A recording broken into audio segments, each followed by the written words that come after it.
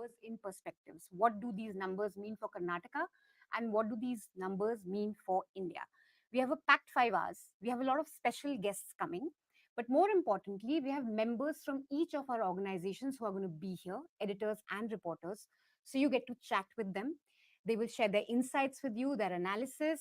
And of course, we want this to be very engaging. So we want you guys to shoot your questions at us. We're all going to be here. We're going to take your questions. I'm going to take as many questions as possible. But of course, if you have breaking updates, then I'll go to breaking updates. Vasanthi, thank you for co-hosting this with us. You've been a journalist for 27 years.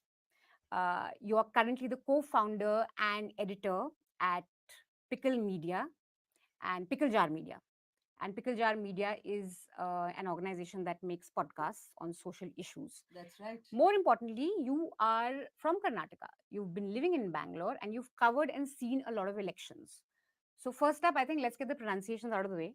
It's Karnataka, it's Kannada, Kannada, and yes, it's it is. Kannadiga. So the A is very important.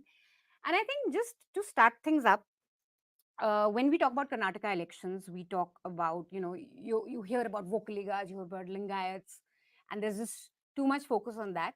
But I think a lot of people don't understand that Karnataka is actually 5 states packed No, into one. in fact, that's got to be the starting point, Hmm. Manisha. See, first of all, I mean, I'm really glad to be invited to be presenting these elections because it's a wonderful effort to have a combined sort of initiative.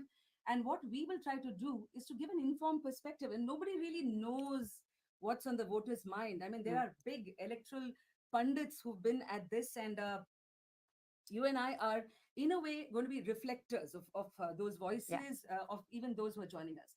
But, I was taking a look at Twitter and all the other social media where these posters were shared across groups. And I realized that there is a lot of interest from even those who are not connected to Karnataka in Hmm. any way. Hmm. And which is why I really thought that this point, I could probably clear some of the fundamentals about Karnataka Yeah. because on one hand, people know a lot about Bangalore. It's got this very snazzy image, Hmm. and at the same time, there is so much, sukshmate, as we call it in Kannada. There's so much of detail Hmm. about the state itself, which places it in a very unique position. So, in the next few minutes, probably some of these, Yeah. if I can, Just tell us first about the regions, the five um, important regions. regions, Hmm. yes. But even before the regions, there's Huh. one starting point. Yeah. See, there is a reason why I remember the tourism ad campaign for Karnataka ran one state, many worlds. Just like how It you is say, like that. just like Yeah. how you say about God's own country for Kerala. Now, what therefore happens is that this state we have The constituencies in Karnataka, women outnumber men when it comes to voting.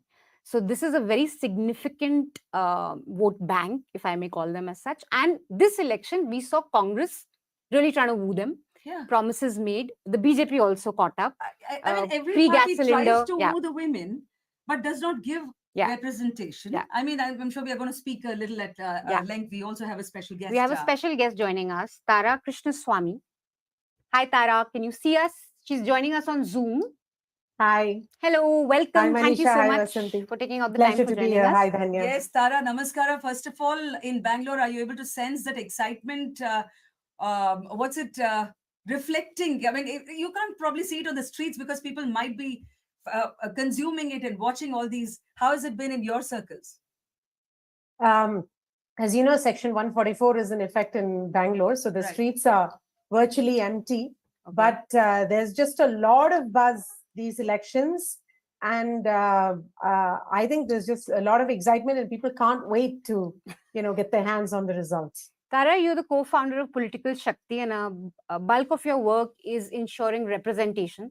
So I just want to quickly ask you one question on low representation of women in assembly. How do you explain this? Why is it like this? Especially when you look at the numbers in terms of the voter turnout. Women outnumber men in many constituencies. Yeah, I'm glad you linked the two. That, as you know, until 2019, we had the women's vote at a lower percentage than the men's vote, and at 2019 nationally it crossed. Now we like to pick that year of 2019, but indeed in the states, depending on the state, the women's vote was already ahead of the men's vote in certain states and districts of certain other states as well.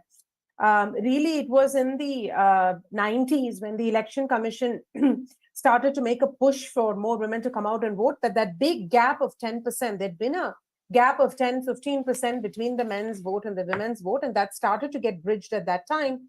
And then, it came very close in 2014, and 2019, it crossed over. I think women are asserting themselves as legitimate political participants. If you recall, in the first election, we didn't even have women's actual names. We only had them as wife of, daughter of, etc. And that was one of the reasons why women wouldn't even give out their names in parts of North India due to the cultural connotations there. So we've come a long way, and it's very clear from the increased percentage of women coming out to vote that they want to assert themselves politically, especially in the context of the other salient feature, which is that women's representation has historically and continues to be pathetically low, and even lower in states than in the national parliament. You must remember that. Tara, I'm going to stop you here because the reason, it's very heartening to see the data that you have just shared. But is this data and what it actually means, the significance, lost on political parties? Why do they still consider the winnability, or rather they assume that the winnability of the women is low? And practically none of these parties which really go all out to promise gas cylinders and Shakti and Abhivriddhi and all the goodies, so to speak, do not consider women worthy of fielding as candidates. What's the and in fact, I just want to button here with a News Minute report that this time BJP, Congress, JDS fielded no more than 13 women candidates. So less than 5%. That's right. Go ahead, That's Tara. Right. So it's a bit more nuanced than that. We must remember that political parties are some of the most astute, data-oriented organizations. And if you plot the rate of winnability of women from 1957 onwards, which is when the EC provides data by gender for candidates, you will see that in national elections, women have been winning at a greater rate than men. Let me say that again and pause for effect. Women have been winning in every national election at a greater rate than men. There you go. Yeah. Okay. Now, I don't say state election because in some state elections, as you can see, in places like Nagaland, there are no women at all. For the first time in the history of Nagaland, there is, Right. we have. Yeah. And then in many other states, you have 5 women and 6 women. So the data point is not even reasonable. But in national elections with a large enough data set, we can assertively say that in every single election, women have won at a greater rate than men.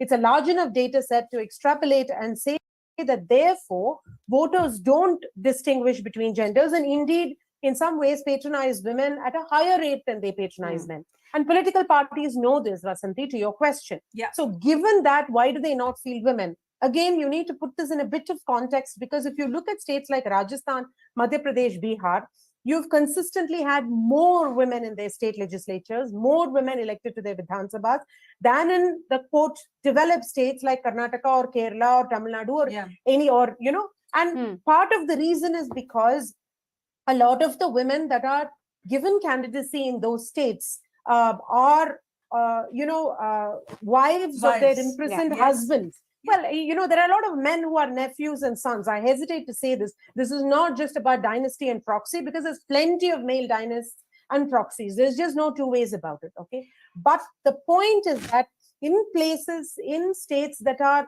where women are less assertive, less literate, sort of the human development indicators, their autonomy, their agency is documented to be far less.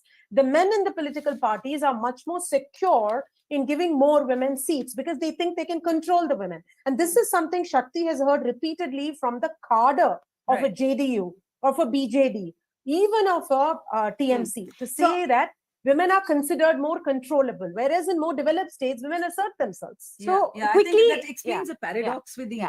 I'm going to quickly give the numbers. Again, postal ballots, still postal ballots, so don't get too excited about these numbers. BJP is leading at 30.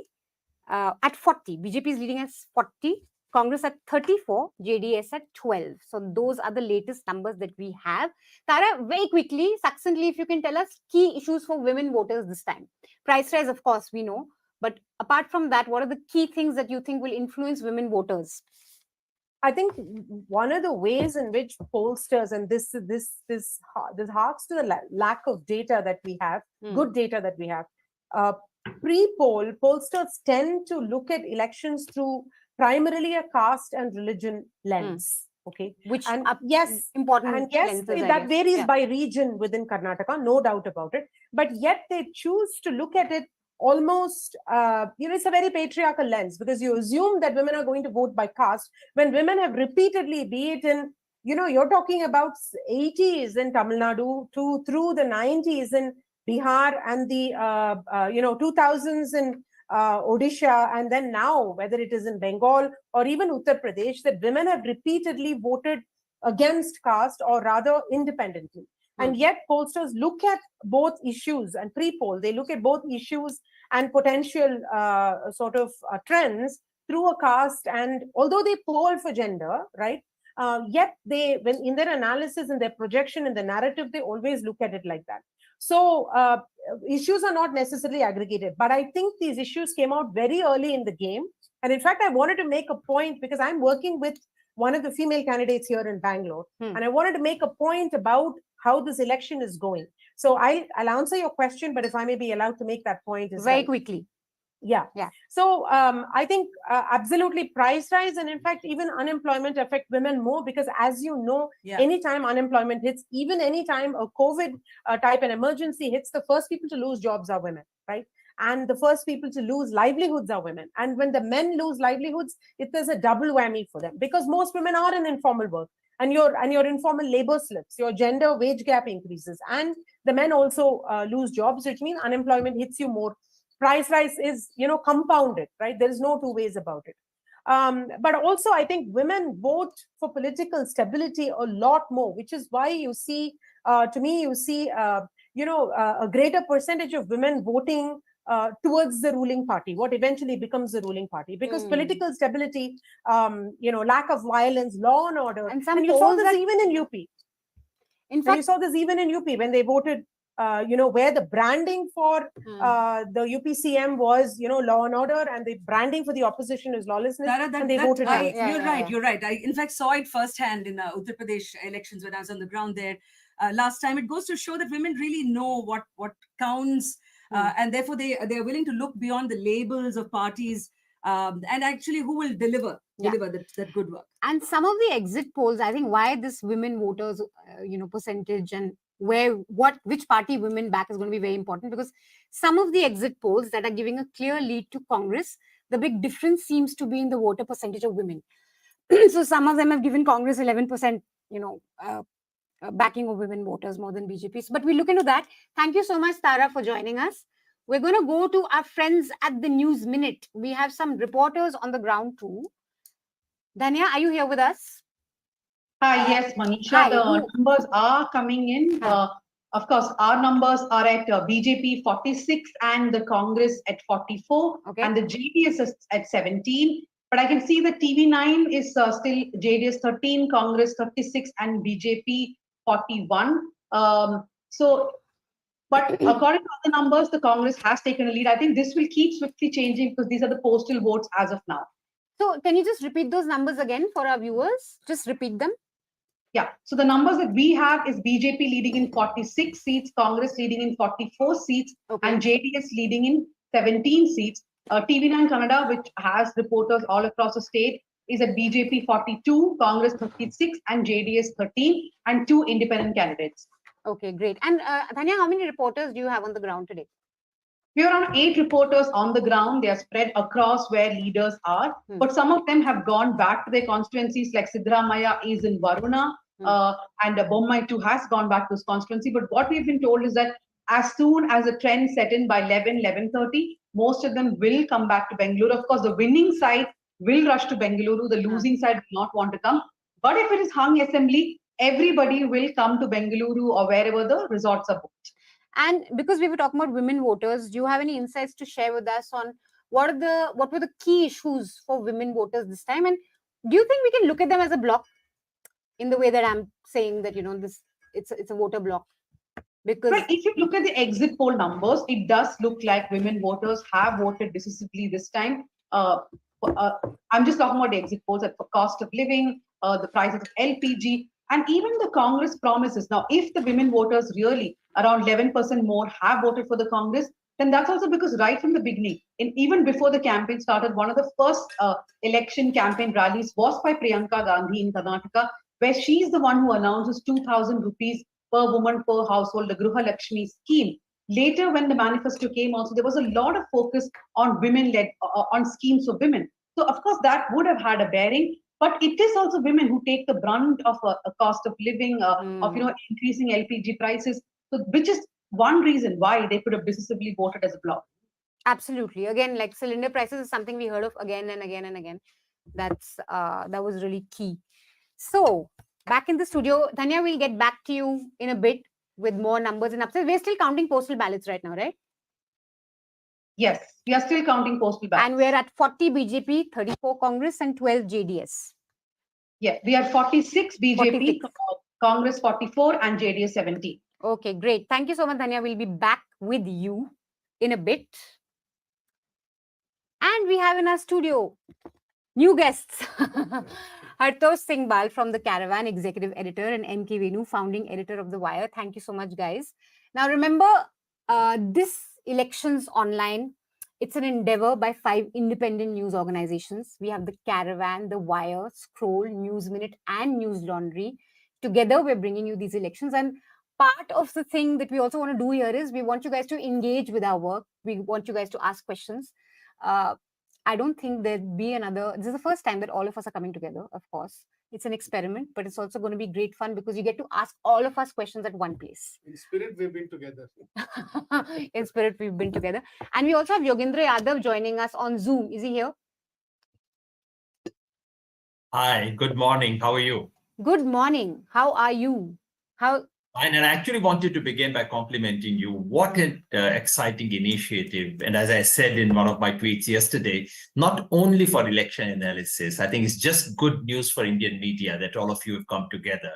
And something like this is actually in an age where mainstream media has virtually surrendered to the regime. And its election analysis has become more like infotainment. That you've come together is actually very good news. Thank you and congratulations. Thank you. Is your screen frozen? Is it frozen? Because I'm seeing. Yeah, I'm in fact, yes. I saw you frozen in time, Yogendra. Sorry. Well, as long as you can hear me. Yeah, we can hear you very clearly. Guys, you'll have to bear with us. We're a small, nimble group of 5 people who come together. Agile. That seems to be the buzzword, especially coming from Bangalore. But Manisha, I wanted to go straight across to Yogendra and ask him. You've been on the ground in Karnataka. In fact, the E-Dina survey, which came out, and I think one of the earliest surveys there. So one of the things to start this conversation with would be what you had put out, or what the team of E-Dina had put out about the voting patterns amongst the class, for BJP. So probably that can be a starting point, and then we can, take up the next. If you permit me, can I just report something because I'm watching channels as well. Yes. And some of them are rapidly going ahead with the count. Believe it, it's only half an hour since the counting began. Yeah. And they're reporting 158 seats right now as I speak. Oh. 158. As you mentioned rightly, many of these could be postal ballots, so we should be somewhat cautious. But in these 158, 77 for Congress, 62 for BJP, JDS at 17. More importantly, Congress is plus 23 over last time. And BJP is down 90. So 20 plus gains for Congress, 20 kind of losses for BJP. At this thing, it's going more in the direction of Congress majority, but a thin majority. More importantly, there are initial regional trends as well. Just look at how fast the whole thing has become. The initial regional trends are saying that coastal Karnataka, BJP sweep. Yeah. Central Karnataka, BJP ahead, which is what was expected. Right. Hyderabad, Karnataka, entirely to the Congress. Mumbai, Karnataka, little more to Congress than to BJP, reversal of the trend last time. And South Karnataka, still basically BJP, Congress versus JDS. And in Bengaluru, lead for the Congress. That's initial trends that we can see, more or less along the expected lines. Coming back to the ED. Yeah. Because thanks, Yogendra, but I mean, I think one of our jobs here is to proceed with a little bit of caution. We've seen others before us who made major mistakes. It's very early in the day. And then flip the analysis quickly. And I think it would be great if we just wait to draw conclusions, but maybe just look ahead or look back and see what's happening. Because right now, I think it would be very premature to say who's ahead or who's winning or leading, because this is coming from channels that we don't trust in the first place, which is why we are here. Yeah. No, I think, Hartosh, one of the fundamental truths to begin, which doesn't change, regardless of which party or which election, is the flip, in terms of which party gets the voter faith election after election. Now, Karnataka has had that pattern. It does not vote the incumbent government. So will that pattern change this time? That probably will, it's definitely of a lot of interest. I met, whenever I meet Bangaloreans, fellow Bangaloreans, back in our town, it's like, is it possible this time that the Congress's 5 guarantees, I mean, coming to their manifestos, which came a little late in the day, if you really... But the promises had been coming. Manifesto came a bit later, but promises were there. Yes, of course. But then, if you, I mean, Annabhagya, for instance, was one of the flagship schemes of the Siddaramaiah government. The fact that some of these schemes and the promise of, let's say, LPG cylinders by the BJP, now all these, to what extent are they going to work on the ground? Point number one. Secondly, the Congress ran a very interesting all-print and exclusive print campaign in the run-up in the last few days. So we've had local journalists, for instance, debate the fact, saying that, okay, is this campaign going to work better and hold out some kind of an alternative? Because there was Mr. Modi, the Prime Minister, really almost 22 places across the state, doing the road shows, the rallies. And what alternative did the Congress have? The Congress, of course, went micro-local. We all know that. But these are things or sort of realities. Actually, let's get to... so I'm just going to quickly give the numbers. Now, these numbers we can trust because this is coming from us, from the wire. So BJP 63, Congress 75, JDS 17. I'm going to repeat that. BJP 63, Congress 75, JDS 17. Yeah. So we're a little slow, but we're accurate. But what are these? I mean, postal ballots. Yeah. That disclaimer I've given. No need to get excited right now. Just initial trends. Now, MK Venu, you were there in Karnataka because we're talking about Congress, and we'll quickly come to Yogendra also. But I think you first, because you were there. You met leaders from both the camps, BJP and Congress, and we saw a very aggressive campaign when it came to the Congress. Tell us a bit about the strategy within the Congress camp, who'd been leading it, and this whole Siddaramaiah versus DK Shivkumar.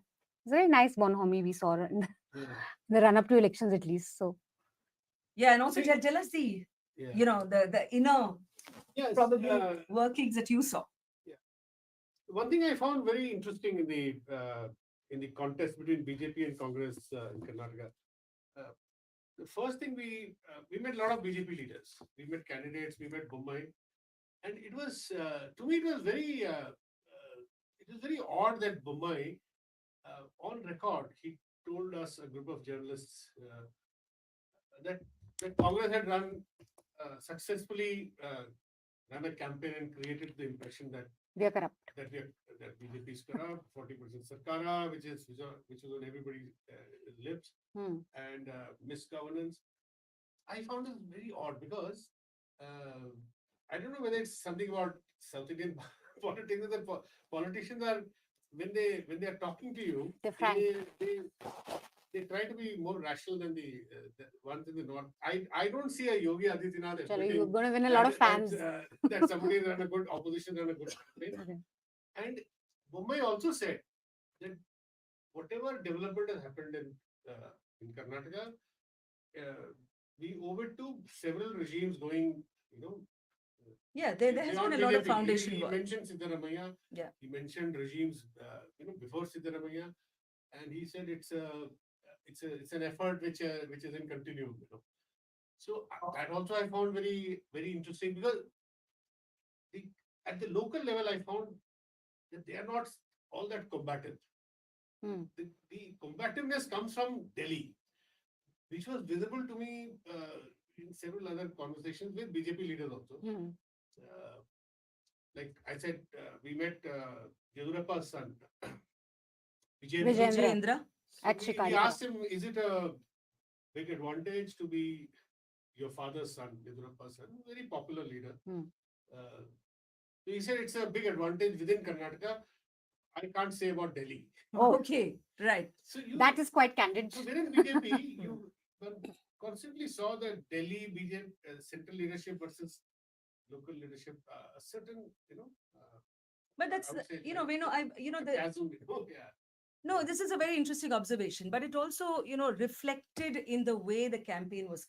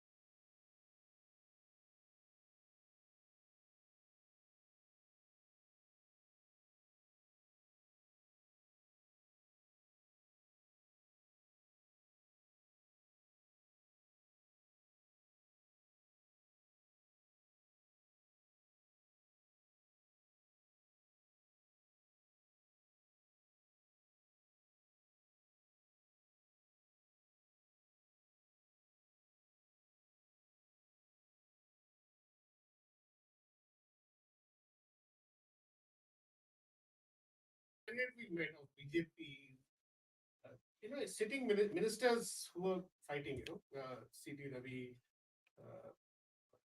that Narayana, that Ashwath Ashwath Narayana. Then there was a candidate from Chikmagalur. C.T. Ravi openly was saying that there is a lot of anger. He said it in Hindi. गुस्सा बहुत है हमारे खिलाफ मोदी जी आएंगे तो थोड़ा तो थोड़ा ठंडा हो जाएगा. So the body language of every local candidate was that they were waiting for Modi to arrive. Last week's yeah. And what's behind the aggressive Congress campaign? Who's leading the charge there? Because very cohesive. Aggressive Congress campaign comes essentially. I think the more active of the two. The impression we got was Siddaramaiah is clearly the most popular leader there, most accepted leader. Yeah, all the polls say that. Yeah, across parties, even if you ask a JDS guy, he'll say Siddaramaiah is more popular within the Congress. But D.K. Shivkumar obviously was the man on the ground, the executioner as you go. Okay. So that's how it worked, I think, between them. Yeah. Hartosh, this whole Delhi versus state versus central leadership in BJP neatly brings us to the question of BL Santosh. And you guys have a fabulous cover on this. Everyone should read it. Do you have the magazine? Absolutely. Let us show it to our viewers. All Santosh's men. That's the caravan's cover. So tell us a bit about this. And there was this lot of chatter, and Congress used it very effectively on the ground that the BJP is insulting Lingayats. They're going to plant a Brahmin on you, and that was one of the big conversations there. So just tell us a bit about that. So, and like all stories, our work is due to the reporter on the ground who we will see. Yes, we're going to get her on board. Person who's worked on it, Avira here, all our team. So I'm in some ways summarizing what they have actually on the ground. I see for the BJP, this as a transitional election. A lot of things are focused on trying to understand what is the consequences nationally or otherwise, but the BJP is also playing a long game.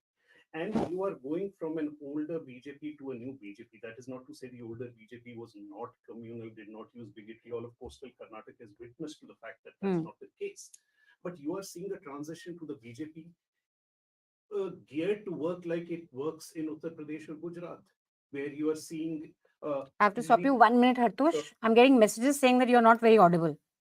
And I'm too loud. So sorry for that. I think while the mic adjustment happens, can we go across to Yogendra once more? You when you were beginning to say about the more of the research survey, perhaps before the E-Dina numbers came out. Look, as you said, I've been here practically for the last 2 months with some breaks. And right from the beginning, I thought it was clearly a one-sided election. A one-sided election where Congress had a clear, substantial lead.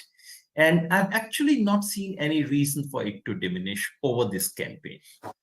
E-Dina, E-Dina.com is a alternative media platform, just like all of you here. They carried out a massive survey of more than 40,000 respondents throughout the state, reasonably scientific sampling. I wouldn't know about the quality of fieldwork.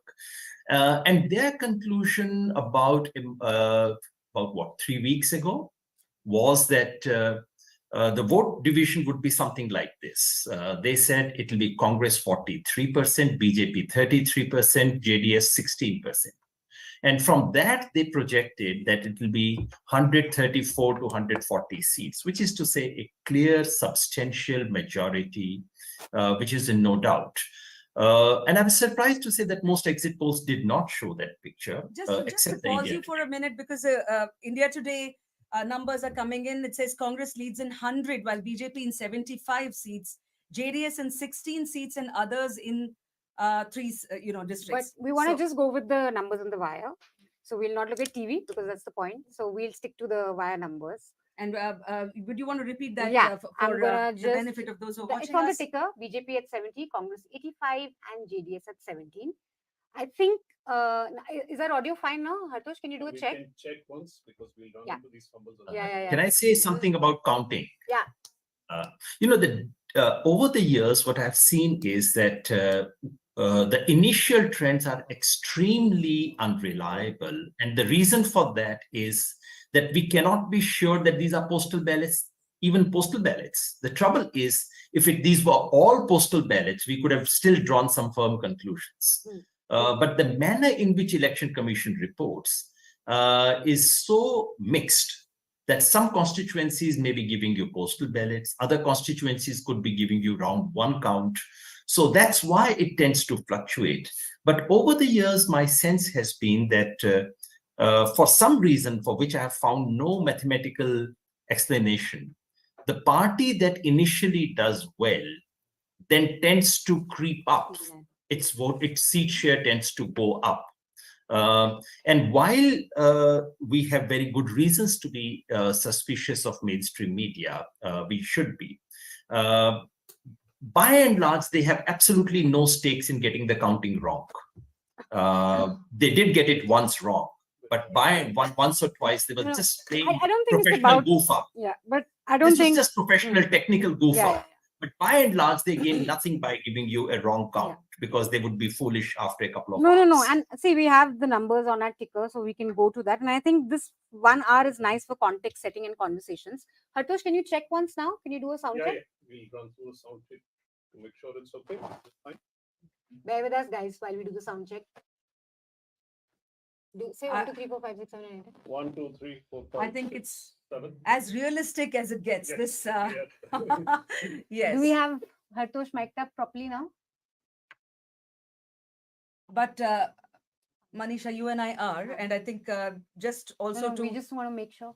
look Okay, at some of great. those, yes, overall early trends. If it's really true that Jagdish Shettar is trailing in Hubli Dharwad Central, S.T. Somashekar of BJP trailing in Yashwantpur. I mean, Jagdish Shettar particularly significant, former Chief Minister himself, tall Lingayat leader, and that is a candidate who the BJP lost to the Congress in the midst of all the ticket giving angst. There's also Janardhan Reddy, who's leading in Gangavati. Somanna is trailing both in Varuna as well as Chamrajnagar. Now, this is also significant because in Varuna, we have the former Chief Minister Siddaramaiah. I was there on the ground, and it's it almost seemed like at one point the former Chief Minister wanted another constituency to actually vote in, but the Congress denied him, and he was contained in Varuna. But if the early trends are any indication, Somanna is trailing. He's a Vakkaliga. Swami and son trailing. Yes. Wow. Yes. That's quite amazing. I want to say something. If the gap between, as the present trend goes, if the gap between Congress and BJP is about 25, Congress is leading, right?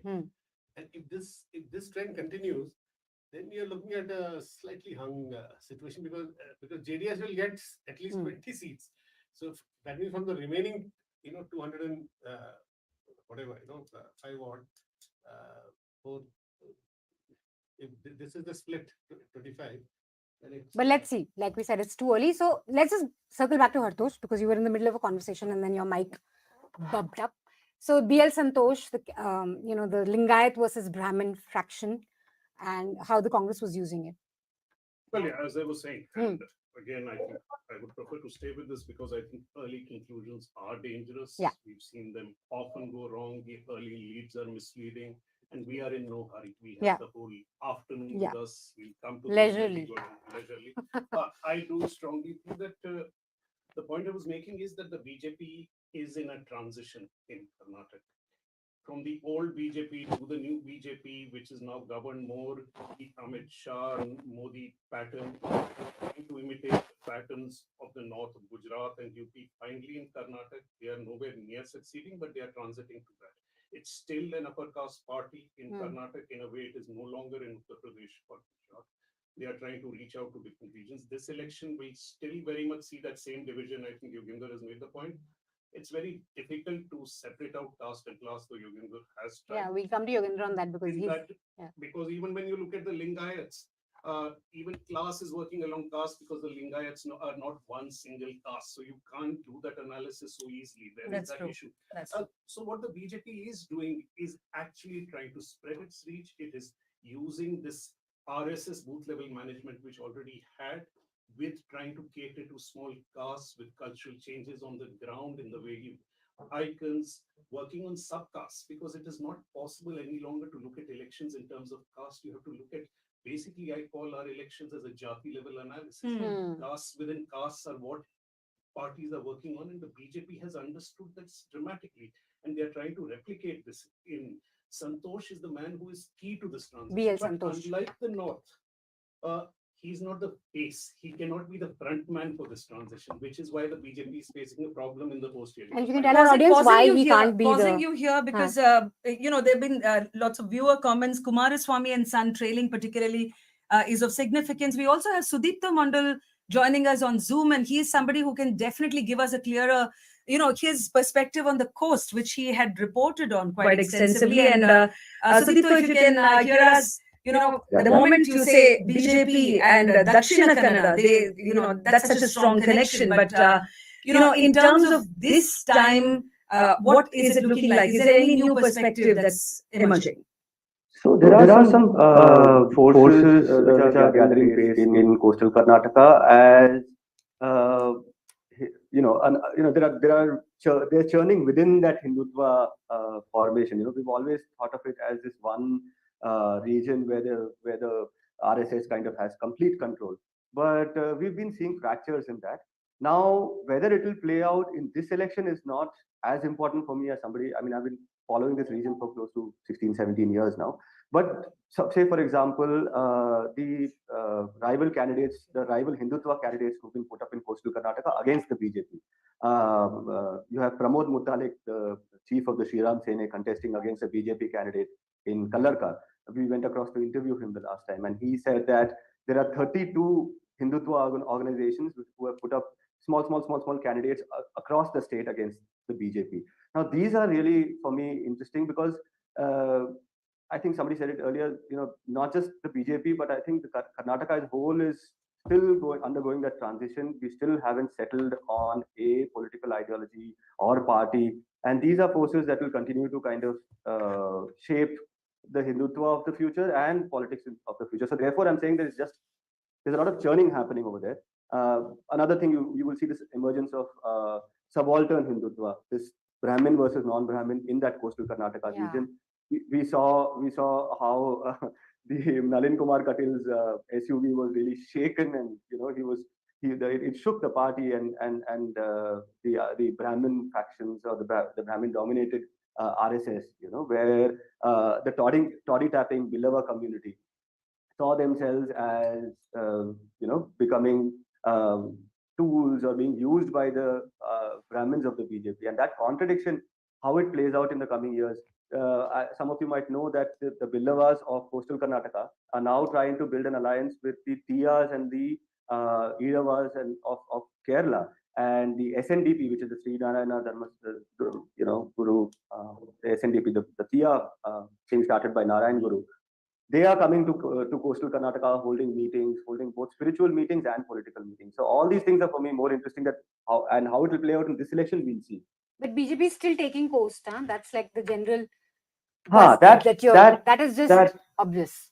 Yeah, that's. In fact, you wrote a very interesting piece arguing that there's a place for a second Hindutva party, which should be led by Yediyurappa. Do you want to just quickly tell our audience? It can be, not should be. I'd rather not see another Hindutva party,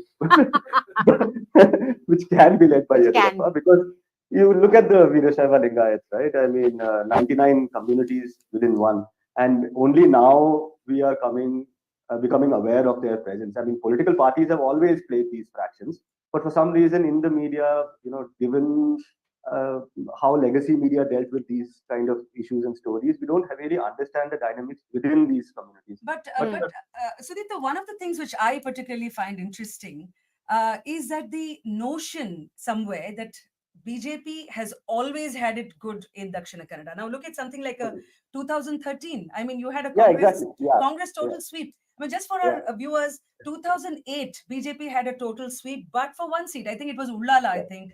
And then because you have a permanent Congress seat, they would have won, I think, because UT Kadar is there. Exactly, UT Kadar. So 2008 BJP total sweep, but for one. 2013 Congress total sweep, but for one seat.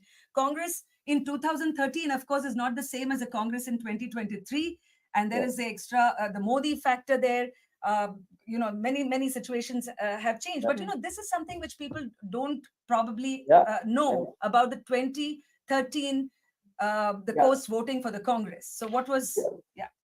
It just goes to show that Hindutva alone cannot do the trick for the BJP. They need other things. They need that booth level management. They need that engineering which can bring different communities which are otherwise not really sociable into one political formation. All of those things also play a large role, and 2013, of course, also don't forget what Yediyurappa did in that election.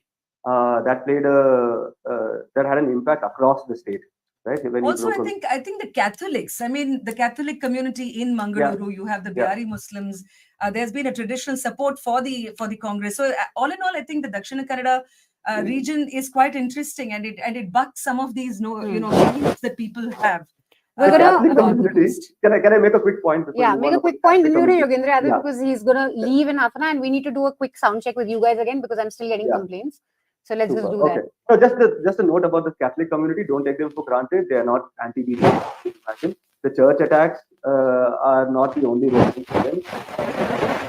Factors which lead them towards the BJP and not against also. We have churches in Dakshina Kannada which are under the influence of the Kerala Syrian churches, where BJP candidates have been openly being campaigning and being supported by the churches. And they come together on the love jihad issue, if I'm correct. Oh yeah, that too. Right? That yeah. is one thing that both church and written a piece on this. Just check out this piece. Catholics and Coastal Karnataka. So I'm going to quickly go to Yogendra Yadav. I'll just give the updates now again from the Wire's website. BJP is at 90, Congress is at 101, JDS is at 22, others at 2. You guys just want to do a quick sound check again so that we know, because we're still getting complaints. My count again. 1, 2, 3. Maybe you can 4, read a para 5, from. Yeah. Is it fine, guys? We need a cue if it's fine or not, if it's audible or not. Yeah. 1, 2, 3, 4, 5. Is it audible? I think you start. I think you start reading your. I mean, and these are not numbers of any parties, but this is just a sound check by both. Otherwise, then we can just go to Yogendra while we fix their mic. Can we go to Yogendra Yadav, please? I hope you're still with us and not left us. Okay, you're there. Yes, I'm wrong. And I must confess, I've also been watching mainstream channels just to look at their We will numbers. not hold that against you, but tell us. And numbers have almost filled up. Huh. We almost have initial reports from all the constituencies. But as I said, some of these could be postal, and so there's a mix of it. We can't clearly be sure of it. But the broad trend now seems to be, Venu, I think of the 215 that are now being reported, Congress is already 111. So in the initial, once all 224 report, I think Congress would end up something around 120. But there's something interesting. This is something I've watched over the years. The party for which Hartosh, since he has interest in mathematics as well, he can give me some answers. The party that is initially ahead, for some reason, now cutting across time, cutting across regions, cutting across parties and regimes, the party that initially looks ahead then creeps up through the afternoon. I used to suspect that it is because the DMs get a signal of who's coming to power. I can't possibly see any mathematical reasoning behind this, but this is inevitable. So you begin with, say, Congress getting something like 120 in the initial count of 224. And then I suspect through the late morning and in the afternoon, 120 would become 135, it will become 140 and things of that kind. I don't know why it happens, but we must notice we must remember one thing which is very clear and understandable, that is that some of this is postal ballot. And BJP always inevitably does better among the postal ballots. And the reason for that is a simple class reason. And that's a point I've been making again and again in what I've written this time, that while everyone talks about caste, and everyone, I think in national media, has suddenly discovered Vokalikas and Lingayats, as they discovered Patels in Gujarat. We discover it every 5 years. Every 5 years then we think that the election is all about this partidar versus that partidar, Leva versus Kadwa, and so on and so forth. Finally, it comes to a notch. And I suspect that's what it is the case this time as well. This election, yes, caste matters. Caste provides you the initial inclination of communities, but the shift is not necessarily explained by caste. Class and gender have been very, very strong elements in this election, Karnataka.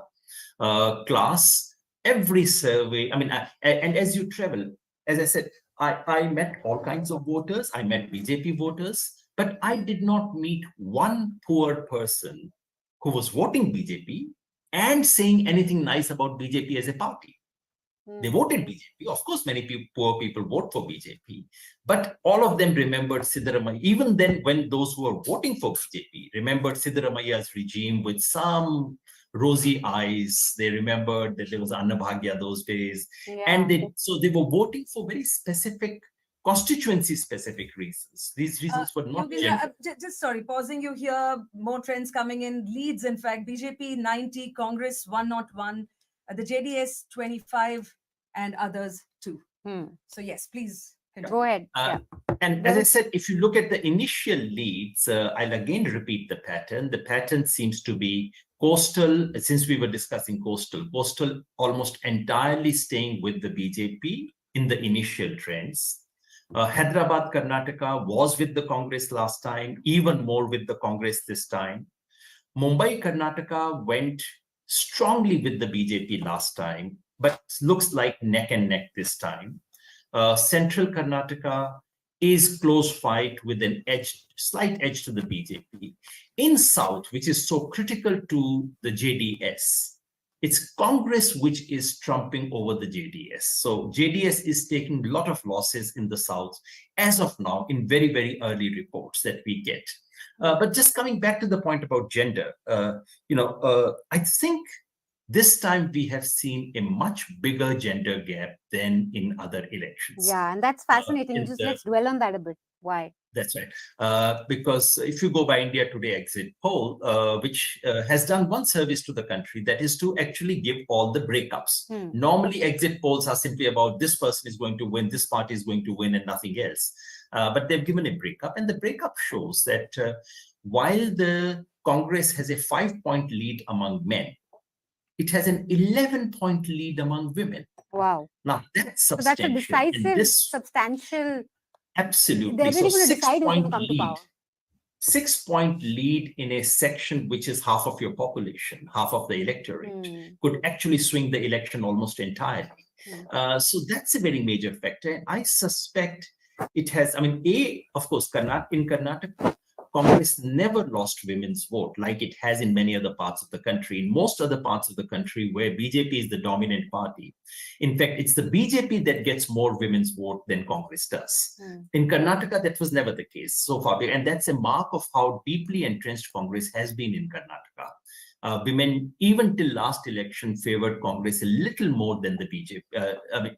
The lead of the BJP among women was slightly less than it was among men. But this time a big gap has opened, and I think it has something to do with the promises, the 5 guarantees that the Congress offered. The manifesto came very late, but the 5 guarantees were very much on. And for at least 4 of them, Gandhi announced the last one, right? On a rally? The 5th one came too late, and when I was traveling, not many women knew about the 5th one, namely a free bus travel for women. But the 2,000 rupees for every head of household, woman has head of household, was something every woman knew. In villages, in small groups, women who were not educated, who were not interested in politics, even they had broadly some idea. Kisi se suna to tha, kisi saheli ne bola to tha. There was that sense. And I suspect that's something which has helped the Congress. And when you were traveling, did you also meet, say, former, BJP voters, women, who were then going to Congress? And if you did, what were the reasons? Like, what are the main pain points or anger? Everyone would begin by talking about gas cylinder. Gas cylinder became the emblem of price rise. And as I keep saying, in India, price rise is not inflation. These are 2 entirely different things. Yeah. Price rise is a way of talking about poverty. It's a way of saying, I can't afford the things I want. So everyone spoke about gas cylinder price. And as this woman told me, that, initially we had our chula, we were all right. Now they've got us to shift to a gas. But come to think of it, and this is the point I find very interesting, when we are interacting with people in Central Karnataka, North Karnataka, it is not as if people believe that this can be reversed when, let's say, the Congress comes to power, whether the price of a gas cylinder.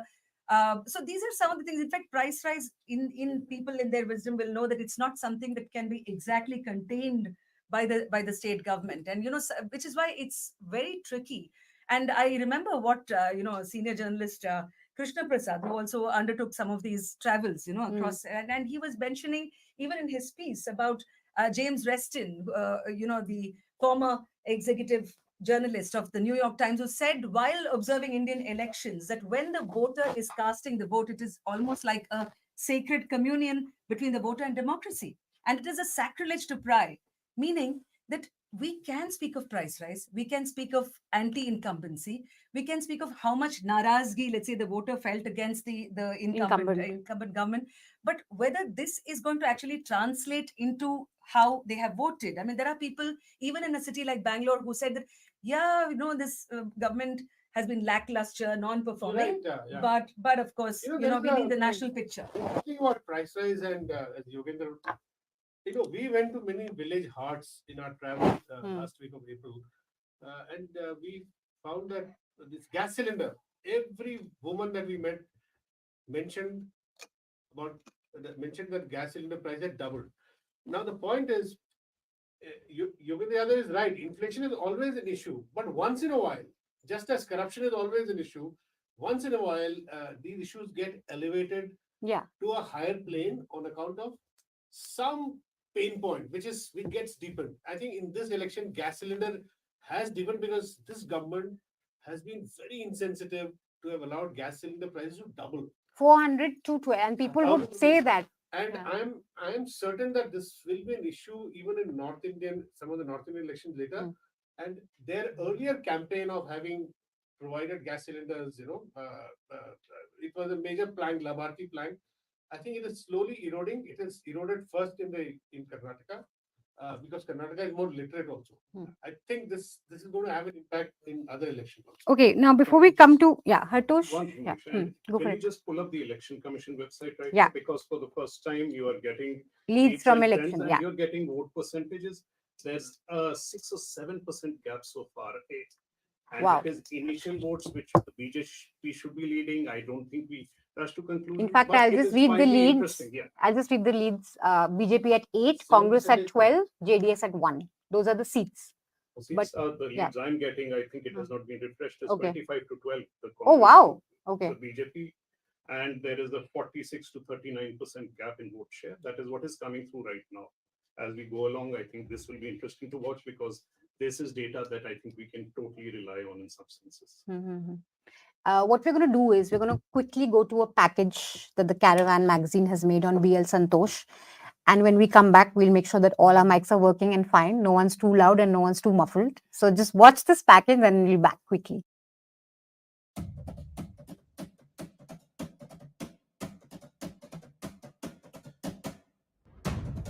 The BJP has grown rapidly in Karnataka over the past few decades. This might lead us to believe that the brand of Hindu nationalism RSS promotes has always had support here. This is not completely true.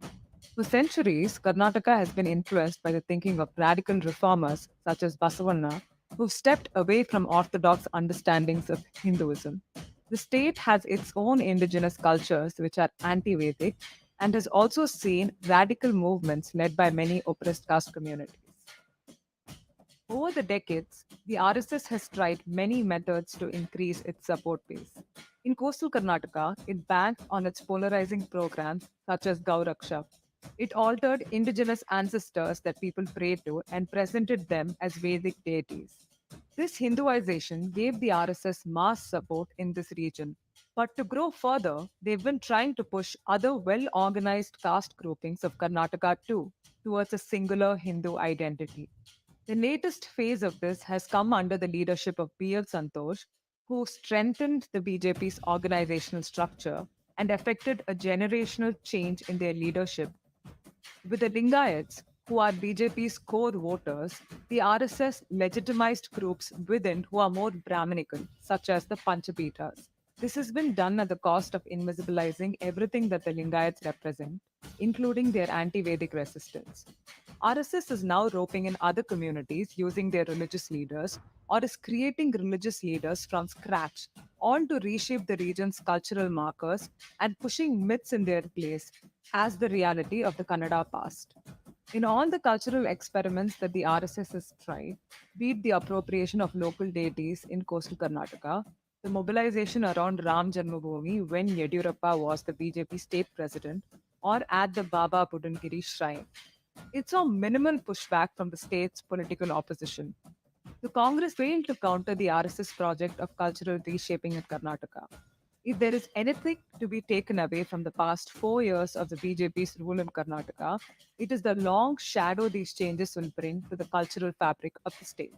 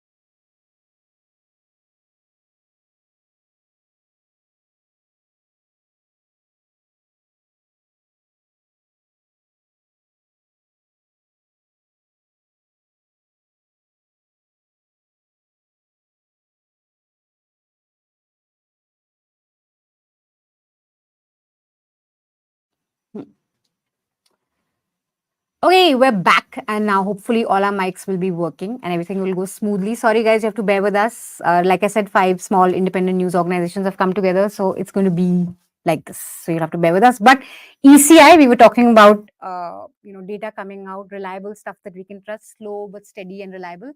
Vote percentage: BJP 39%, Congress at 46.3%, JDS at 7.8%. And Venu, you had some questions of Yogendra Yadav, so just go ahead. Yogendra, but now it's more or less clear that the results are, they reflect what Edina or even some of the exit polls said, especially the India Today poll that you mentioned.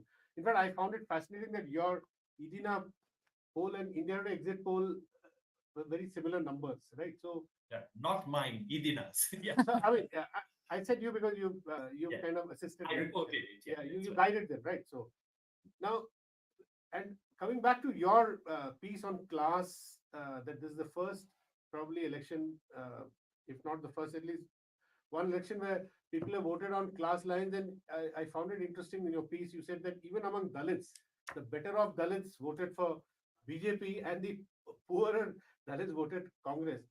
So this caste class, this overlap, do you think this is durable or this is cyclical? That a time comes when people vote on class lines. Yeah, those are precisely the questions we should get into, Venu. That Congress tends to do better among the poor is something we've known. In Karnataka, the slope has been particularly sharp, which is what I showed, and which was confirmed also by the exit poll and by every other poll that has now come. The interesting nuance is something that you've just noticed, namely that there's a class operation within every caste. Upper caste tend to favor BJP overwhelmingly, but the poor among the upper caste go more for Congress. Among Lingayats, the poorer Lingayats is actually where the Congress gets slightly better share. And this operates among Dalits as well. BJP tends to do better only in the upper stratum of the Dalits. So there is a class operating within every caste. If we are looking at Karnataka election, not merely for what happens in Karnataka, if we want to get the larger trend, because for us, I mean, the reason why all of us have been so interested in Karnataka is that because in many ways, it's a gateway to 2024. If the opposition lost Karnataka, honestly, all the mainstream media, Darbari, Godis, and everyone would have created so much of dankai around it that this is the end of it, forget 24, done deal, and so on and so forth. All that would have been. So Karnataka provides an opening, a possible opening now. Of course, it's not, of course, winning Karnataka does not mean Congress wins 24, but at least it keeps the opposition's hopes alive. And that relates to the class point, which is Karnataka in some ways also provides a template for the opposition. Keep it simple, focus on the real issues. Do not be frightened of talking about Bajrang Dal or whatever. That's a piece Hartosh has written. Maybe someday we should have a longish conversation about that. But focus on class and gender. That works. If they can, just to differ on that. I mean, it's not that the Congress also kept the discourse very clean. We've had instances even with, let's say, a Priyank Kharge or even the senior Kharge at earlier points. I think in terms of the focus is right, but as a local in Karnataka, I don't really believe that parties are in that sense performing at their optimum when it comes to issues like these. I think they have some. But I think Congress, for most part, kept two issues on. Of course, there was the whole poisonous snake, blah blah blah. No, that's what I'm saying. But so I think there is also. I think local issues. My point is different, Nisha. What I'm saying is, as Yogendra says, if in this election class has played a role based on real issues like price rise and extraordinary price rise and joblessness, etc. Will this repeat in the Lok Sabha elections in Yogendra? Will this repeat in Lok Sabha in Karnataka? Because surveys have shown that Lok Sabha people are reverting to, in good measure back to BJP. So, as I said, we obviously from Karnataka Assembly election, we cannot draw conclusions about even Karnataka Lok Sabha election, let alone the whole country. Of course, it won't even transit to Telangana. That's true. But what I'm saying is that here is a template. If the opposition were to play to this template, and mind you, price rise, as someone mentioned, has nothing to do with Karnataka. It's an all India issue. This is about Mr. Modi. This is not about Bommai.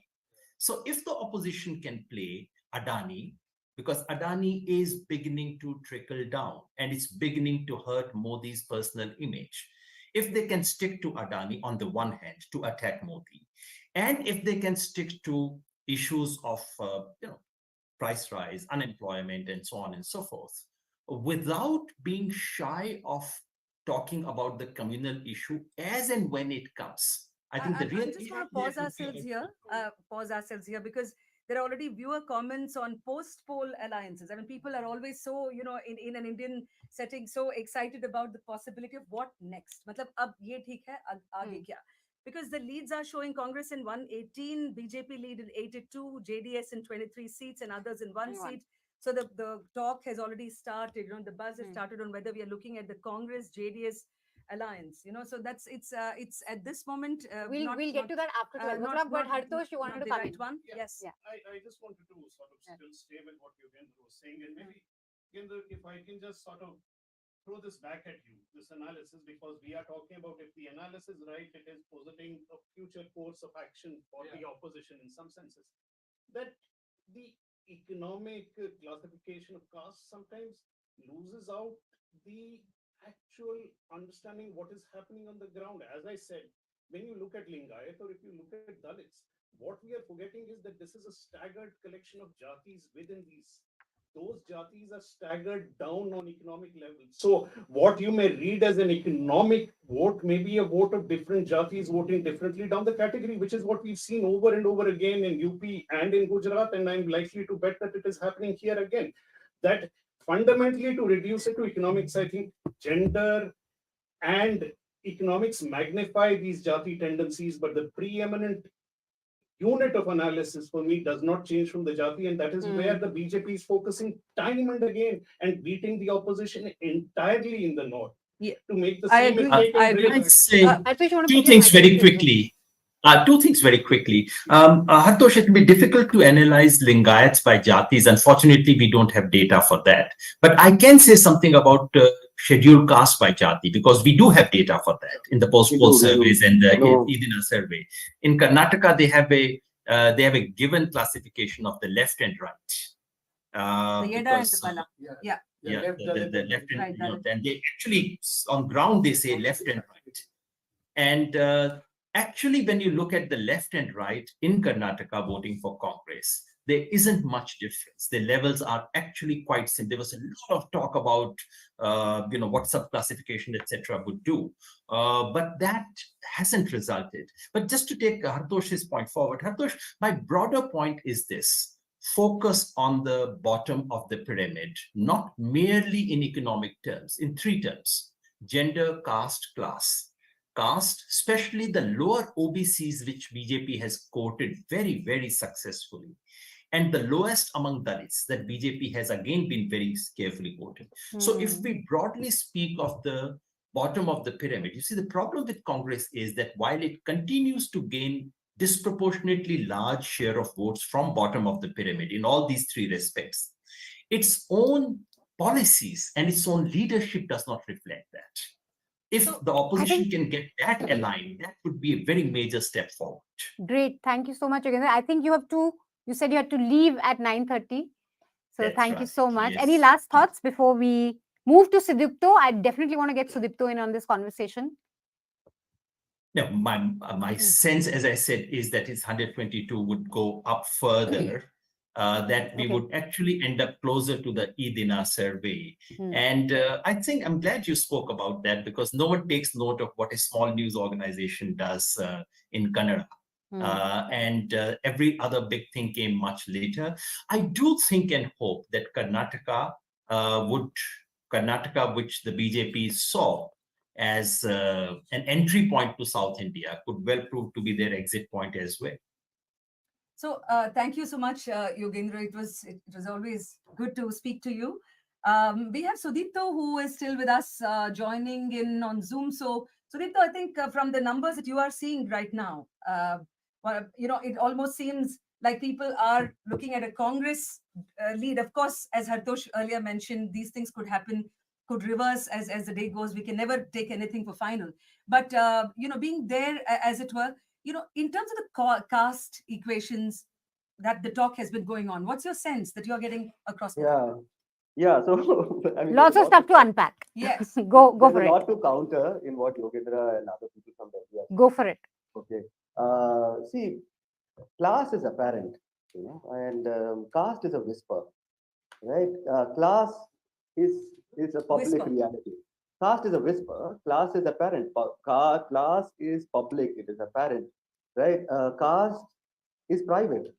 It's private, right? You are not going to talk about. So, if you are to coming in from outside, why outside? From Bangalore, when you go to Anekal, the first conversations are about how hengide, what's happening means it will be on economic concerns. Well, I lost my job, pandemic, this thing, and all that. It is after you establish some amount of rapport in their own language, then the other concerns come in, and that's the base concern. In this entire analysis, I would say caste is the base, and class is a transitionary thing because it could depend on the price of gas cylinders, it could depend on the price of petrol, it could depend on a lot of things. Okay, so I completely would like to dismiss this entire Reject this analysis. Good. Yeah, this absolutely, because you come in, with one band baja during elections, stand up at somebody's house. Somebody's landed up at your house. Somebody has landed up at your door clearly. They don't have work and they don't have money and all of that. And I can't for the life of me imagine this Karnataka elections in the absence of the conversations on caste, because that has been the big conversation leading up to these elections. Every community, apart from Brahmins, and including Brahmins with the EWS and all of that, everybody is talking about affirmative action. Everybody is talking about a share in the pie. And these are, how do I put it? These caste groups are constantly in preparation, It is a reality across millennia. In between, you have these examinations which come in with the elections, in which suddenly you ask a bunch of questions. In that period, they may give you an answer which may have something to do with the cylinder. Sudipto, pausing you here. Sudipto, just for the leads, BJP, I mean, this is Nielsen data, the wire. BJP 79, Congress 120, JDS 23, and the others are at 2 for us to know. And just to repeat, BJP 79, Congress 120, JDS at 23. These are the leads. Right. Continue. Right. No, I was just saying that, castes are constantly in preparation for power, for a share in the power. And elections come like midterm examinations, right? In this thing, this churn which is constantly happening. And at any given point of time, there may be some immediate concerns which may result in a different kind of an answer. When I say answer, I mean answer to the reporter, answer to the ballot as well. But for me, the interesting thing is that in Karnataka today, no party or no voter can have a conversation about, say, the reservation matrix within Karnataka, because it's something that needs to be decided in Delhi, right? So I think there will be a greater consideration of caste, in the what do you call that? Lok Sabha election. I wanted to jump in here, Sudipto. One very interesting, and I want your thoughts on the panel's thought on it. Rahul Gandhi stressed on caste 2 weeks before. That was a very. Sidramaya talked about old school social justice politics. He said 75% reservation. Yeah. So right? just as a reporter, can you tell us conversations around how were people receiving it? How big was this?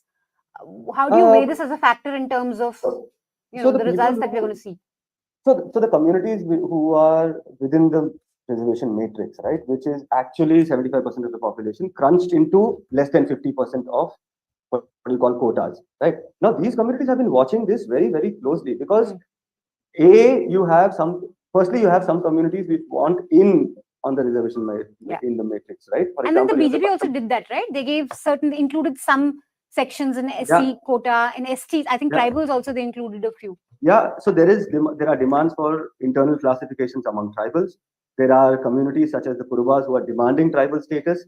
There are Panchamashalis who are a privileged community within Lingayats who are trying to get a greater share of the pie.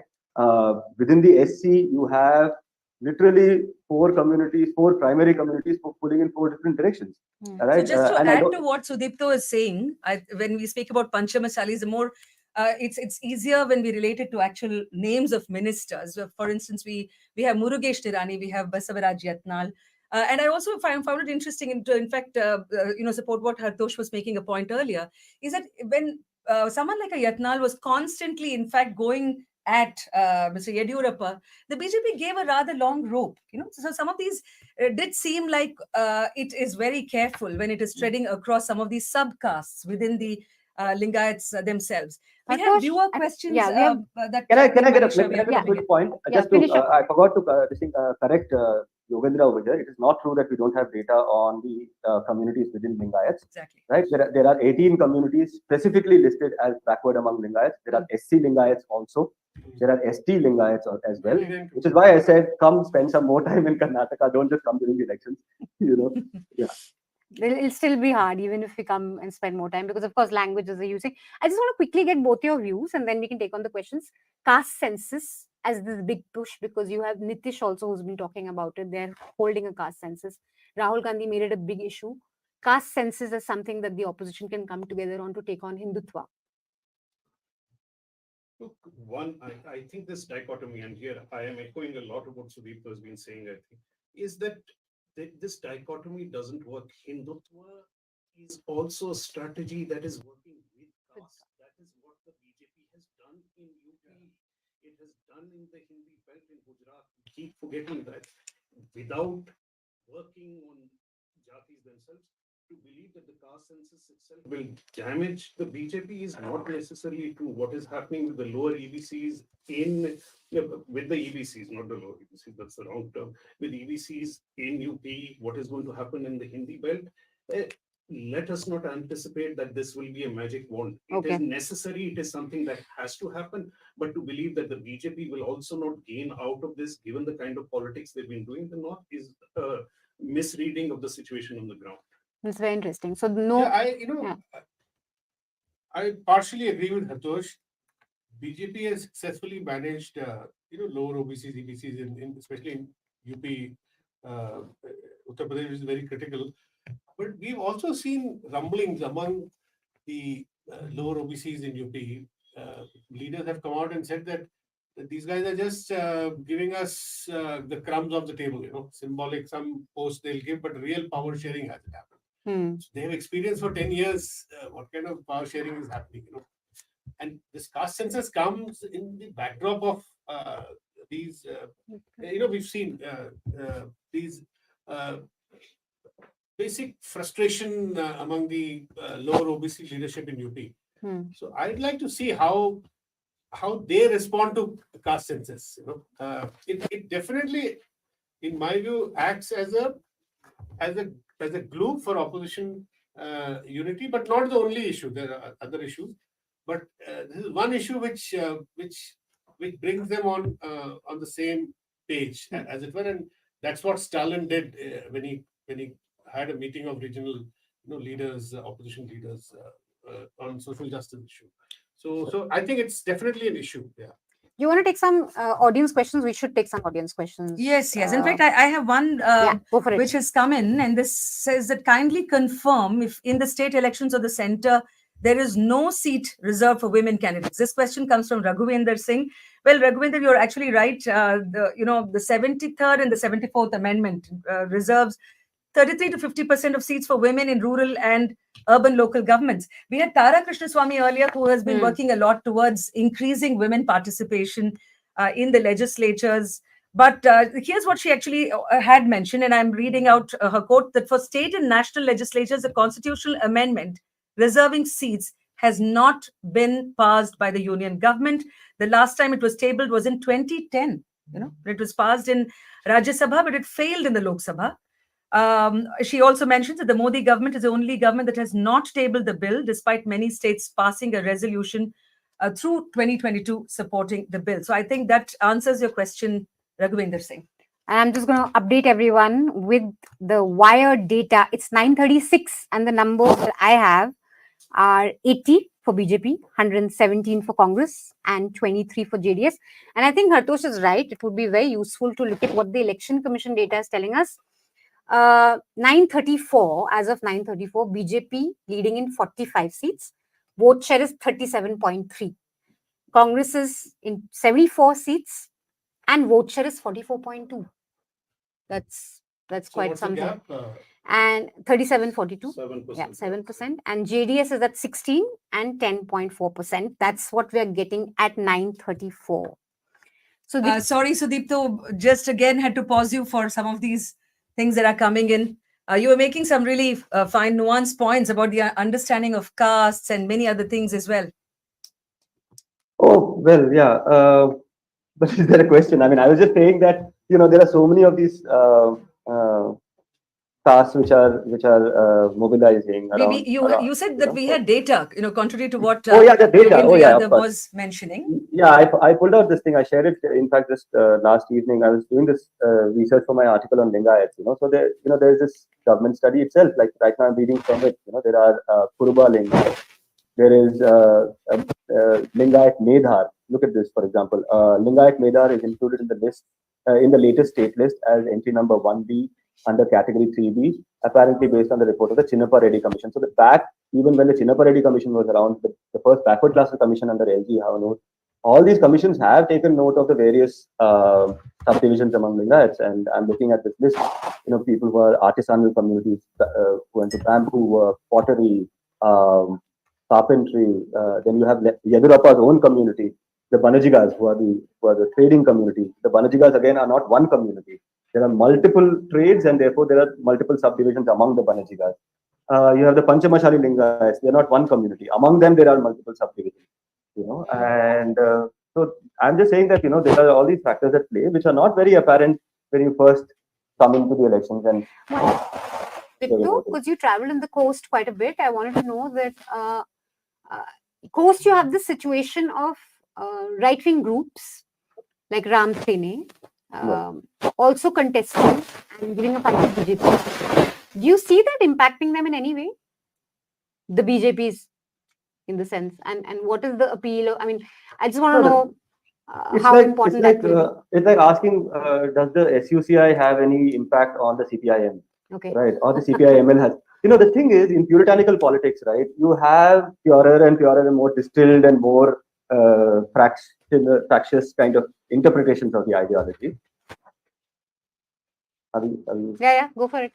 Yeah. No, I'm just saying that you have these, little, in the ideological question of Hindutva, you have Puritanism and then you have the purer than thou. And this conversation, whether it has electoral impact or not, whether this conversation has electoral impact or not, it is a conversation that is embarrassing the BJP on Hindutva. Right? When a Pramod Murtalik asks, what happened to me? You're talking about Bajrang Dal. Right? What happened to me? When I was the chief of the Bajrang Dal in 2005, what did you do to me? You sacked me. What did you do to Praveen Togadia? What did Modi do to Praveen Togadia? What happened to Mahendra Kumar, the former chief of the Bajrang Dal, who was a lower caste person, who was just picked out from the soup and thrown out? And, this question, this contradiction of Hindutva, right, is whether in caste terms or whether in just real politic terms, right, which is who goes to jail and who gets to make that hate speech and get away. These are questions within Hindutva which are not very easy for the Hindutva leaders to answer. For instance, if you throw in an SUCI person into the Kerala Assembly. Go ahead. No, I'm just saying, I'll give a parallel. If you throw an SUCI person or a CPIML person into the Kerala Assembly, can you imagine how they'll catch the contradictions of Pinarayi Vijayan, right? And that is something within the left conversation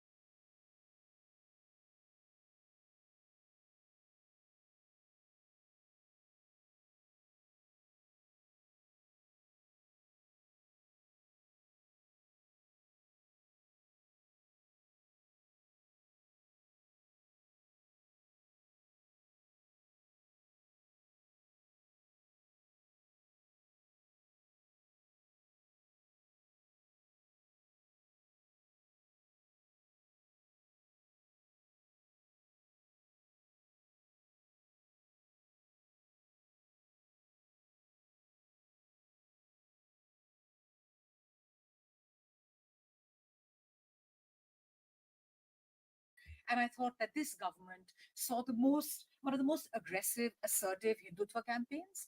And so it was very interesting. On a particular television channel, the chief minister herself putting off the TV anchor from saying it's not hijab, it's not about cattle laws, it's not about not letting people go to school, because unless they knew that things weren't going so well in the campaign, so you didn't want the whole thing to be posited as a defeat to Hindutva. Yeah. So I think that was very interesting. I have a take on this, Seema. Tell me. One of the things which surprised a Bangalorean like me was when all these, let's say, statements were flying around by the Chief Minister Bommai, but his image hasn't been like that. I mean, if you were to even go to a Shiggaon, there have been actually people who did that, and even the people there, including the Muslims, have said that no, but he doesn't really hold it against us. So what are the political compulsions that probably somebody like him within the BJP fold had to make or resort to statements like these? I mean, these are some of the interesting questions that we have. That is on one side. And you spoke about the leads. There are people who are already interested in knowing, and on the WhatsApp groups that one is seeing messages saying, so what happens? Is there like a BJP or the Congress JDS, the Congress JDS coalition in the making? Is it likely that JDS will anytime side with the BJP? So these are actually larger questions. In fact, when we started this discussion, one of the things that I was telling Manisha was also about the travel that I did within the old Mysuru region, Varuna as well. We're very close to Mysore, which is the constituency of the former chief minister. So Sudipto had been giving some of these interesting points about castes and subcastes and how these works, even let's say as SC Lingayat. What I found very interesting, one is, let's say, the Hindutva narrative. The central or the Delhi media knows about that. But on the ground, when we go, I didn't so much find this as a factor as much as the Jati itself. Almost 7 castes that I noted. There were the Madiwalas, there were of course the AKs, the Adi Karnatakas, there were the Vokaligas there.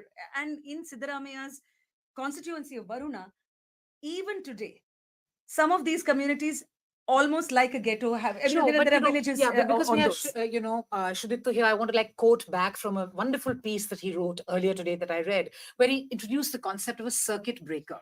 So in this kind of larger Hindutva narrative, which is wanting to, and in what Hartosh said earlier when they were discussing things with Renu, that's a very significant point about trying to morph the BJP and what it is, and trying to morph the state of Karnataka from what it is, a multi-caste thing where Yediyurappa leads the BJP, which is not supposedly on Hindutva issues, but led fundamentally on a Lingayat support and resurgence, and reconfiguring the mosaic onto Hindutva. So Sudipto wrote about, Yediyurappa possibly being the circuit breaker, which can append this thing to work. So, sorry, just a very quick national perspective on this, particularly post-2019, and I think after the defeat of the BJP in its state elections in 2018. It makes a dramatic comeback and takes 2019. But till 2018, what you have is the losses happening in states where the states seem to be delinked from a larger Hindutva narrative, which is not to say that Hindutva is not happening in BJP states, but it's delinked. That is seen as a central issue. After 2019, with the religious conversion laws coming in, with the cattle laws coming in, with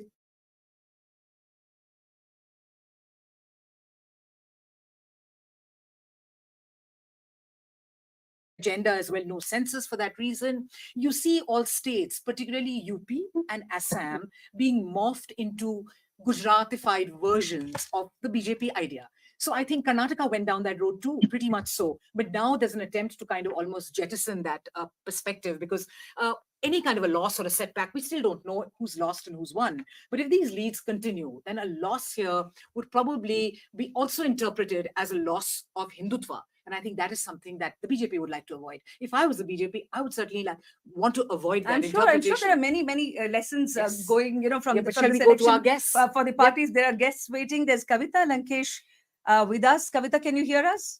Hi, Kavita. It's a pity. Yeah, hi. Hi, we don't have you on, oh, we have you on screen. How lovely. So it's lovely to be with Kavita, who's a screenwriter, a documentary maker, a filmmaker, somebody of tremendous repute. So I just want to ask her to take a little break from politics, but not quite break from politics.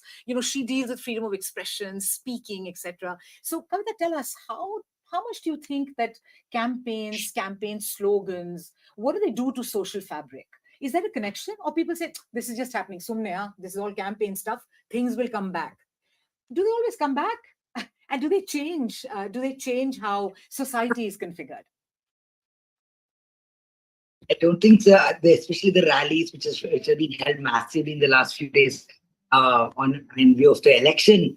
I don't think that really matters because finally what matters is the kind of incumbency they have had in Karnataka the last few years with the BJP ruling and the kind of difficulties people have been facing in many ways, especially after the aftermath of Corona. And after that also, in terms of price rises, everything.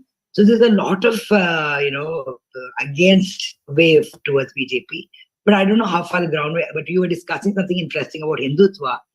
I don't think that has made a large mark, which I'm happy about in that sense. So I think here they left Hindutva side and going to caste issues. But in certain ways, maybe that also has broken. I don't know. Let's see what the trend happens today.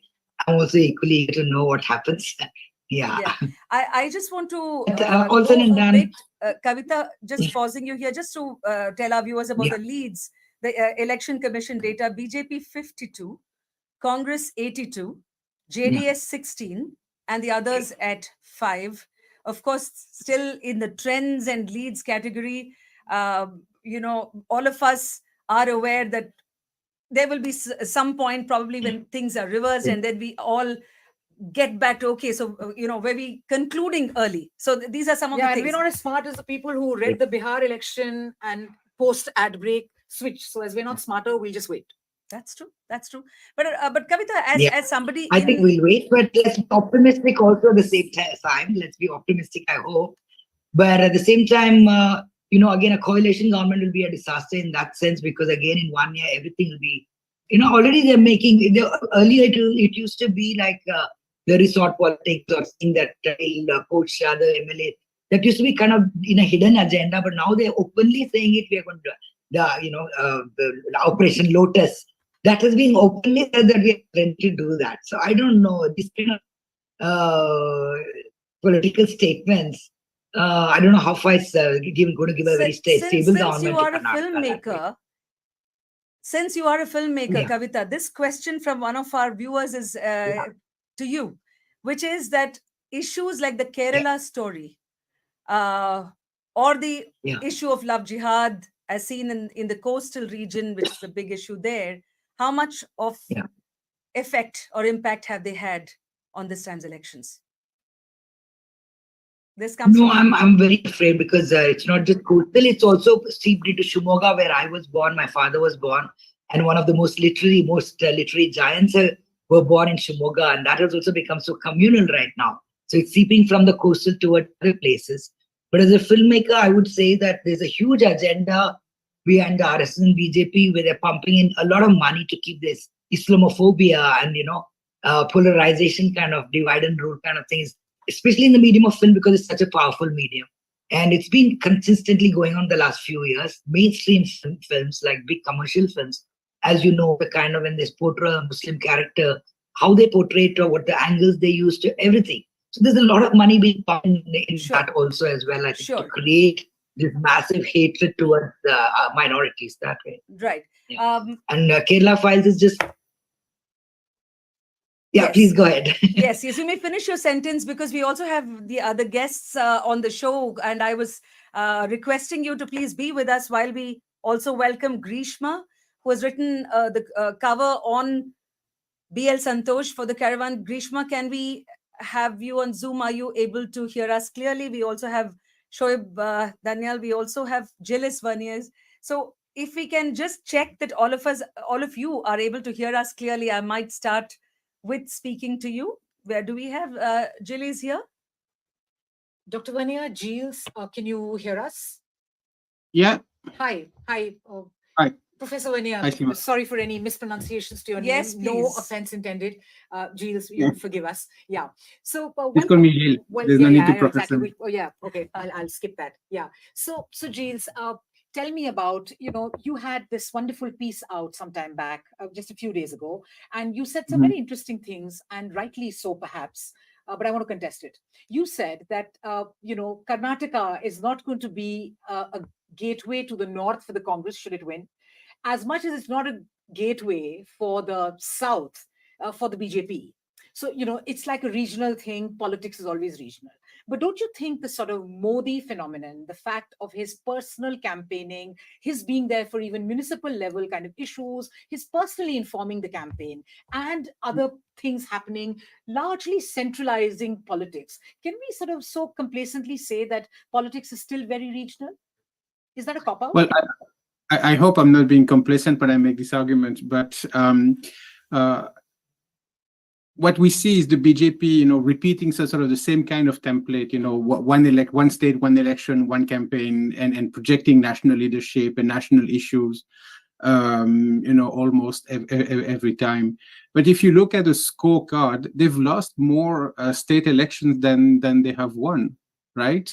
And so they very often actually face a lot of resistance, particularly from parties who are strongly entrenched, not just in political territories, but also in regional political cultures, right? The parties that actually throw a real challenge at the BJP are the parties that are able to incarnate some form of alternative political identity to that very North Indian Hindutva sort of brand of politics. So think about Kerala, think about West Bengal, think about Tamil Nadu, and Karnataka actually fits the bill also, because when you look at the Congress party in Karnataka, in my mind, it is more a regional party than a national party, right? The local leadership exists; it's visible. They speak, in a vernacular language. The issue that they raise are essentially regional, and they have an appeal which is fairly broad, and they are able to speak on behalf of a region, on behalf of their state, with a certain credibility. So, for all practical purpose, the Congress Party in Karnataka function as a regional party that is able to incarnate an alternative form of political identity, not just a disagreement on issues and secularism versus Hindutva, but a regional identity, which makes it a formidable opponent for the BJP. The second aspect to that question is that if you look at results in Karnataka election, voters usually favor some local or regional party in state election, and they usually favor the party that is strong at the center at the time in national election. So over the last 4 elections, the BJP has lost 3 of them, but they came ahead in the following national election. That's basically just a year later. And before that, the Congress used to be strong and be ahead in national election when it was still strong at the center. So we've seen across states in India voters making a distinction between state and national elections. Karnataka has been doing it for a very long time. Yes. Yeah. It has had that pattern. Just very quickly on how much of a bridge is Karnataka between the north and South India. So Karnataka has always not been like a typically South Indian state, which has its own, we may describe the Congress there as a regional party, but it's never really had a regional party in the way that, say, Kerala would have a certain different kind of politics entirely. So do you also see Karnataka as a bridge? Because when Advani starts his Rath Yatra, etc., the first kind of flirtation with northern winds, as it were, northern disturbances, happens in Karnataka. It's via Hubli, etc. So is there something that Karnataka results campaigning will inform us about India? May I request Giles to please hold the thought, because we are having some leads. Bengaluru, in fact, out of 28 constituencies in Bengaluru, Congress leading in 12, BJP leading in 15, and JDS in 1. We are speaking a lot about issues that are relevant to the coast. And in Dakshina Kannada side, which is the Mangaluru, Udupi, and all that region, out of 19 constituencies in coastal Karnataka, Congress is leading in 7 seats and BJP in 12, which one would say is on lines. But in the Hyderabad, Karnataka, which is now known as Kalyana, Karnataka, out of 40 constituencies in Hyderabad, Karnataka, Congress is leading in 18, BJP in 17, and JDS in only 4 seats. So we are getting more leads and we will update you. But meanwhile, it's back to you Back to your for thought. your thought. Yeah, so obviously when a party performs in a state election, they will, spin it to their advantage, right? So the Congress will make the claim that, this is a sign this is a sign of resurgence. This is a sign that, it's a strong state unit and Rahul Gandhi can sort of work together and it puts, Congress on a stronger foot to negotiate alliances in the immediate future and all that. But the problem of the road towards the north for the Congress is organizational, right? You cannot transpose the kind of organizational strength that the Congress has in Karnataka because it is regionally anchored into other states, right? And so the Congress, including in the states where, including in bipolar states in North India, where it's still Congress versus BJP, it does not have the same kind of strong regional leadership. It does not have the same kind of strong financial backing that Karnataka provides by virtue of being a very rich state or richer state, and so forth. So the question of whether a result in a state can be transposed into further political fortune depends on the ability to expand the kind of organizational backing that goes into building those victories in the first place. It's not just a question of having the right plank, the right, images, and all these. They do matter. The campaign matter. The leadership matters. We all know that, right? But at the end of the day, and where the difference between the Congress and BJP lies the most is in financial and organizational capacity. Correct. Shall we bring in Shoaib Danial of Scroll here? Yes, of course. Shoaib, thank you. You've been with us for past few minutes, but we are able to come across to you now. Can you hear us clearly? And I think Shoaib has a question for Giles as well. I can hear you guys clearly, yeah. Hi, Shoaib. So do you want to shoot the question to Giles and then we'll come back to you? Yeah, one of the, actually, when you pointed out how unique Karnataka is, Giles, it has its own state dynamic. One of the things that I found very interesting about Karnataka, that it has these huge, big caste blocks, these caste umbrellas, as Shudipta was pointing out almost. And while Karnataka itself is very fractious, the state polity is very fractious, governments are barely elected, caste blocks themselves are very stable, your data has found, right? Could you tell us something more about that? Yeah, of course, and good to see you. And first, keeping in mind all the caveats that Sudipto mentioned, and he was perfectly on point. But if you look at the electoral map, in terms of party performance, in terms of candidate performance, there's a lot of volatility in Karnataka elections, right? Governments come and go. There's alternation.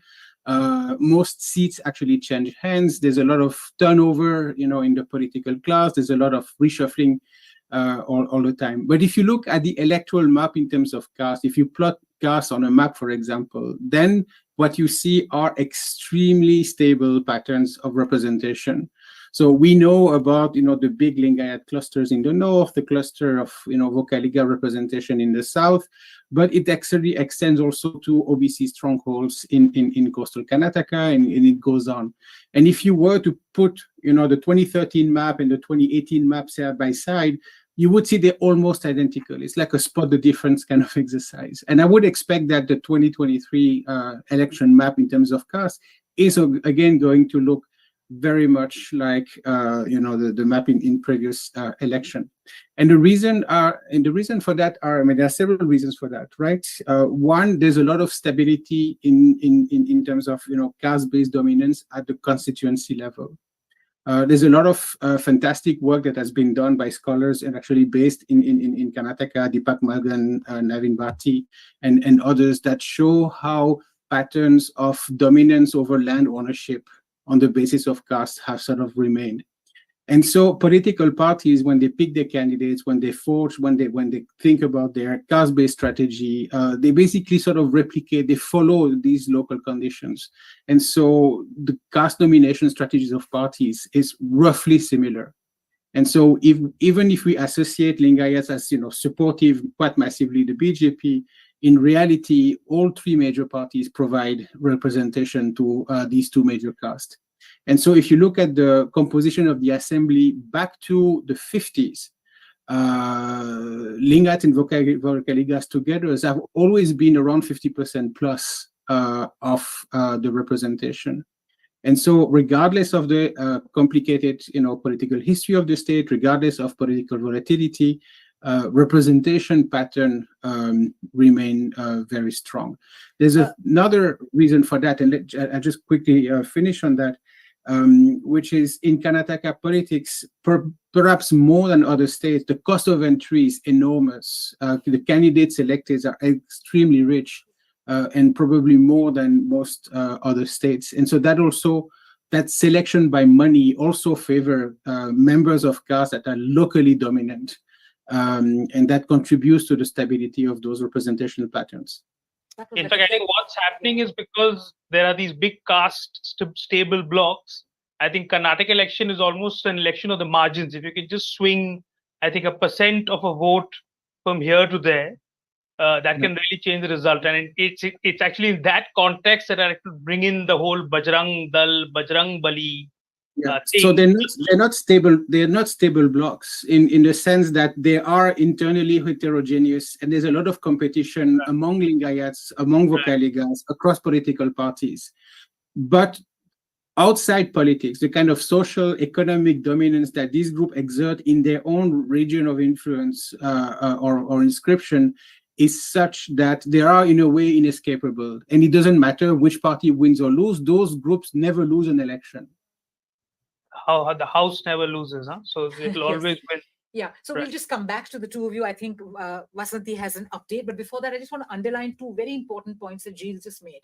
One is the shell of the large block actually conceals some very interesting dynamics within these caste groups. So it's wrong to just mistake the shell for all of the sum of its parts, really. And the second thing was the intersection of how money in politics. That's a very crucial factor. Yeah, money in politics is actually informing how or which parts of which caste and local dominance. I think how that fuses in. And on a very practical level, Seema, some of the candidates that have been given tickets, whether the money Congress people, or money people, and go though they fight have your not campaign. Exactly. So, and I think the electoral bond case, which the Supreme Court has put on the back burner, certainly not heard it for so many years, is urgent, and it really needs to be heard. But we need to hear the results before that. Yes, and we have data leads BJP 77, Congress at 112, JDS 30, and others at 5.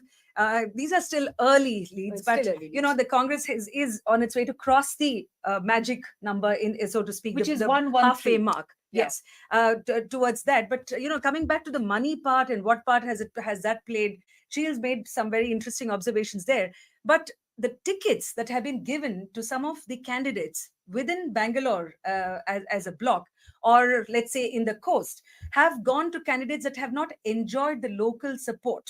And let's take another example, which is not really money, but in the case of someone like Jagdish Shettar. Mr. Shettar is a former chief minister, and it made huge news when, in the midst of the ticket angst that the BJP faced, he made a move to the Congress.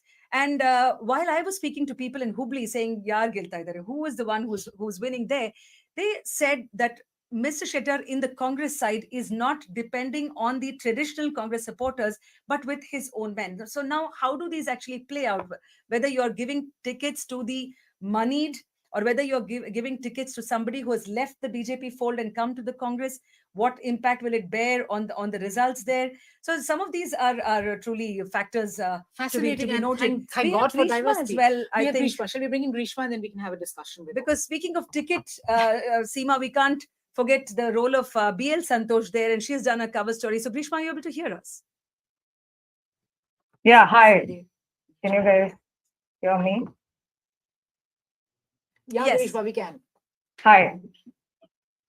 Hello. So yes, we were speaking about the ticket giving or that entire exercise, and in the context of that, the power wielded by who the BJP insiders or the party men, the traditional people who have stayed with the BJP, saw someone like a BL Santosh, or even at a slightly larger level, there were some murmurs about, let's say, someone like Annamalai from the Tamil Nadu side. But then speaking about Santosh, about whom you have written this piece, so what were your interesting findings or perspectives there?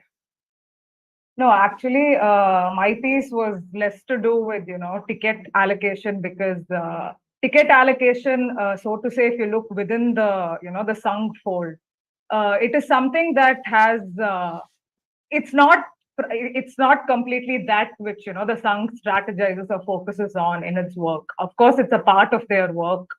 But my understanding and work was more to do with what B.L. Santosh is doing as, the next generation leadership that he's trying. I mean, he's trying to set himself and a method as the next generation leadership of Hindutva.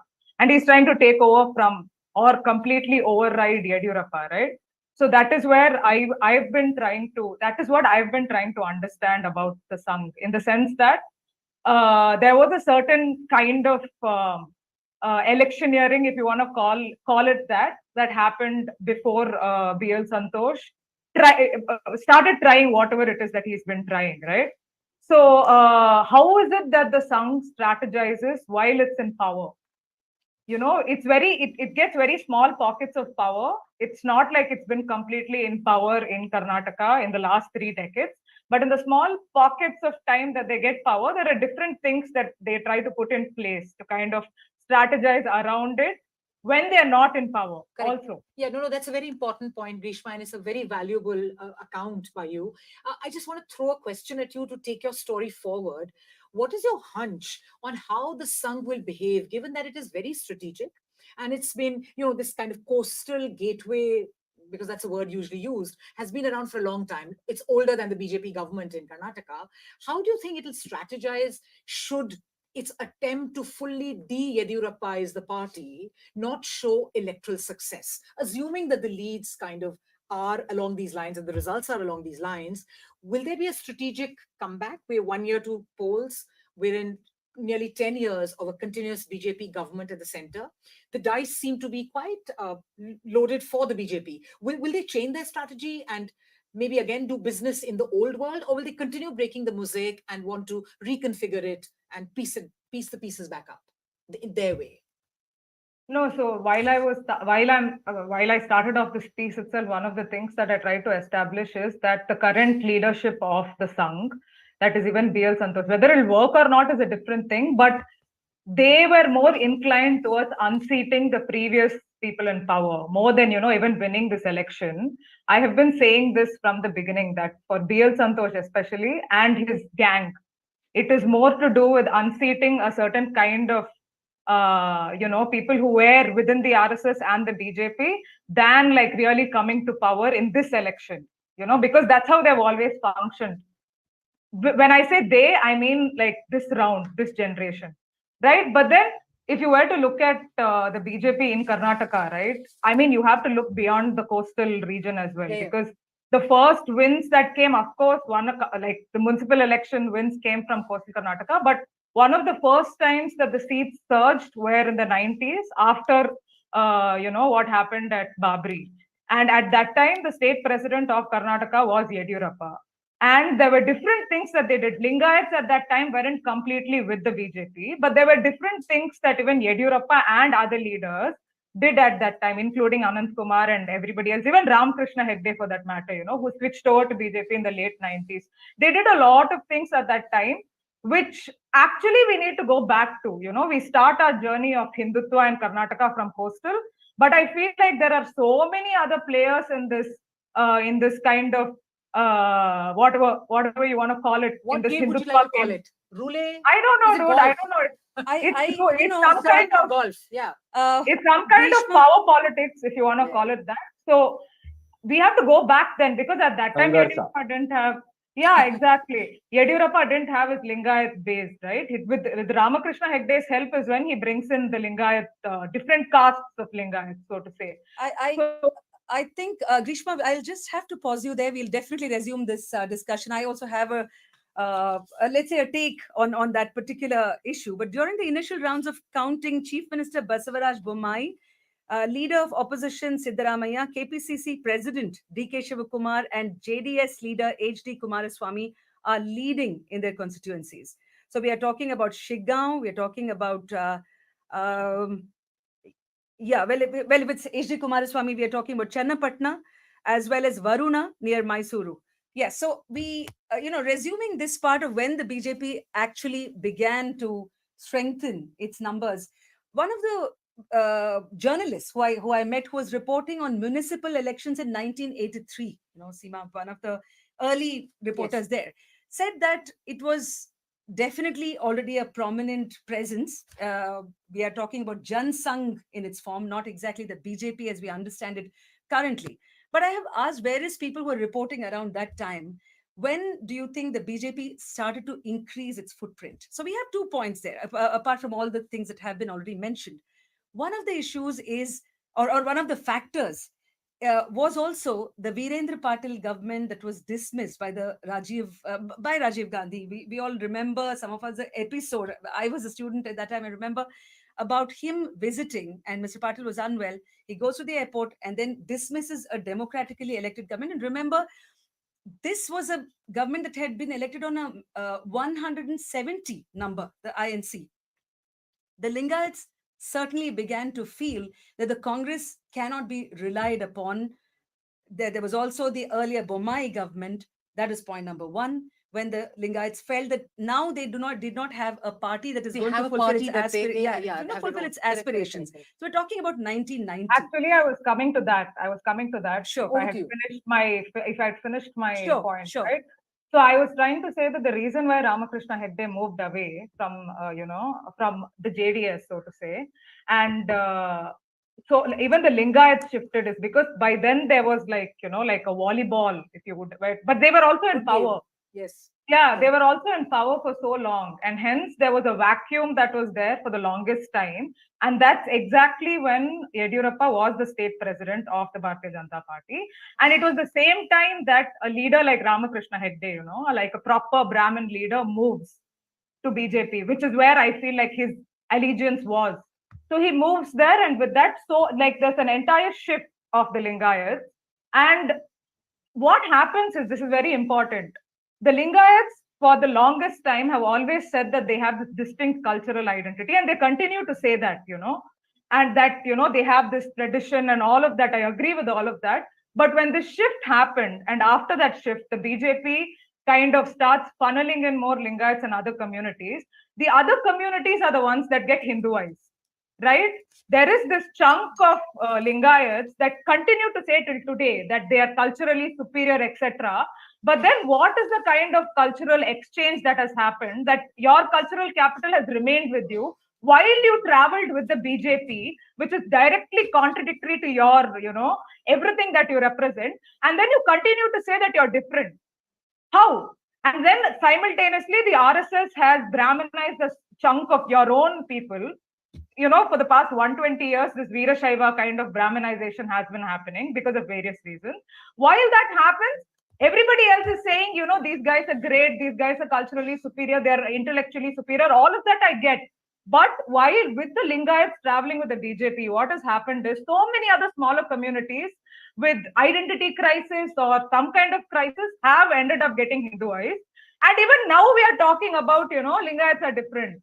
You see the kind of, the people, there is a huge chunk in between that the Lingayats have facilitated to Hinduize.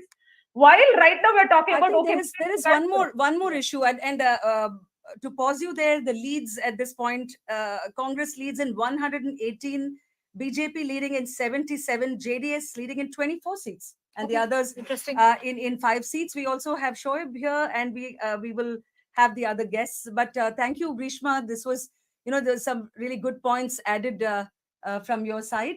Do we have Shoaib at this point? Yeah. So basically, what I'd like to say is, I'd like to correct what I think Grishma and Gilles had also brought in. The fact that what Gilles said, that there were these strong caste blocks that are almost independent, and the BJP really does not like that. BJP does not like a non-high command center of power. What we saw in this election, it has tried its best to actually cut out big caste leaders. And as an alternative, it's brought in Hindutva. So you saw this extreme Hindutva suddenly arise in Karnataka of hijab bans and halal, and the slightly tragicomic story of 2 men invented who supposedly assassinated Tipu Sultan. Yes, a little more on that after this. Yeah. Puri and Nanjegowda. So very interestingly, when they brought up that story, and it was actually doing well. There was a movie about to be made, it was probably called the Tipu Sultan Files or something, I don't know. But there was a movie that was about to be made.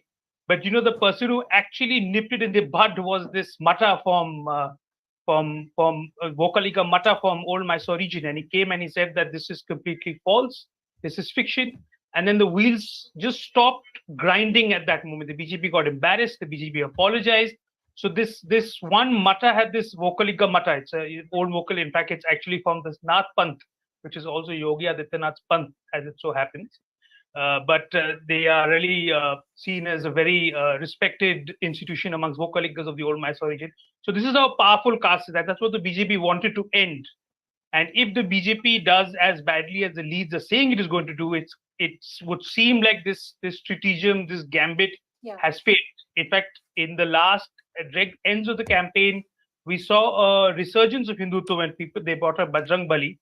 But before that, the BJP actually had already retreated from issues like hijab. Hijab actually wasn't an election issue, at least amongst the BJP. Probably Muslims are still voting on it, but I don't think the BJP was pushing it till the end. I think I just want to ask Janaki Nair has joined at this point. So, which is a great point, because Shoaib, I want you and Janaki to kind of inform us about also changes in education and history feeding present-day politics. Also, Karnataka is the only state, Vasanti, which sees a pushback against textbook changes, and it pushes the change to get changed. There's a retreat. Yes. So over to Janaki and Shoaib. Yes, and in the midst of the leads that are at the moment coming in, we told you about the Congress lead in 118 seats and BJP in 77. So Seema, one of the thoughts that is, though it might be premature because people don't know what kind of results await, but what has BJP paid the price for? Was it that despite the Modi rallies that happened in almost 22 places across the state? I must say at this point, you're absolutely right. The Modi factor. One of my colleagues, Vikram Mukka, did a wonderful take. He analyzed all of the Prime Minister's campaigning, inauguration plus campaign sprees. Karnataka is the one state where Mr. Modi has spent the maximum time post 2014 before any state. So that's also a kind of a local leader negation. People did not get to have that sort of an interaction with the local leaders, put forward their issues, and this wasn't just Bangalore but also the other districts. But meanwhile, going across to Janaki, can you hear us? Yes, I can. Thank you for having me on this program. Thank you so much for joining, Janaki. So do you want to Yes, yes, I think Shoaib, you had a question for Janaki, and then we I take wanted to use so I've actually reported from the old Mysore region, and what I found very interesting was this lack of stickiness for this Tipu Sultan issue. So even amongst actually some BJP voters, there was indifference. It's not like they were big Tipu fans, but there was some sort of indifference. So I understand there are some certain areas in Karnataka, like maybe Coorg, where Tipu is less liked. But unpack this for us, Janaki. How did the Tipu Sultan go the way it did in politics? Why didn't it have the stickiness that, say, I don't know, an Aurangzeb did in North India? Can I just back up here for a moment and just comment on the observation that was made by the anchors, that what we're seeing in Karnataka today is, I think, an exhausted capital of this kind of, Hindu nationalism. And it's very evident here, and I'll say this also with reference to the Tipu issue in just a moment. So there are 2-3 things that I wanted to observe. I think you're quite right when you say that the Congress has actually positioned itself as a regional party representing regional interests much more strongly than the BJP has. The BJP imported all its leaders from the north, and there was this complete eclipse of local people in this campaign. So we are seeing the Congress actually positioning itself much more strongly in the region. So that's one thing that I wanted to point out. Regarding the Tipu controversy, and if I can go back to the textbook controversy as well, of course, that was a red herring. There was an attempt to alter the textbooks by somebody who has no expertise in either textbook writing or any kind of academic credentials, really. And the pushback was tremendous. I don't think the government expected the kind of pushback from senior Kannada literatures such as Devanur Mahadeva and others. who decided to withdraw their articles from the textbooks, and that caused extraordinary confusion. And I have to tell you, since I go regularly visit a school, that confusion has been quite serious among teachers as well. So they sowed a lot of discontent by this very act of trying to transform the textbooks. Regarding Tipu, again, Shoaib, I think you're absolutely correct. I was recently in Srirangapatna. In fact, I was there for May 3rd and May 4th, which is the day when Tipu was defeated and killed. And they have small ceremonies there to commemorate that. And I have to say that the local historians who are working really hard to preserve the heritage of Srirangapatna are people who are not swayed by the kind of public talk that villainizes Tipu Sultan. And one did not see that had any traction amongst many, many people I met. And I'm talking about not just Muslims, but also very large numbers of Hindus who live in Srirangapatna. It was very heartening to see that.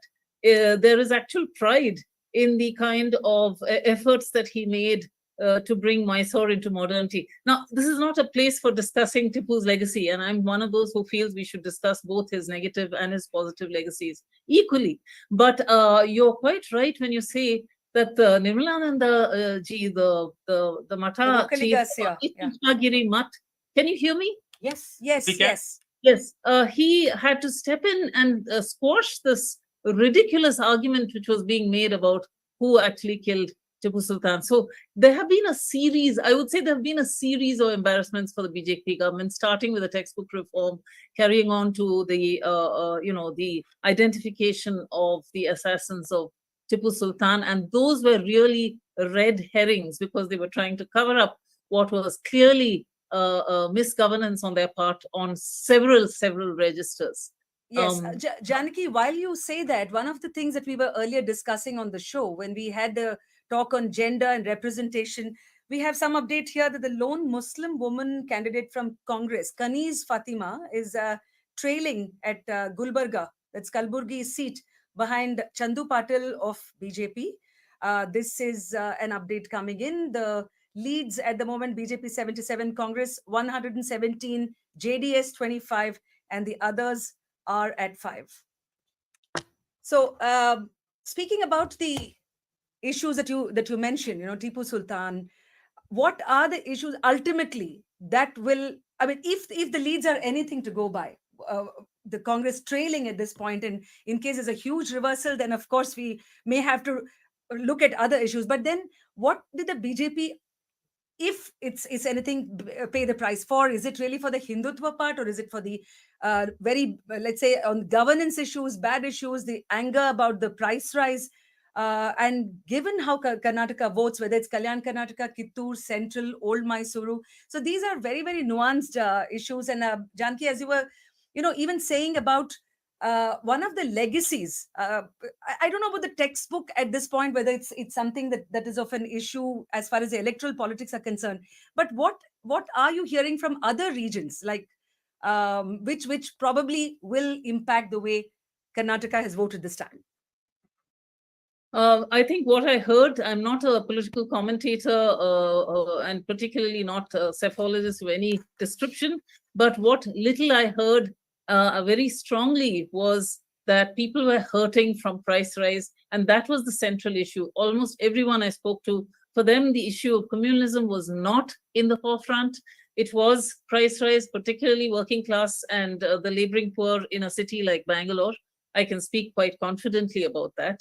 On the question of women candidates, if I can come back to that since you mentioned it, it is unfortunate that all parties have failed women.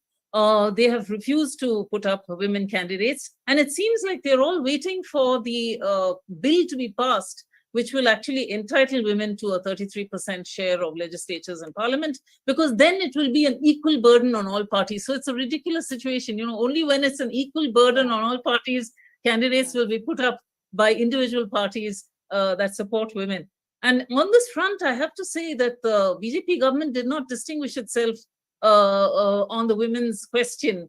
It has repeatedly attacked women for not conforming to certain forms of dress and so on, for behaving in certain ways. And of course, as you know, the Bajrang Dal has been let loose in ways that has harmed women's independence and individuality. Most recently in the town of Shimoga, where they were meeting for a Women's Day event and were simply asked to pack up and leave because they felt, the Bajrang Dal felt that it was not in keeping with Indian culture. So there has been a lot of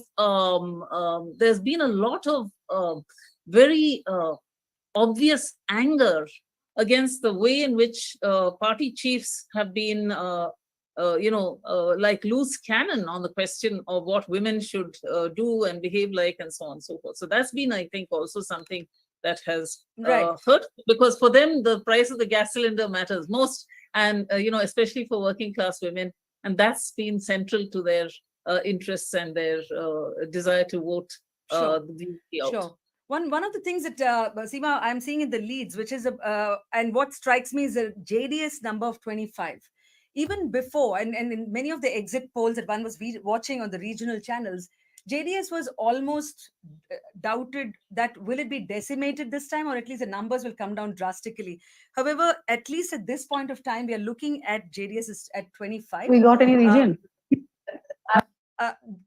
Do we have you here, Dhanya? Can we cut across to you at this point? In case, yes, she's here. Dhanya, what are you hearing the latest? Well, the numbers seem to be fluctuating a bit as far as the Congress is concerned. They had a better lead. Now that lead seems to be coming down to around 114, 115. The numbers are keeping on changing. In fact, the numbers on my screen, which is our numbers, is Congress leading in 117, BJP in 77, and JDS on 25. Like I have been repeatedly saying, for the Congress, what matters is the number 110 to 105. 110 and 115. There are three blocks that the Congress are looking at. If the Congress touches 110, they will first go to independent MLAs. Now, if at least 5 or 6 independent MLAs win, the Congress will first approach the independent MLAs. They've already started talking to them. They will bring them in. If their number does not touch 110, the second is to talk to JDS MLAs. They will try to bring in 5 or 6 of JDS MLAs to their side. They do not want to talk to JDS, the party as a whole. But if the Congress goes below 110, then they have no option. They will have to speak to JDS, who at this moment seems inclined to go to the BJP. Right. I think that perspective really helps. I wonder what it means for business, for the resort owners at this point. Stay with us and watch this package that's coming up on your screens.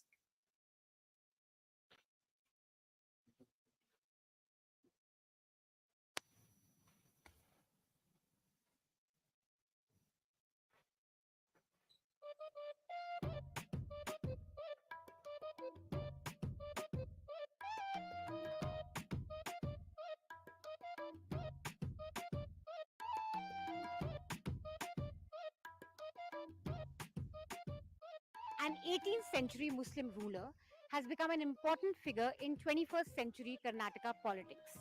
Who am I talking about? Well, the television news guys love to hate him. 8,000 मंदिरों को तोड़ा। टीपू सुल्तान नायक या फिर खलनायक? 40 लाख हिंदुओं का धर्मांतरण किया। कर्नाटक चुनाव में बस यही होना बाकी था। पाकिस्तान से टीपू सुल्तान की एंट्री हो गई। 20 खाने पर मजबूर किया। सतीश जी क्यों एक जिहादी को एंडोर्स कर रहे हैं आप? 1 लाख हिंदुओं को कैद किया। 2000 से ज्यादा ब्राह्मणों का कत्लेआम किया। 1783 में जिहाद का ऐलान किया। 27 चर्चों को तोड़ा। और ये तो कट्टर सुल्तान की निशानी है। In the run-up to the Karnataka elections, there were a lot of fake news and disinformation being floated around, but one of them particularly was extremely amusing and fascinating. This was regarding the death of Tipu Sultan, and the BJP and right-wing started to push a narrative which claimed that two Vokkaliga leaders, Uri Gowda and Nanje Gowda, were responsible for the death of Tipu Sultan. For many years now, we have studied that Tipu was killed in the 4th Anglo-Mysuru War, and he was killed by the British soldiers. But this particular twist to Tipu's death has been particularly interesting. The BJP in Karnataka tried hard to make Tipu Sultan an electoral issue this elections. ನಾವು ರಾಮ ಭಕ್ತರು ಆಂಜನೇಯನ ಭಕ್ತರು ಆಂಜನೇಯನ ಕಾರ್ಯ ಮಾಡೋರು ಆಂಜನೇಯನ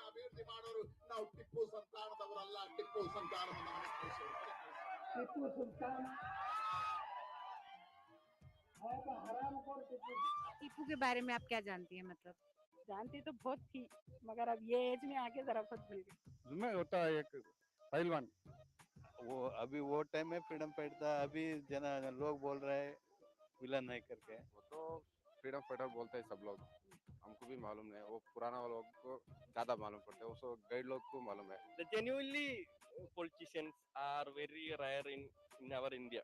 आजकल का पॉलिटिशियन इस बेकार बेकार बेकार बेकार है।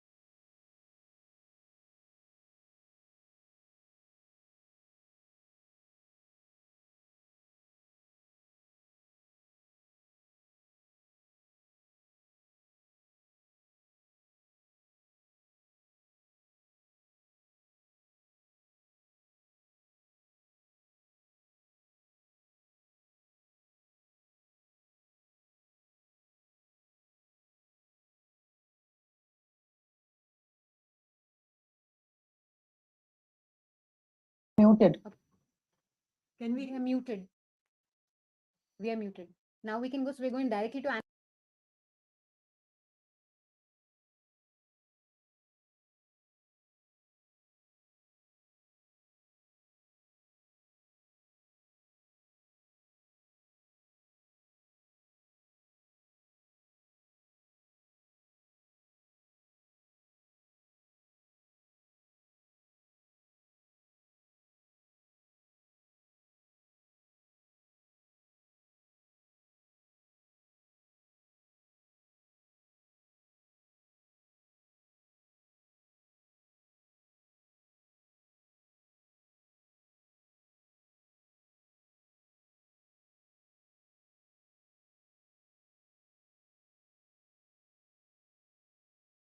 To Anna straight away. Wait, but can they hear me? Back. We are back. Guys, we can start.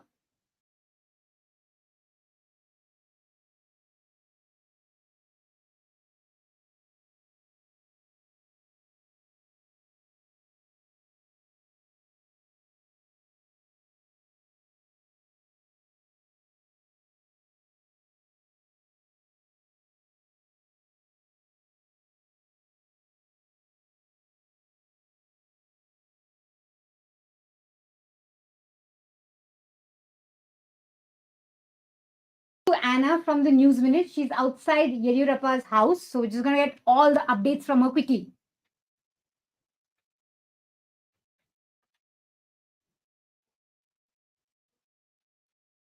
Okay, Anna, you're on.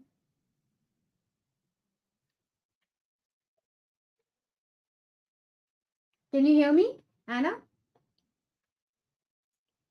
Okay, 1 second. Some issues happening. We can go as back always later. Yeah, we'll just go back to Anna. Just come to me, guys. Okay, Guys, as you can see, the technical glitches are still on. And I think you will have to bear with that for a while because we are 5 independent news organizations that have come together. We're doing this for the first time, so there are lots of mistakes. Sorry, but we're still going to get you some numbers. And now this is really action-packed time. Giving you the updates now. BJP is at 73, leading. Congress at 112, JDS at 30. If you look at... Keep some headroom. If you look at... Am I audible, Danya?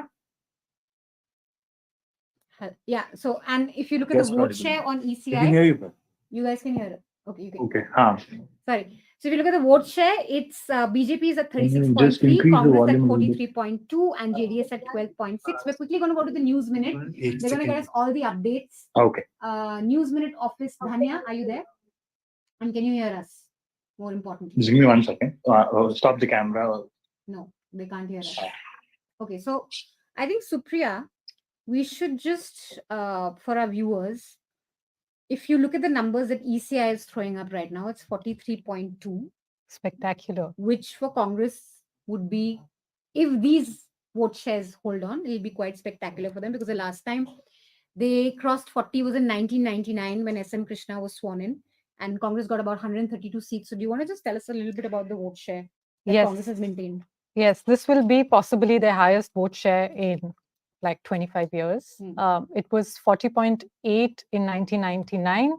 Then it fell to 35.3 in 2004, 34.8 in 2008, 36.6 in 2013, which is when they actually got a clear majority.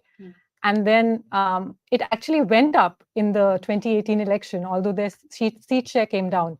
But this time, not only do they have a very high vote share, but as you just mentioned, in terms of leads, they're doing rather well. And we've seen, and so, yeah, it's pretty clear now. But now what we want to do is we want to go to the News Minute office. Guys, production, I think we are mute. News Minute can't hear us. So we're just going to unmute ourselves so that our friends at the News Minute can hear us. Yes, Dhanya. Dhanya is WhatsApping me at this moment as we speak. Unmute. Hello. Yes, Dhanya, we're coming to Dhanya. Can you hear us? Can you hear us now, guys? Unmute. Yes, and I'm putting in caps, right? Unmute, because none of us can hear you. I mean, you are just becoming like a TV channel where you hog the limelight and you don't want to come to others. No, this is the News Minute hour. This is your hour because you guys on the ground and you're going to tell us everything that's happening. Please, we want to know everything. Go for it. We just gave the vote share latest from ECI, but tell us.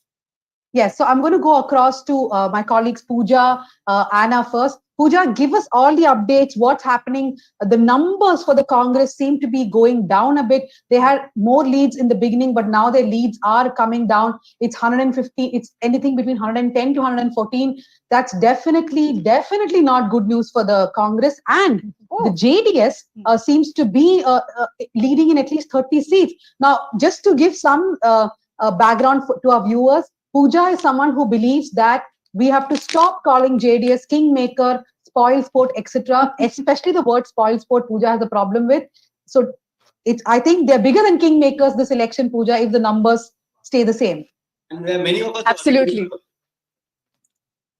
Thanks for the vote of support. But yeah, I heard one more new term this morning on India Today, was it, where JDS was being called Joker. I think that is my new favorite.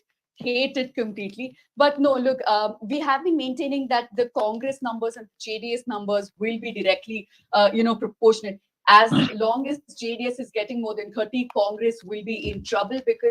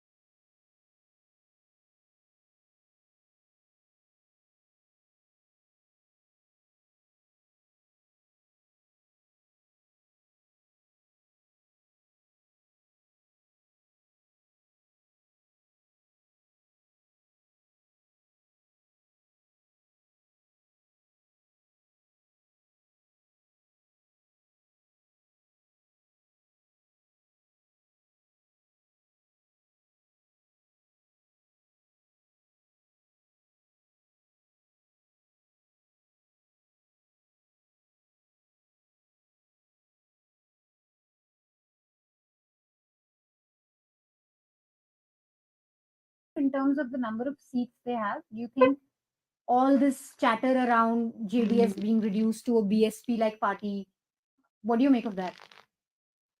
No, I don't think that will be accurate in this situation because see, last time around, I'll give you an example why we cannot take vote share to be, the final dictating factor. Congress had a larger vote share than the BJP, but the BJP had a larger number of seats than the Congress, and it is, the difference was over 24 seats between the Congress and the BJP. So we cannot take vote share at face value. Manisha, you and I had traveled to Old Mysore, and we know that JDS had a very specific targeted campaign, right? So they are very sure of where there's what their strengths are, where they can win, and they're focused on those seats. So even if their vote share does come down, it could still mean that they could get over 30 seats, which again, like I said, is bad news for the Congress. Because last time I got 37, so yeah. Yes. Any surprises as far as JDS is concerned, Pooja? Are they doing well in the seats that the family represents? No, the biggest upset for them will be Nikhil Kumaraswamy, who was trailing from Mandya. He'd lost the 2019 Lok Sabha elections from Mandya. And the biggest grouse of voters in Mandya was that after that, the family and the party abandoned Mandya, which is their core. For our viewers, it is the core of the Kannada heartland. It is a Kaveri basin and the biggest strength of JDS. And this time around, the next generation face of the JDS after Devegowda Kumaraswamy, it was touted to be Nikhil Kumaraswamy, and he is trailing. That will be very, very bad news. But H.D. Kumaraswamy is now currently leading from Ramnagara, which is his constituency. So we'll have to see if Nikhil can catch up, but it looks difficult at this point. Will there be word of internal sabotage? Is the family feud bad enough for people to conclude that? No, I don't know if it is internal sabotage, but I think it's just indifference on part of JDS. They did not look at long-term strategy. Like I said, I think the family was so upset with the voters of Mandya because Nikhil lost. They abandoned their core voters, and that is now, I think, being reflected. They should have stayed back even after Nikhil lost, kind of cultivated him as the next generation leader, some sort of a voter connect. It looks like, and I think for voters, it's good news. You can no longer just flaunt your name, Nikhil Kumaraswamy, and just get away with anything. You have to connect with the voters. You have to put in that hard work. Only then will they respond to you. So I think that's great news for Karnataka politics generally, but terrible news for JDS. Especially a state which has that many dynasts in the fray. So President is 43, if I could just add the number from BJP. Sorry, how many? 43 dynasts from BJP alone. Parivarvad. So, Danya, you want to go to Prajwal? He's outside Deve's house. Yeah, and I also want to ask Prajwal about the numbers. Now, if you look at Old Mysore region, Prajwal, the initial trends are saying that the JDS is leading in around 20 seats. Now, last time, out of the 67 seats in the Old Mysore region, JDS had won 29 seats. If that's the trend, if in Old Mysore region, the JDS is going to be losing on seats, what must have changed on the ground? Kumaraswamy, for viewers who do not know, has been on a Padayatra for many months now. He was going from constituency to constituency almost every week, and there were visuals of people gathering to welcome him, to speak to him. What could have gone wrong, Prajwal? Of H.D. Devegowda, and there's a lot of uncertainty in the JDS camp. I was speaking to party workers, I was speaking to people here about what's happening in the elections, and even though there has been an upward tick in the numbers in the last few minutes, there is a lot of uncertainty whether JDS will be a decision maker today. Whatever word you want to call it, joker, kingmaker, decision maker, there is a lot of uncertainty whether it will come to that today. So part of the reason that the workers here are talking about is that in the Old Mysore region, where the JDS is traditionally strong, they are doing quite well. They're doing reasonably well, but not as well as they did last time. So their performance has gone down in the Old Mysore region, and we ought to understand that the JDS is has a significant vote base only in this region in Karnataka. So in the other regions in the state, the JDS decided to adopt this strategy of picking up, the people who left the Congress, people who left the BJP, and try to field them, and that does not appear to have worked. And in addition to that, in the Old Mysore region, the JDS has not done as well as they did last time. The biggest surprise, Nikhil Kumaraswamy, the son of a former chief minister, is trailing in Ramnagara constituency. So now the JDS is campaign in the Old Mysore region was talking about, the fact that Uri Gowda and Nanjay Gowda, these two fictional characters that were created by the BJP. So their campaign was also talking about communalism entering old Mysore. The campaign was also talking about, waiving of farmer loans again. They were very critical of B.S. Yediyurappa's land reform and farmer reform that the Yediyurappa and the Bommai government had brought in. But it appears that the JDS has lost ground in its bastion to the Congress. And it's been for instance, in the last elections in 2018, the JDS won from every constituency in Mandya. So it remains to be seen whether the JDS can repeat that performance in this region. But what I'm hearing is that even though they're doing quite okay, all the seats that they're winning is from the old Mysore region, they're not doing as well as they did last time. And this has brought on a lot of uncertainty outside the residence of H.D. Deve Gowda and Kumaraswamy, who's expected to come here at some point in the day if they have a decision to make. We'll be bringing you updates from Padmanabh Nagar in Bengaluru throughout the day. Is Kumaraswamy back from Singapore? Yeah, he did. He's back from Singapore. He was at a temple in the morning, and he's still putting on a brave face and saying that this party will win 50 seats. But the conversation we heard from the JDS yesterday is that the JDS is in talks with both the BJP and the Congress. So there was a party spokesperson that said that the JDS has already decided which way they'll go, but the party president has now come out and said, distanced themselves from that statement, said that it was not a party spokesperson who made that statement. And now the official line is that we'll wait and watch. It's like someone described to me, it's a shopkeeper who'll open his shop today and will go with the better offer. The BJP or the Congress are both options if the JDS is a decision maker again. Okay, great. We can, Dhanya, you want to go to Anna now? Yeah, I want to go to Anna and Shabir also. I want to actually go to Shabir first because I want to go to Shabir first because there's a very interesting thing that we are still not touching, which is if the numbers that we have now is Congress 115, they will definitely form a government, right? If they have simple majority, they're going to form the government. Who is the chief minister? That's a question that the Congress has not been addressing till now. Who will be the chief minister? Just to say that there's been a view that for the halfway mark for Congress isn't 50% of the assembly, but 60%, because even if they get a slender victory, it won't hold. So I have two thoughts on this, Manisha and Supriya, before I go to Shabir. One is that the BJP won't immediately try to upset the apple cart. If the Congress gets more than 110 or 112, I think the BJP will just let the Congress form the government. And remember, it was not easy. The second point is last time also in 2019, it's not like by magic or by wave of a magic wand, they got 17 MLAs. It took 1.5 years to convince 17 MLAs from the Congress and the JDS to jump to the BJP. So it cannot be an overnight operation. And 2024 is not far away. Public perception does matter. So I don't think the BJP will go for some plan B, Operation Lotus, whatever they will call it. They will be a bit circumspect, I feel. Shabir, over to you. There is a formula that the Congress is talking about. We have spoken to several Congress leaders yesterday. They were all in Bengaluru. They flew out last night, most of them. In fact, Siddaramaiah went by road to Varuna, Priyank Kharge went back a lot. But there was a late night meeting with Randeep Singh Surjewala, Jairam Ramesh and others. What is the formula that they told us, that they told you about? Well, Dhanya, there are two formulas that the Congress is talking about, and Randeep Singh Surjewala has been handed over the responsibility to broker a deal between DK Shivakumar and Siddaramaiah. Remember, Siddaramaiah went on to say that he is one of the chief minister aspirants. So still there is confusion within the Congress party. If they cross the 120 mark, that is something that the Congress party will have to deal with and focus.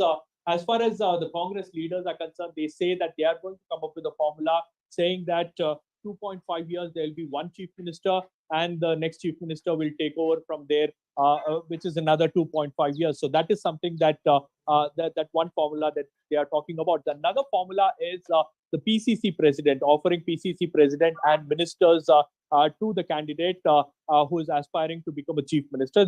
Remember, there's only one post for the chief minister. So either it's going to be Siddaramaiah or DK Shivakumar, but in all likelihood, it all depends on how many MLAs are going to support either of these candidates. But whatever sources that we are, picking up from the Congress is that they say that Siddaramaiah any day has the support of maximum number of MLAs, whereas DK Shivakumar is a strong man, but still he needs to garner the support of that many MLAs. So that is going to be interesting if the Congress gets more than 120 seats or so, because in that context, the next battle that will happen within the Congress is who will be the chief minister for Karnataka.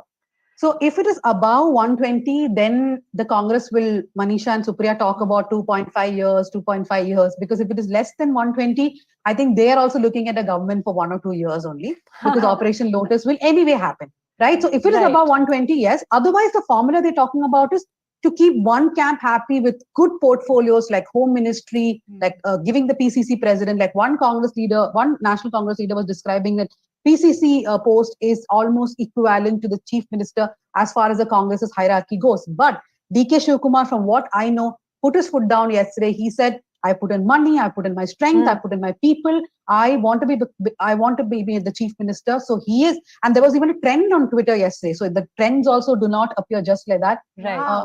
I'm sorry, my cat thinks the live is going on. As long as this doesn't fall on your head. Yes. So maybe you can have the cat on your lap. Yes, my cats definitely don't want any resort politics. They want a clear-cut election today so that they don't have to bear with any more. But that's fascinating, Dhanya. You were just saying that DK Shivakumar put his foot down and said that he wants to be the chief minister. Yes, he wants to be the chief minister. See, it's very. If you talk to a Congress leader who's from the Siddaramaiah camp, they will tell you it's a natural decision, right? Siddaramaiah will be the chief minister. The moment you call DK Shivakumar camp, they'll say, why? Who decides what is natural? So the National Congress leadership is saying that we are not worried at all. This situation has not, no, it's okay. I'm very safe. This situation has not come for us even in Madhya Pradesh or other states, that this is a problem that the media creates, that both DK Shivakumar and Siddaramaiah will listen to what the High Command says, that they are both very close to the Gandhi family. They will also listen to Mallikarjun Kharge. So they are saying that this is all media creation. We will have our formula. You guys don't worry about it. How correct are they when they say that this is a media creation and that they will listen to us? See, I think if it is above 120, they definitely have a problem in their hands, because both DKs and Siddaramaiah will want to become the first term chief minister. What if it is less? You've been talking about the 120. What we're hearing in Delhi, Dhanya, is that if Congress needs to pull in MLAs, like if it's they're very close to the halfway mark or just above the halfway mark, then they will need DK Shivakumar's muscle. But if they're comfortably placed, then Siddaramaiah is the man. He's the tallest leader of the party. He also has the approval of Rahul Gandhi. And all opinion polls say he's the most popular guy in Karnataka. What are you hearing? Yes, definitely. Siddaramaiah has the upper hand, I feel. But like I said, DK Shivakumar is not someone that the Congress can easily ignore, right? In fact, one provocative question that I've asked every Congress leader I called yesterday is, if you select Siddaramaiah, what is the possibility of DK Shivakumar walking out of the Congress? If it is vice versa, what is the possibility? They are both like, no.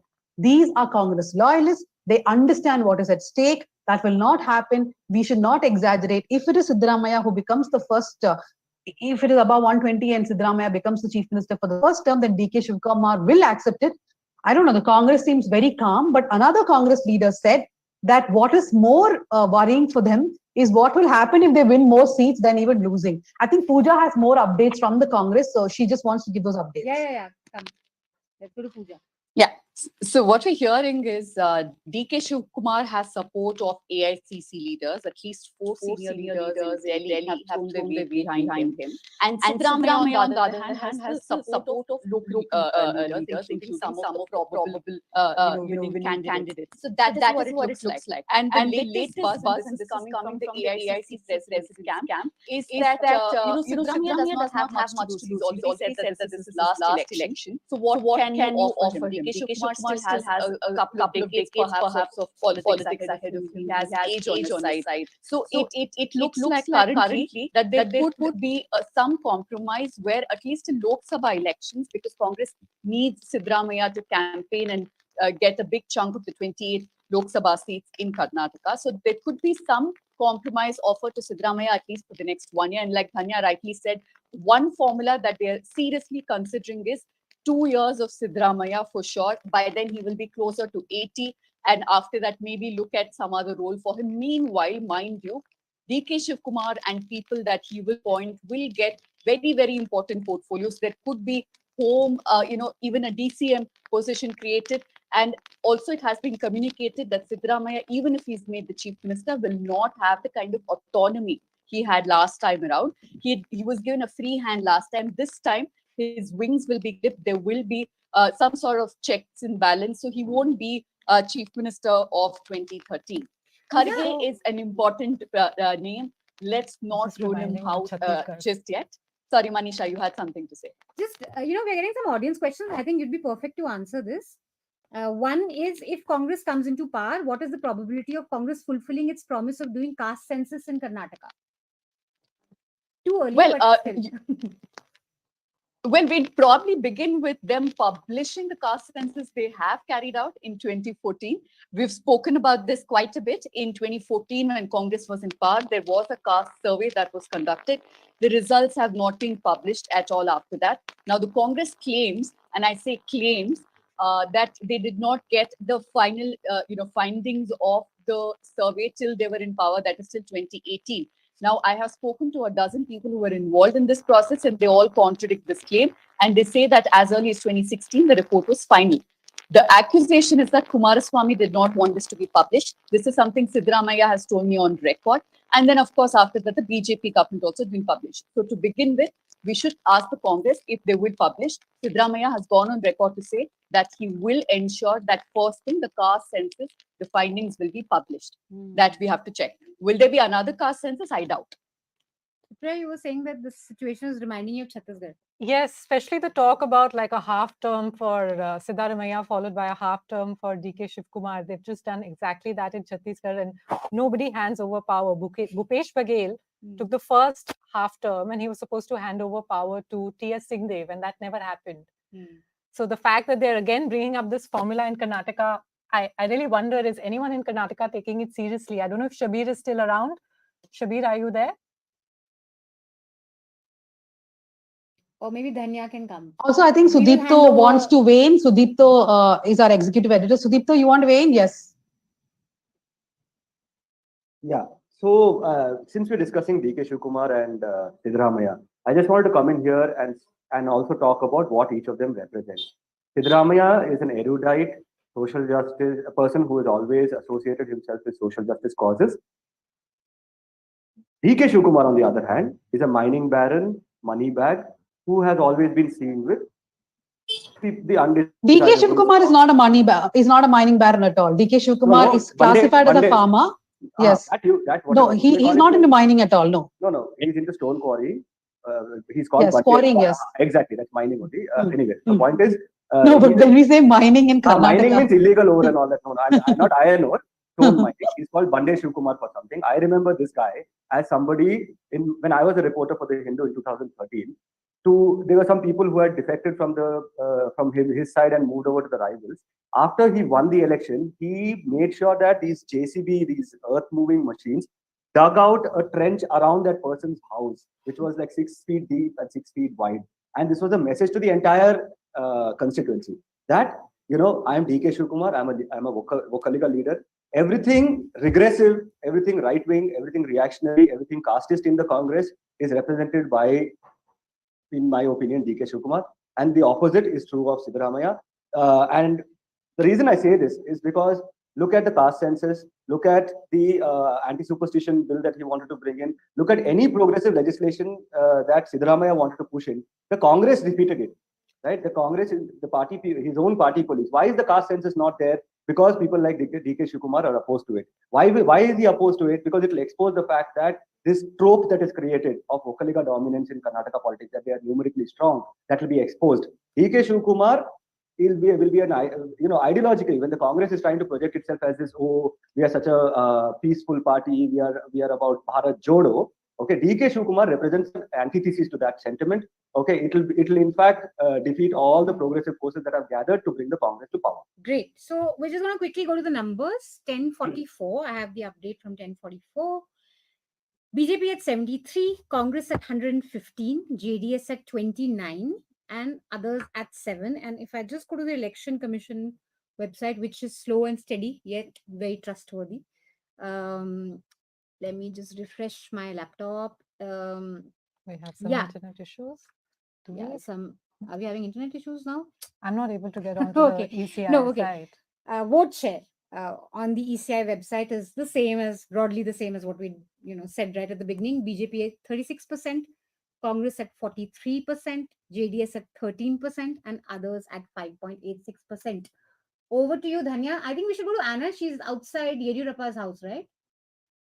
Yes, Anna is outside Yediyurappa's house. Anna, what is the mood there? BS Yediyurappa, if the numbers go and if the BJP loses, it's definitely going to be, from the beginning, the speculation has been that if the BJP loses, one man who has some advantage out of it will be BS Yediyurappa.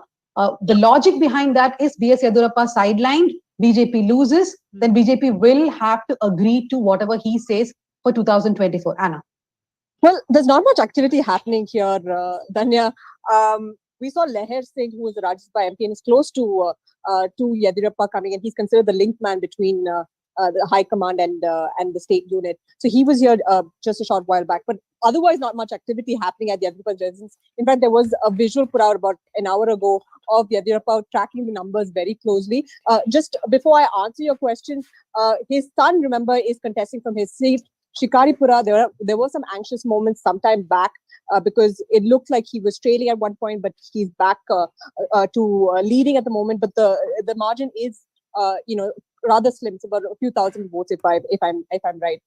But yes, in many ways, this election, he could be the happiest man if things pan out as they are. Because in many ways, this is an experiment for the BJP. They did make him step down as chief minister in 2019. He did not lead the campaign, so to speak. It was Modi that they projected as the face of the BJP campaign here in Karnataka. But that said, of course, the BJP is leading in places where Modi did campaign very aggressively, including Bengaluru and of course in coastal Karnataka region, where they are strong and they continue to be strong. They were strong and they continue to be strong. But yes, in many ways, for Yediyurappa, he did want this campaign also to be about his son. It was considered he's considered his political successor. And he, of course, had told the media that he has retired from electoral politics. He had stepped down from contesting from Shikaripura. So yes, in many ways, what happens to Yediyurappa, he's touching 80, his political future, his son's political future, that is the question. Manisha, if I can just go to Sudipto, because yesterday we published this really long story that Sudipto wrote. Quickly, Sudipto, are you thinking, the story was that there is space for a second Hindutva party in Karnataka and BS Yediyurappa should lead it. Sudipto insisted on a provocative headline. So if things don't go well for the BJP, Sudipto, what is BS Yediyurappa and his son's future like? Yeah, I'm happy about two things. Firstly, that the article was written. Thank you for pushing me to do it. But the other thing I'm happy about, or rather, I feel like the article now has become a little safe. Yesterday, when we published it, there was still this outside chance that the BJP could perhaps do well, and other dynamics would come into play. But now that it has been proven what happens when Yediyurappa gets sidelined. This is the second time, right, Danya? In 2013 also, when they tried to sideline him, we saw what happened and how the Congress came back. If I'm not wrong, the numbers are also looking very similar to the 2013 numbers, right? Finally, whether Yediyurappa, again, in my piece, I was arguing that this will be an "I told you so" moment for the Veerashaiva Lingayat leaders and that entire mobilization that has happened in that community. It is an "I told you so" kind of a moment. Now, will Yediyurappa, harness this moment? Will he be the face of this resentment? I don't know. But definitely, this only goes to, in a sense, vindicate what I wrote, which was a little dicey at the point when I wrote it. But now I feel like I feel a little vindicated because the Lingayat Veerashaiva community is going to continue to play some very important, not games. How do you put it? I mean, they're going to participate in some very interesting political experiments going forward. So today's victory or loss does not just lead up to who forms the government, but it will also have an impact on what happens to Karnataka's politics. I want to go to Prajwal Bhatt next, and then Pooja and Paul. Prajwal, the numbers are changing in Old Mysore region. There are pockets where the Congress is gaining. But if there's one region which remains unchanged as far as the BJP goes, it is coastal Karnataka. That's where you have been reporting the most from. What did you see in coastal Karnataka? You're not surprised by the numbers. The BJP is going to win as much as they did last time, it looks like.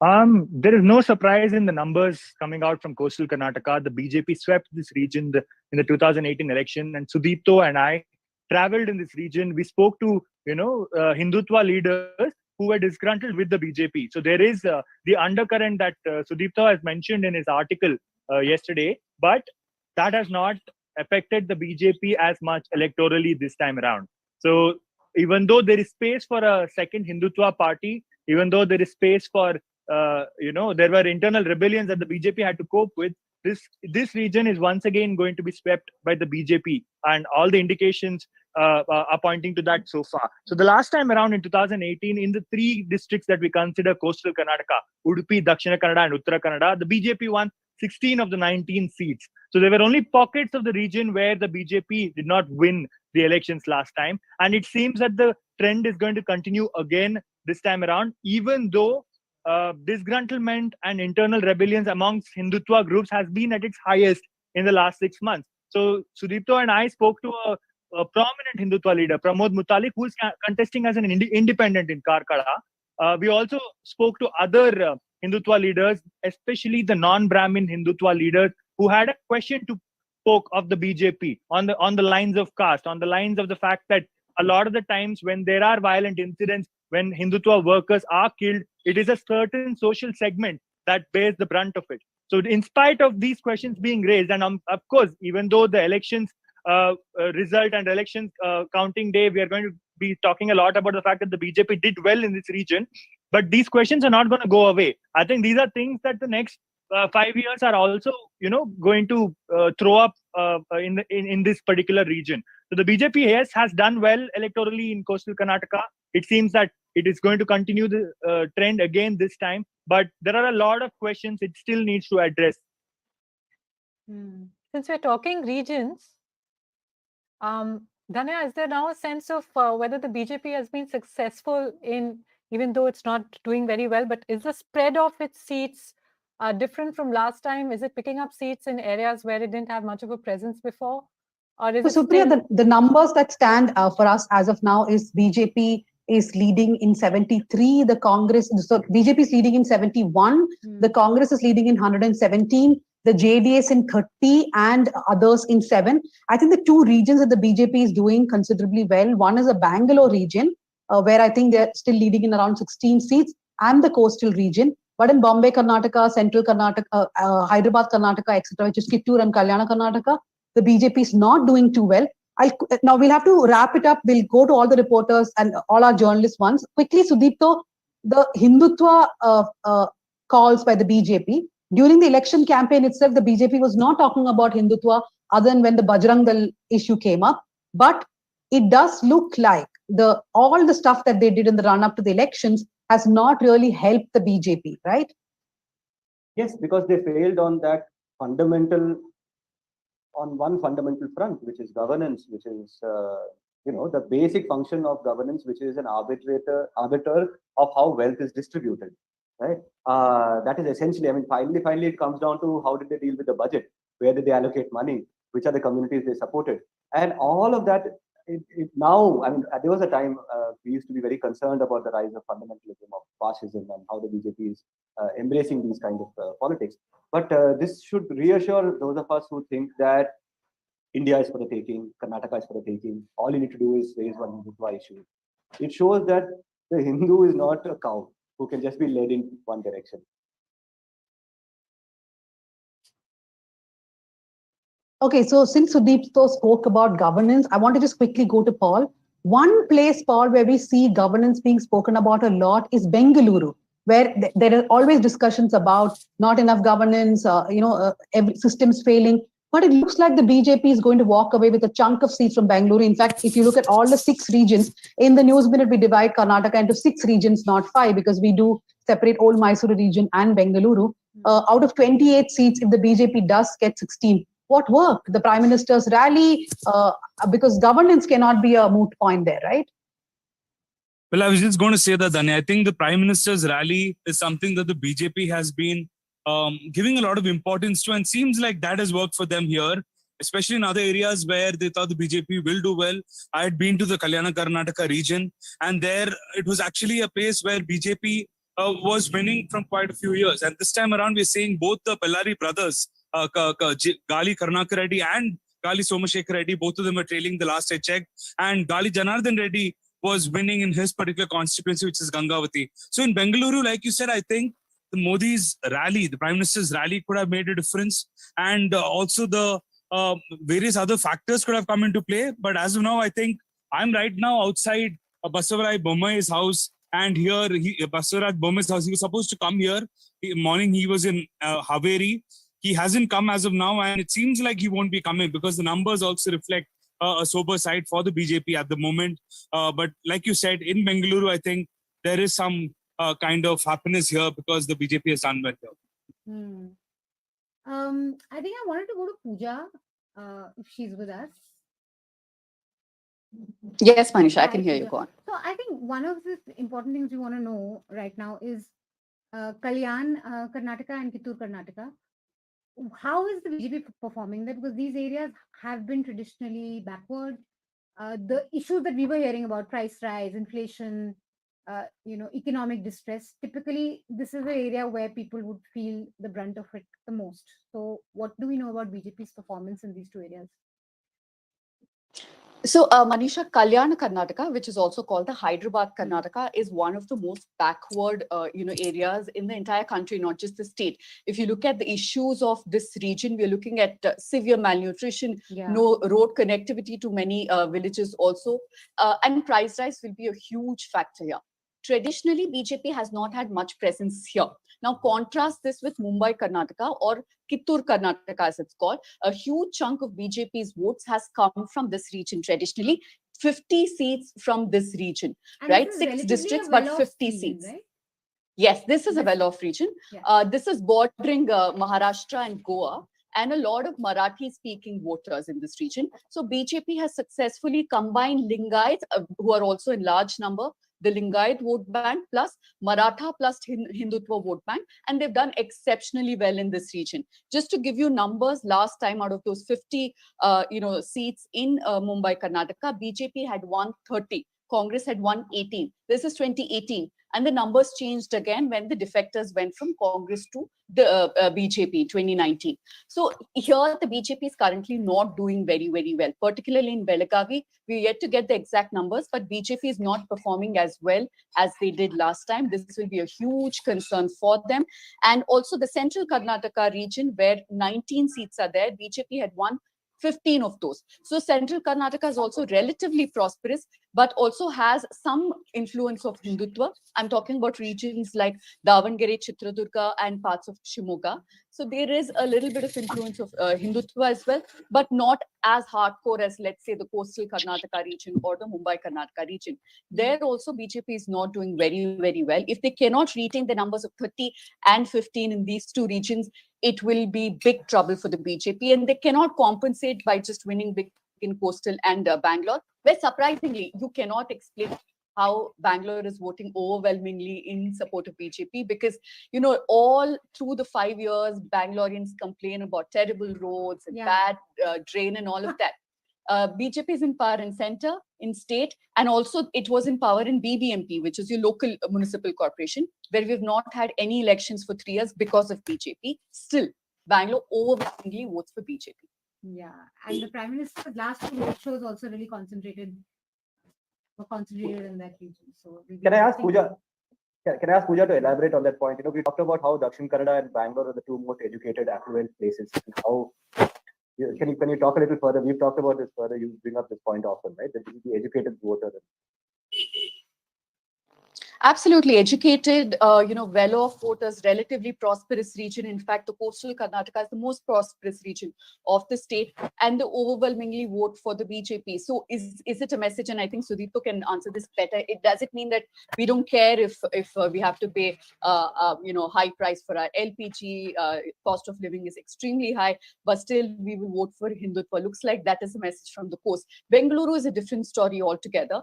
Yes, Manisha, like you rightly said, Prime Minister's rallies had a huge impact. But also, let's not forget that of the 17 people who jumped ship, 4 or 5 of them, the Congress legislators who went, are very, very strong in Bengaluru. They're all Bengaluru, MLAs. They're extremely strong in terms of muscle, money, and influence. So they will also add a lot to BJP's tally in Karnataka. Local factors always are important. While we look at the macro picture, I think these are things that matter. And that's why the BJP is performing well despite a dismal performance. Can I just go to Shabir now, because or are you guys online?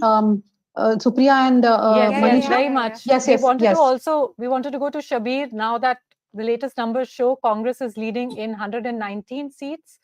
Shabir, is Congress doing something to protect its MLAs? Are they being taken outside the state?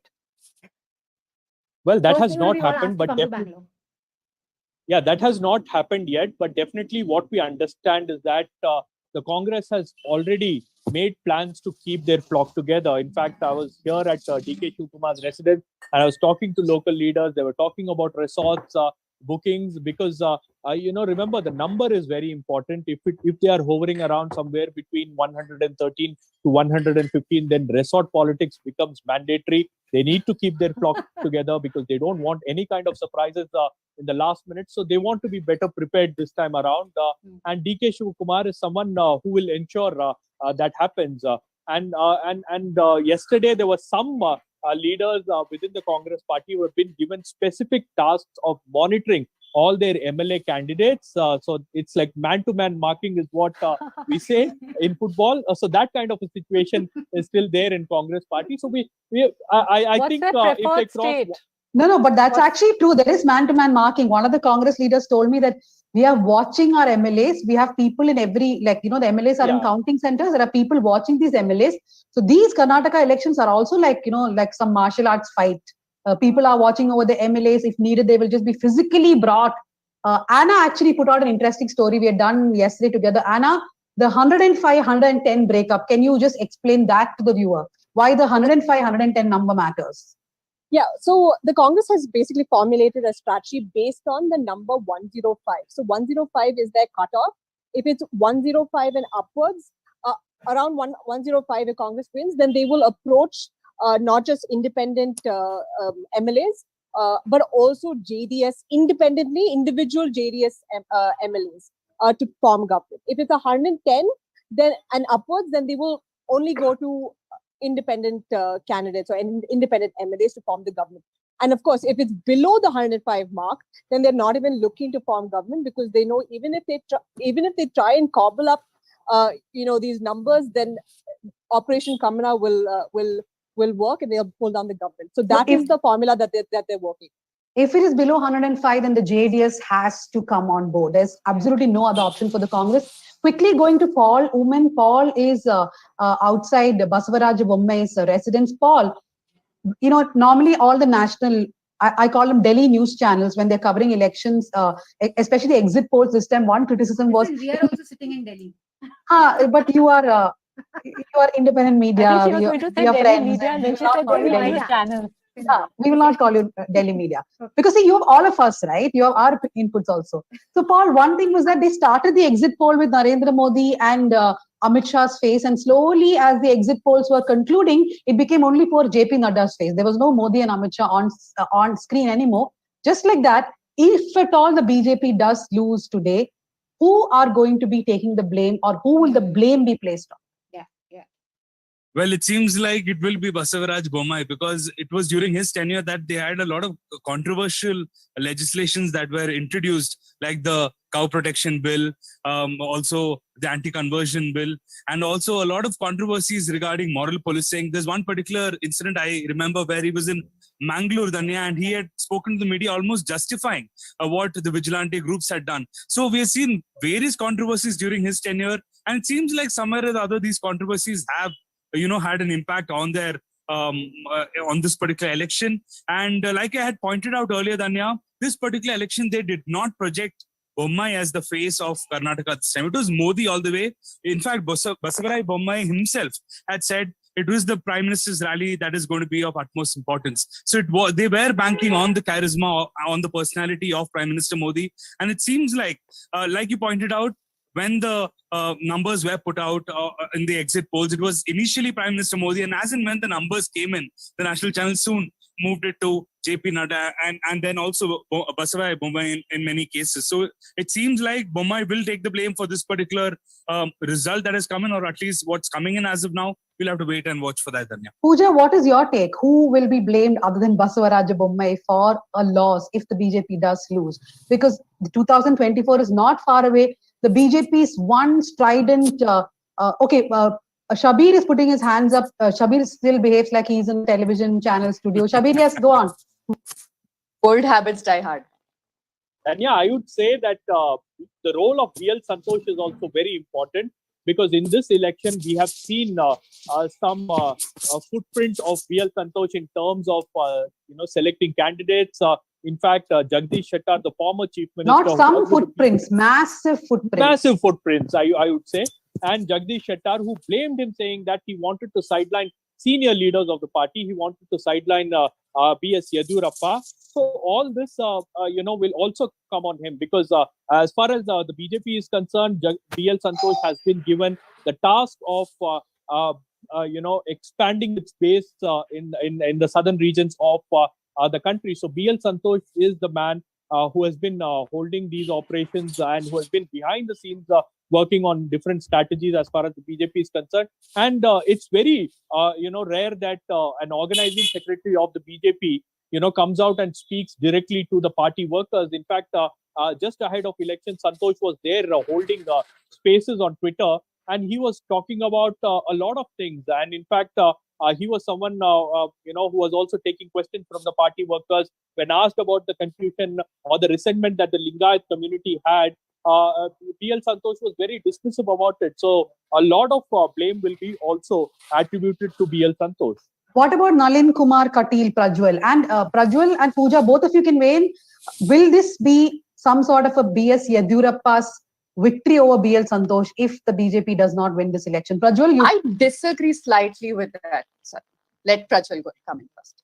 No, you mentioned Nalin Kumar Katil. This election campaign was fought by the BJP when its BJP state president in Karnataka, Nalin Kumar Katil, was one of the most unpopular BJP leaders that this state has known in a long time, in my opinion. Because when I was traveling in coastal Karnataka, there were a lot of Khattar BJP supporters, Hindutva supporters, who absolutely could not stand the fact that Nalin Kumar Katil is an influential leader in the party. So he is somebody, not because they want him to stand for social justice principles or anything of that sort, but because he's not Hindutva enough, and because he has an image of being somebody who is not worked enough. So this election campaign has also been a case of the BJP realizing that some of their handpicked names that who talk the language of Hindutva, who say that they stand for who wanted to bring in the cow slaughter bill, wanted to bring in the anti-conversion bill.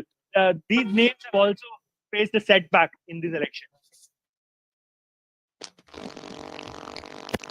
Yeah, Tanya, yes, Manisha, I was saying, yes, BL Santosh had complete control over ticket distribution, and he is to be blamed.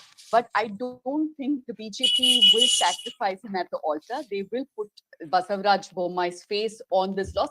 And I don't completely disagree, because like Paul rightly pointed, I mean, you just saw disaster after disaster, during his governance. On one hand, of course, for us, it seemed like complete regressive policies where he brought in these Hindutva projects and made those laws more stringent than even Uttar Pradesh, Gujarat and Madhya Pradesh, right, on one side. On the other side, corruption, it was completely uncontrolled. I just have to point out that for 3 years that Bommai was in government, from what BJP says, the central leadership did not step in. They did not come in, and they weren't hands-on like they usually are. They wanted the situation to play out, pan out, and then towards the end, see, it's almost like they're willing to let the local leaders battle it out so that you can place the blame and weed them all out, weed the old crowd out and bring in their own people. Also, I think Yediyurappa will have to take some of the blame, not because he's responsible, but the central leadership will pin it on him. They will say that we've given you charge, we've asked you to go around the state, campaign for the party, which he said he will, and he did as well. But you did not manage to get complete majority for us. So he will be kind of, made to work harder for 2024, and also his bargaining power will come down a little bit, I think. Pooja, will Annamalai also take the blame? Well, he should, and I'm sure Shabir will agree with me. But again, I think we have to cut back to the Delhi studio, guys, because TNM time is almost over. Yes, no, Shabir and Annamalai, please. Yeah, Shabir one important. 1 point, please. Shabir and Annamalai, please. There's a lot of talk. There's a lot of talk that Annamalai has been telling people that he was the one who was actually selecting candidates and all of it. So if not in Karnataka, probably in Tamil Nadu, there will be a lot of celebrations because Annamalai has gone to Karnataka and he has made things worse for the BJP. Probably that will be the narrative that will be, trending in Tamil Nadu at least. Shabir is not able to suppress his smile. Yes, Manisha. Before we let them go, Dhanya, we've been talking about who gets the blame for BJP's rather poor performance, but Congress is going to get where it seems like it's getting, which is past the halfway mark. Who gets the credit other than, of course, the leaders that we've been talking about, DK Shivkumar and Siddaramaiah? Behind the scenes, there was an election strategist at work, Sunil Kanaglo. Yes, who takes the credit in the Congress is the biggest headache for the Congress, because DK Shivkumar and Siddaramaiah are taking credit. Of course, they have to take credit because they have also come together, set aside their differences for some time. The last day of the campaign, we saw this video which the Congress put out, very unique thing where the two leaders speak to each other. But that's the biggest headache now, because who becomes the chief minister is the million-dollar question. As far as Sunil is concerned, he joined the Congress a few months ago. This is his first big election. And I think the whole Pay CM campaign was also from his brainchild. So that definitely worked for the Congress. I've been speaking to Sunil for many years when he was working in the BJP, then he was with the DMK. And I keep asking him, in fact, yes, recently I asked him, will the elusive Sunil now speak? He said no. So elusive Sunil never speaks, but it does reflect well on their strategy, right? Normally the Congress is always reacting to the BJP, I feel. Whenever there's a campaign, the Congress is always, if the BJP says something, they will react. But this time, they were very clear that they are going on local issues. They focused on cost of living, price rise, on corruption. Corruption was not something that the Congress really believed in. Most Congress leaders would say corruption is not an issue, but I think they figured out it is. Even when the Bajrang Dal problem happened, when the Prime Minister wrongly equated Bajrang Dal to Bajrang Dalis, and then Kharge apparently called Narendra Modi a poisonous snake. So, when the BJP was going on an offensive, the Congress really was reacting well. Normally, the Congress takes a backseat. In fact, I certainly expected the Congress to go back on the Bajrang Dal promise, but it did not. They stuck their neck out, and I think that has also helped them. In fact, we could just quickly take one question. We have an audience question: if Congress will ban Bajrang Dal if they come to power. I don't. They never said they'll ban. They never said they will ban that in the first place. But you want to take that? They never said they will ban. They simply said that any group which spreads hate speech, we will take all legal action, including a ban. But remember, legally also, it is not for state governments to simply impose a ban. Yeah.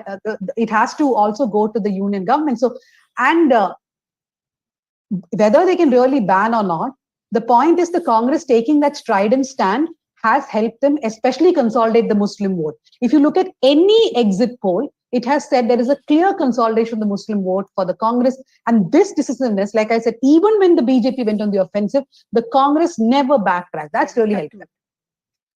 Great. Thank you so much, guys. Dhanya, you're Yes, obviously going to can I quickly make a point? Yeah. Go for it. Just to extend what Dhanya is saying, that Congress did take a stand, and that stand was a result of Siddaramaiah, Kharge kind of people in the party who are trying to push a progressive line. Okay, and if it And was, Rahul Gandhi also. And Rahul Gandhi also. Now, all of this question of whether the Bajrang Dal will be banned ultimately is a question which will become a little difficult to answer if someone like a Shiv Kumar comes to power. So, Dipto, maybe you want to take just one quick question that we're getting from the audience. You mentioned that there's a Siddha SOC Justice face of INC, but is inching towards 80. Are they local younger leaders in INC? No, the question to Sudipto from a viewer is that you were mentioning that Siddaramaiah is the Ahinda leader, is the leader who represents social justice. Amongst the younger lot of the Congress, who is the leader who represents that? Priyank? Mallikarjun Kharge's son. Priyank Kharge, well-read, actually reads, I mean, look at the company he keeps. Both Siddaramaiah, Kharge, father, son, everybody, just look at their circle. Intellectuals, writers, lawyers. Look at DK Shivkumar's circle. Well, I have to disagree with Sudipto before we log out. Every party needs a Siddaramaiah. They also need a DK Shivkumar, fortunately or unfortunately. Great. Thank you so much, guys, for joining us. We'll be back with you in a bit. This was really nice. And then you're going to be with us for a bit more.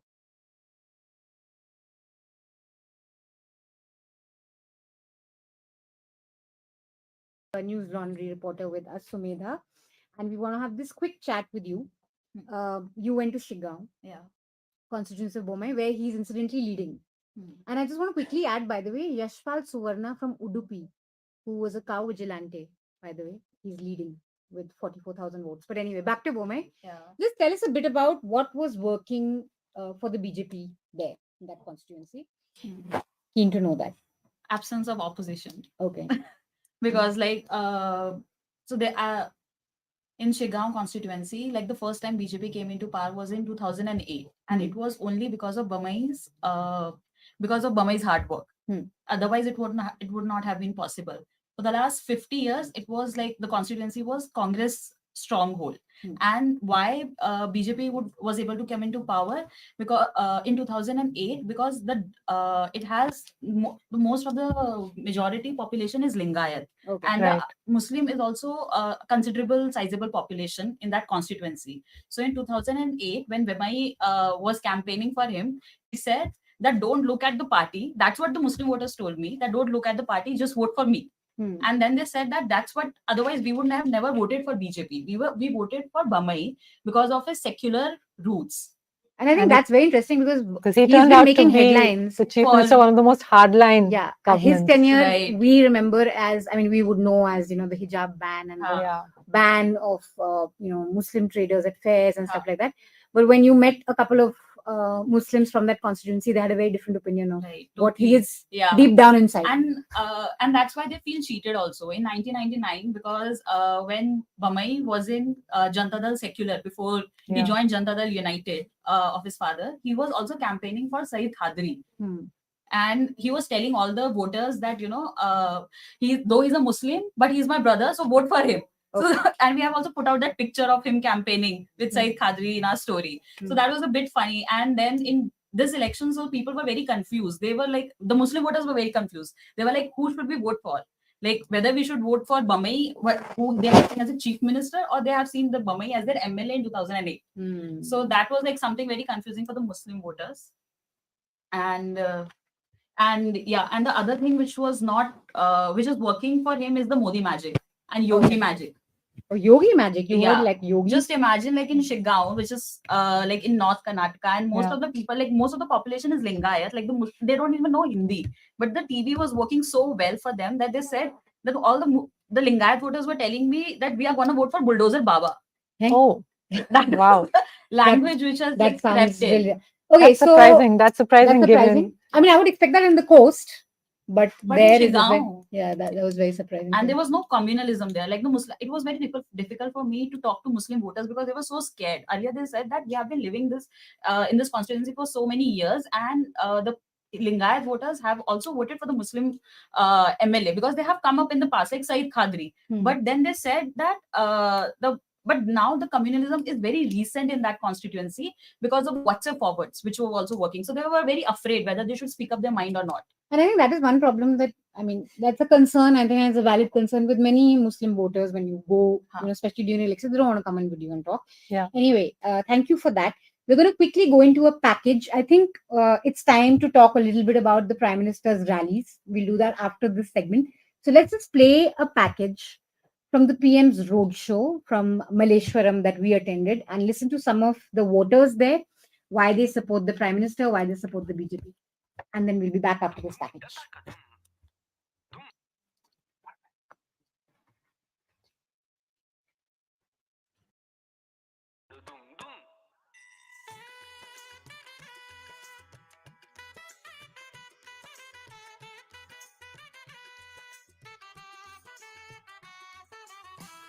BJP our Jiva is a Daitya Manava. We never found such a person in our life. We are so happy that we found such a devoted person for BJP. Congress, we are fed up with them. Why? Why? We gave them so many years. They have not done anything else.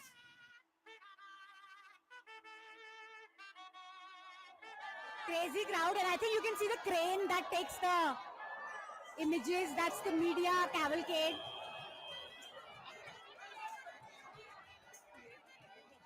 PM Modi is very nice person. World में पूरा great leader है ना. You can judge. Oh, who is the PM? Okay.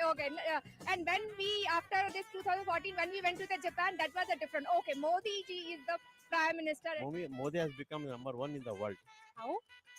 See, all the nations are coming in the friendly and solving the problems of the Indian issues. So who do you support? Gandhi ji. Gandhi ji? Rahul Gandhi ji or Gandhi ji? Normal Gandhi ji. Money. It is there in our money notes, right? Modi, I like his sincerity, is hardworking, and no corruption. These people have just made it back from the rally. Now entire roads in Bangalore have been blocked, so you can see there's like a lot of traffic and small roads are blocked. So it's a bit of a mad city today. We'll try and talk to some people who have come from the rally. We put out an opinion.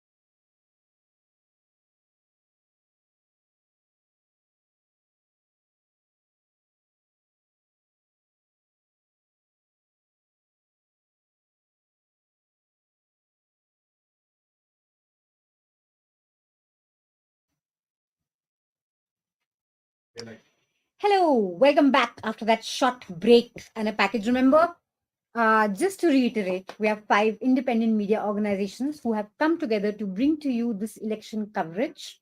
This is a completely ad-free program. We don't have a Lux cozy ad that we can show. So we have to, but we still have to take breaks. So that's why you'll see sometimes we'll be back, kind of screen written on your screen. Quickly, the numbers. I'm on the EC website. Bharatiya Janata Party is at 76. Indian National Congress is 117. Janata Dal Secular is at 24. And broadly, that's what the data on wire is also telling us. 75 for BJP, Congress 117, JDS 25. And vote share, Congress is still at 42. And what we were discussing in the previous segment was that if it remains at 40, then vote share wise, it's quite remarkable for the Congress. They haven't had this sort of a vote share since 1999, when SM Krishna was the chief minister. And when you would have been how old? Oh, I was just toddling. Okay, you were toddling. Yes. Okay. But one of the things which also we are noticing, and people who are watching, is the shocking trailing that's happening. For instance, Sudhakar, in a place like Chikbalapur, believed to be an extremely popular leader on the ground. So as many as 10 BJP ministers, which includes the health minister, K. Sudhakar, agriculture minister, BC Patil, youth minister, KC Narayana Gowda, are trailing as we speak. The 3 ministers who we just now named were part of a group of 17 Congress and the JDS MLAs who switched to the BJP in 2019. So some of these results, even as they are coming, will surprise. At the same time, some will reaffirm. Also interesting is to watch Kumaraswamy in Chennapatna against a very popular BJP leader, Yogeshwar. So, CP Yogeshwar. CP Yogeshwar. So there, of course, it is, one round leading each side. So one of the things that I was... Let's just welcome our new guests, because a lot of us, Yes, a lot of of the guys course. who've just joined will be wondering now, because we're changing panels, we want editors and reporters from all organizations to be present at that panel. So Sushant, welcome. You're with The Wire. You're with The Caravan, I'm really sorry. And Ajoy with The Wire. We were just playing the Prime Minister's video from the Prime Minister's rally in Malleshwaram. And I think you were there. You attended one of the road Yes, shows. I attended the last road show that the Prime Minister did in the 36th. I attended the one on Saturday. Yeah, so Saturday, and there was a lot of confusion about whether it's happening on Saturday. And what our friends from News Minute tell us, that actually BJP seems to be performing pretty okay in Bengaluru. And Yeah, so I was hoping that Bangalore wouldn't be a contest as much as the rest of Karnataka would do, because last time I think the Congress also performs well there. They have won out of 28 seats around. It's always like 11 or 12 goes to the Congress, and the rest BJP kind of wins every time. But you were talking about Malleshwaram. So here, Ashwath Narayan, who's three-time and one of the vocal Liga faces of is he the BJP. leading? And he's leading by a huge margin. Okay, But so he's going to go fourth. Malleshwaram has been one of the BJP's kind of stronghold. Ajoy, office is in Malleshwaram. I live in Malleshwaram. Okay, yes. In fact, RSS stronghold also. The RSS is very strong. So The it's BJP not is a very surprise strong. in that sense. Suresh Kumar, incidentally, is leading in Rajaji Nagar. Again, Suresh Kumar is one of the very respected BJP leaders. He's also somebody who's embodied ethical and, principled electoral career. But, speaking about the Prime Minister's rally, which many people were asking, has it had an impact? Because that was something which we kept on hearing, saying, okay, last minute push, there is the Modi charisma. So as the results are beginning to emerge and still not definitive in one sense. So you've also been traveling across Karnataka. What was the sense that you got, Ajoy? Out of Modi's rallies? Yes, Modi's the rallies, impact I was of in Prime Indira Minister's Gandhi. rally. After Modi finished his rally, I went around and asked about whether Modi would kind of swing the election. Most of the people answered in the negative. They said that they were there either because the BJP leaders asked them to do, or just to see the Prime Minister, and it was a manufactured event, kind of like BJP does in almost every state. Most of the people kind of said that we have already decided. They kind of gave this impression to me that they had already decided the votes. They were talking about civic issues, especially even in a posh area like Indira Nagar, where I asked a few people around, and they were talking about there's a lot of rain water, flooding, or a lot of sewerage issues, and all those kind of. Even people were talking about a lot of commercialization of residential areas. Those were the issues, and this is minutes or hours after PM held his roadshow. So nothing, as we see in like the media narrative was all about, and even the BJP's narrative was all about how Modi would finally come and kind of change things, swing. I just want to add. But in the national level also, within the national narrative, Mr. Modi goes with the national narrative, with the being a national figure, taking the attention away from these civic issues or the local issues, which the BJP said, do not focus on your roads and this thing, you are voting for a larger issue than that. But the fact is that even the larger issues that were playing out during the campaign were issues like Satyapal Malik interview. Satyapal Malik spoke about corruption, that Mr. Modi doesn't care for corruption, that Mr. Modi was very casual about what was going on in Kashmir or what went on in Pulwama.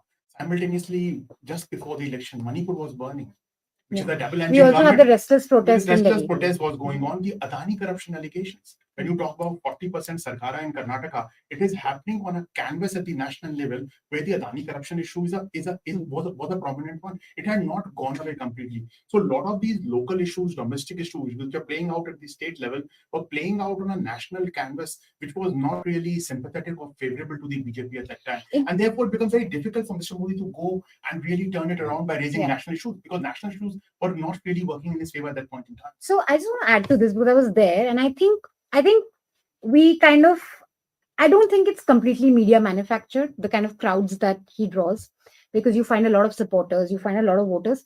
I think what a rally does, and especially the Prime Minister's rally, is for the BJP voters. And this is, I think, Access My India had data that 1 in every 5 BJP supporters says they vote because they like the Prime Minister. And that's very true. When you go meet BJP supporters, they say that we like Modi. What is he doing? You know, what he's doing at the center. In fact, I have a very interesting anecdote for you, and you should weigh in on that. But before that, I think what the rally would have done for the BJP, especially in Karnataka, is that it's the margins just improve a little better. So if you are losing, and if BJP consolidate its own voter base. Yeah, that is what BJP. If the BJP is losing, if it is right now, we don't want to call it or anything, it's a little less embarrassing because the Prime Minister has done rallies and it just gives them that bump up. I think each of the BJP workers or even local level leaders I spoke with, they were kind of they were kind of very how do you call it? They were very, very excited about Modi's coming to Karnataka because they felt that their house was not in order. Internal factions there, the workers on the ground were not as aggressive as they were last time. And a lot of things were working against the government, which the BJP workers and top level leaders hoped actually that Modi would come and kind of completely overcome these kind of issues and swing the mandate in BJP's favor, which was of course not the case because the reality was completely different. The anti-incumbency had already taken roots across Karnataka, as we can see. And I think one thing would say that Mr. Modi, had he not campaigned, BJP would have got 30-40 seats. I think that is for sure. The loss is a little less embarrassing, is what, and I think that we have to give it. I do think, like with the Prime Minister, the cadre gets activated, and a lot of people find reason. BJP supporters who may not go out to vote will say. Even in Gujarat, where I went, BJP Modi comes and excites the BJP cadre, but the ground level conditions, the electoral conditions, I feel have already been made by the time Modi comes. Like it cannot decide the win or loss, but just the margin. So probably a kind of increase in a few number of seats again of like kind of 5 or 6 seats, but the social coalitions was breaking the BJP. In North Karnataka or in coastal Karnataka, they're still holding on to it because the social coalition is kind of coming together on the basis of Hindutva. But where it is like kind of Lingayat, Adivasi, Nayaka community or Dalits. So those where I could clearly see that those were breaking, and one reflection of which is the tallest Adivasi leader of BJP, B. Sriramulu, is trailing by a huge margin, is almost sure to lose against B. Nagendra of Congress in Bellary rural. And do we know anything on the scheduled caste and scheduled tribe seats overall? Do we know how is the BJP performing? That will have to figure right now. But as far as the trend goes, like for example, Mumbai, Karnataka, where I saw that the Lingayat vote share of the BJP was not breaking to a large extent. Yes, they were upset, but they had no option, and the kind of BJP could manage to kind of consolidate that. But among Dalits there, and the Naika community, where they did not have a BJP leader like Ramesh Jarkhioli, and in other parts where Naika community, they were kind of feeling like positive about having a change, voting for the Congress. And we'll have to particularly see how Karnataka kind of is performing, which is where Congresses, OBC, Dalit, and scheduled tribe votes, they come together against BJP's thing. Okay. But we'll So, have to. so actually, even when you're speaking about Kalyana Karnataka, those were also some of the places where the rally happened. Like, for example, in Sindhanur, Raichur, and besides, of course, in about 22 places. I mean, 22 rallies. So we have Bidar in Kalyana Karnataka. There is Bijapura, which is Vijaypur, and then we have the Kitturu Karnataka side, Belagavi. Other places, Bengaluru, Kolar, Chenpatna, Belur, which is in Hassan, Mysore itself, Chitradurga, Central Karnataka, that is Hospete, Kalaburgi, Moorbidri on the coast, and Uttar Kannada, we have this thing. Yeah. So yes, I think we need those kind of diced results, details, but we also have Siddharth at the moment. Siddharth Varadarajan, are you able to hear us? Joining us from where? We want to know. Can you hear us, Siddharth? Can. Hello, hi. Hi. Founding editor of The Wire, welcome. Thank you so much for being here. And where are you joining us from? I'm actually in Tallinn, Estonia. Okay, wow. Of all places. have you caught up on all the results? Yes, of course. I've been up since, it's a 2.5 hour time difference, and I've been up since 5 a.m. my time. So yeah, I'm fully caught up. I hope there is lots of excitement about Karnataka verdict in Estonia. There is actually, because among the people that I'm interacting with, because I'm here at an international conference, people concerned about the state of democracy and so on around the world. And I think that let's not be facetious. The fact is that Karnataka, this isn't a result just about one state. I think that the true significance of this election is that we are now clearly in the home stretch for the 2024 Lok Sabha election.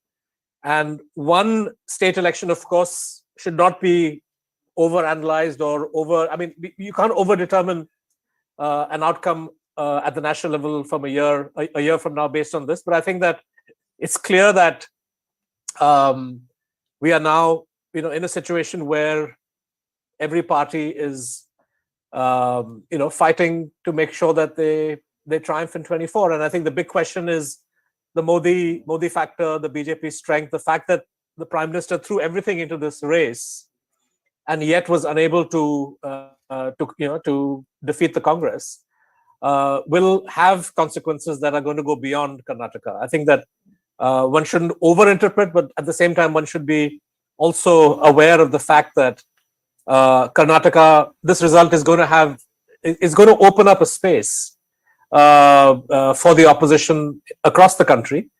And I think that this is an issue which the world at large is likely to take note of. Siddharth, what do you make of the JDS performance? Because JDS, in a sense, is a third front party, and there's been a lot of talk whether the Congress should go along with the JDS, even if JDS doesn't do that well and Congress has a majority on its own. Or what do you think would this mean for opposition unity for parties like the JDS or other smaller parties in these states? There's two parts to the question that you're raising, and many people are speaking of this. In fact, we ran a piece the other day on different scenarios in the case of a Congress victory. And of course, one of the questions is, should the Congress do to the JDS what the BJP did for its NDA partners in 2014, when it came to power by itself, but yet decided to incorporate them in government at some level? I think here the question really revolves around is it going to help? Like, I know that the BJP in Uttar Pradesh and many other states, for example, is not all that averse to the opposition pitching this as a fight of the rest against the BJP. The fact that in a three-cornered contest, the Congress was able to hold its own and essentially secure a majority of seats in Karnataka, tells us that it's not necessary to have, one opposition candidate per seat against the BJP. So while there is, I think, something to be said for bringing the JDS into government, in particular, if the majority that the Congress has isn't very robust, let's say they get confined to within 120, right? So that's a margin of 7 or 8. It's not really comfortable given the kind of tactics that Amit Shah plays, the sole Operation Lotus and so on. So maybe it would be helpful for government stability to have the JDS as part of a Congress-led government, even if that doesn't necessarily mean that the Congress strategy is going to be to have all the opposition parties come together in a grand fight against the BJP. I think that there's a risk in that strategy too when you have a gang up, and we saw in Uttar Pradesh, for example, how the BJP was still able to hold its own in the face of attempts at opposition alliances. I just want to go to Dhanya once. Dhanya, you with us? Hello, Dhanya. No, she's not with us. Okay, we'll come back to her. But I think we were just discussing the Modi rallies before this. I think the question to me is also, of course, 22 rallies, 2 road shows. Can you hear now, Manisha? Okay. You're okay. The question is to both of you then, Siddharth and you both, and you can weigh in on this. 22 rallies, 2 road shows, the kind of things that were being said. I think, Modi mentioning Kerala story. Then, of course, I'm being attacked, I'm being insulted, I'm being abused. And there's also this subtle kind of messaging that if you don't vote us back in, you will suffer because there won't be a double engine sarkar.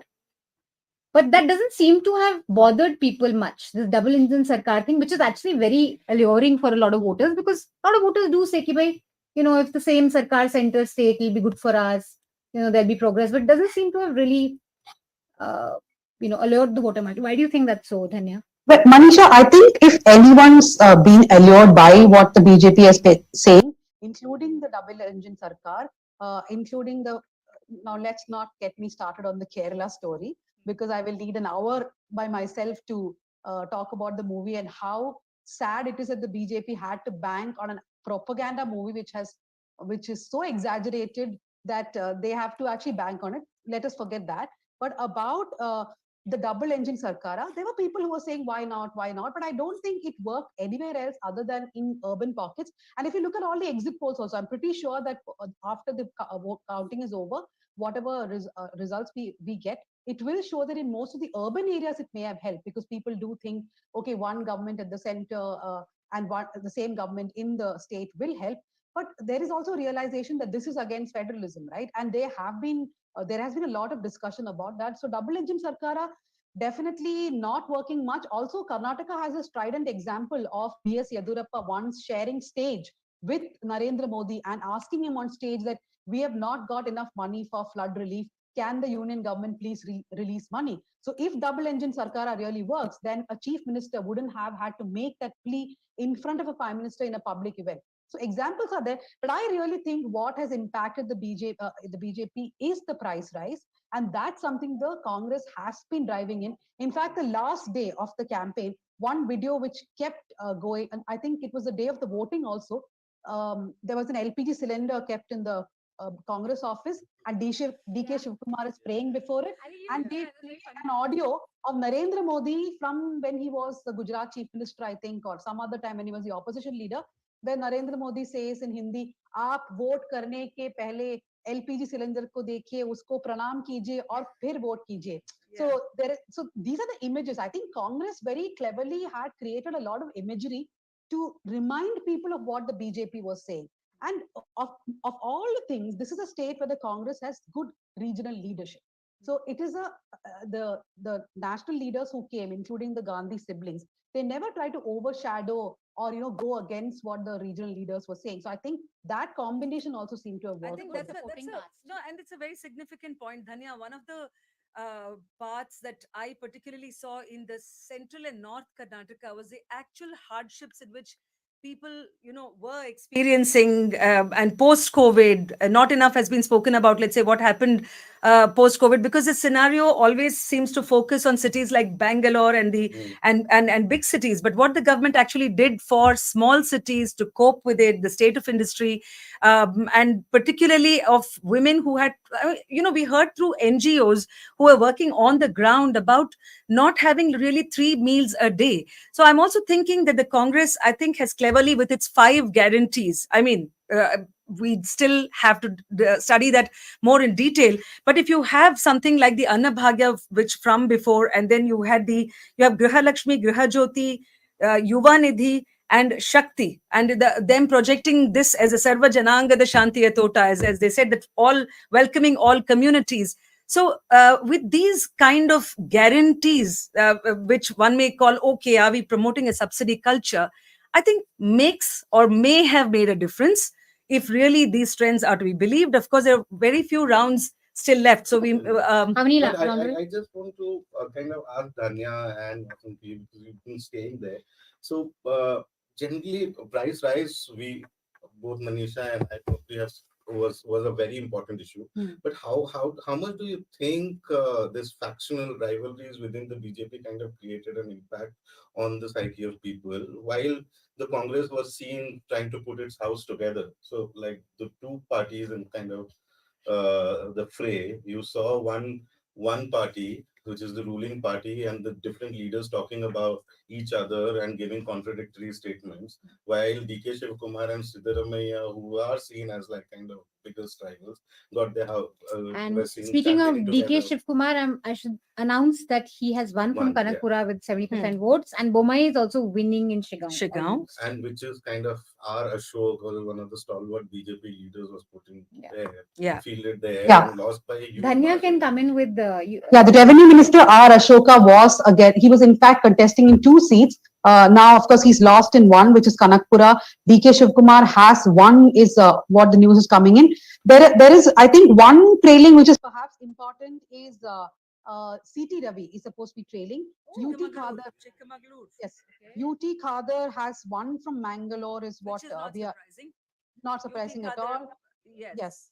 Uday Gowda from Maddur, who's also INC candidate, Congress candidate. Siddaramaiah from Varuna, of course, we had already announced. Sri Ramalu from Bellary has lost, is what we are hearing.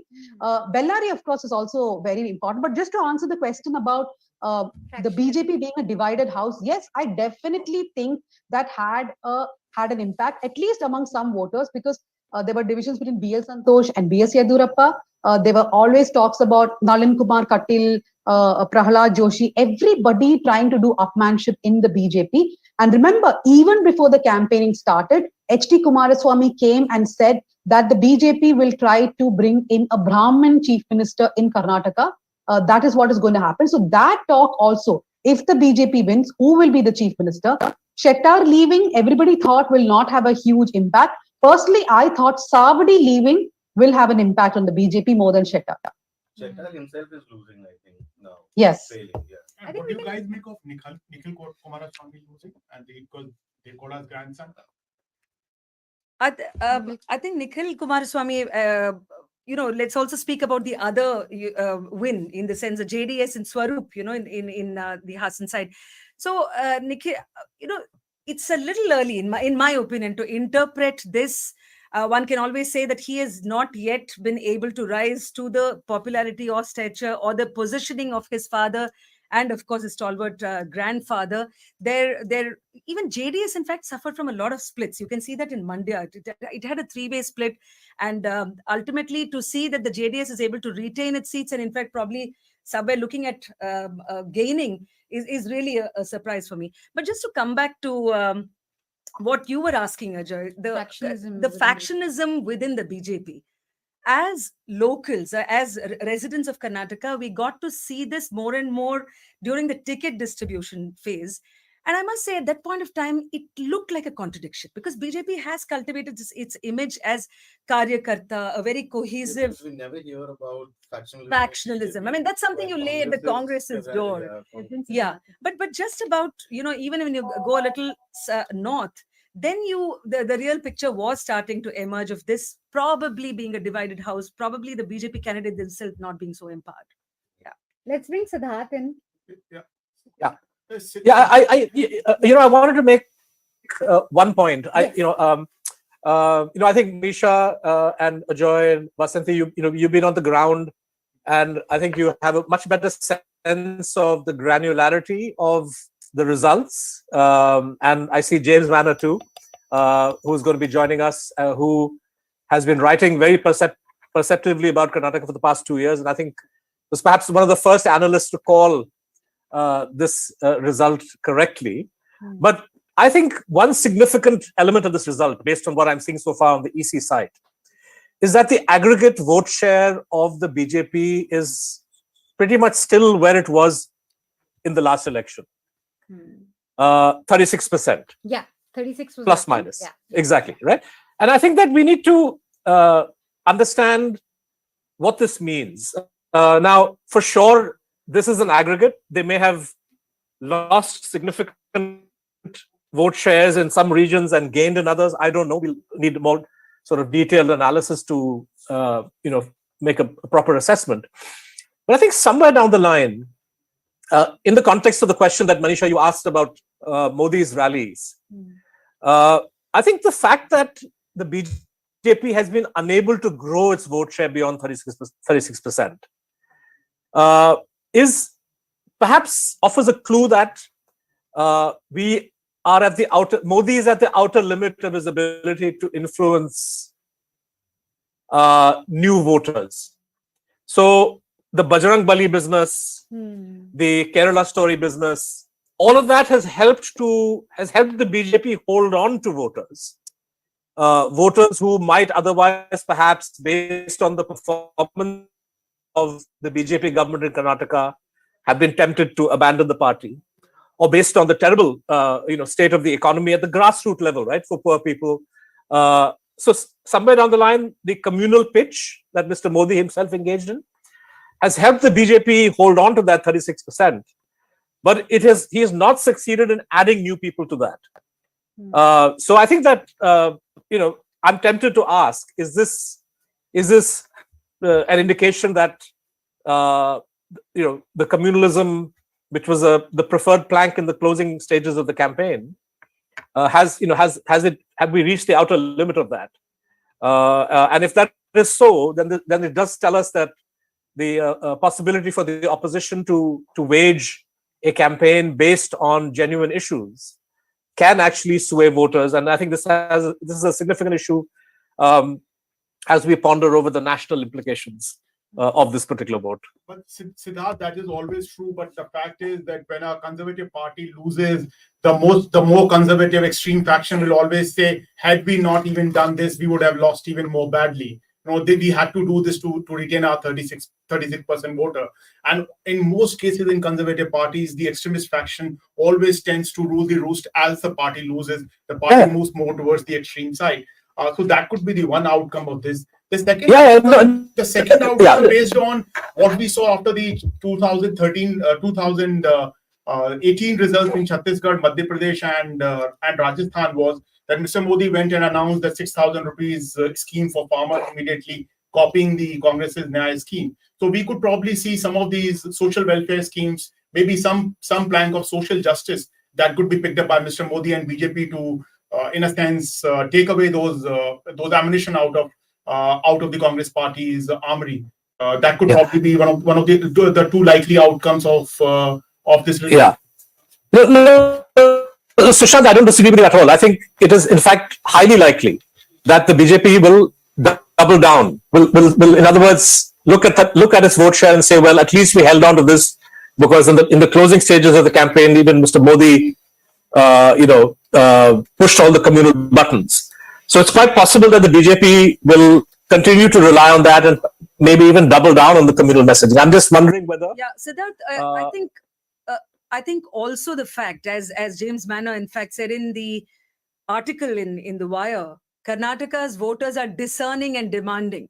let's, as someone who comes from the state, I would love to believe that that time and again, they show parties their place when things cross a certain limit. But it also, of course, even the general trend that no ruling party has been able to gain the faith and vote of the public. I think the last was about 1985. So we're almost talking about 4 decades back. So there are many of these learnings, I'm sure, for the BJP, that how much can you push any agenda, and in the face of governance which was lacking. I mean, if probably some of these parameters were okay, then the communalism factor would have had a thing. But here the main grouse, the main angst of the voter was not addressed.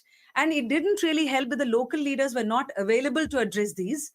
Some of the local leaders themselves admitted in private that they were relying on a prime minister to come and do the heavy lifting. And some of the leaders, as I think earlier today we were discussing, have actually gone on record saying that we are probably saving ourselves from the anger of the voters. So a combination of these factors are certainly to be kept in mind. Yeah. I wanted to actually just quickly go to Siddharth, because we had this discussion earlier with Hartosh and Venu, where I asked them, Rahul Gandhi had raised the caste census issue.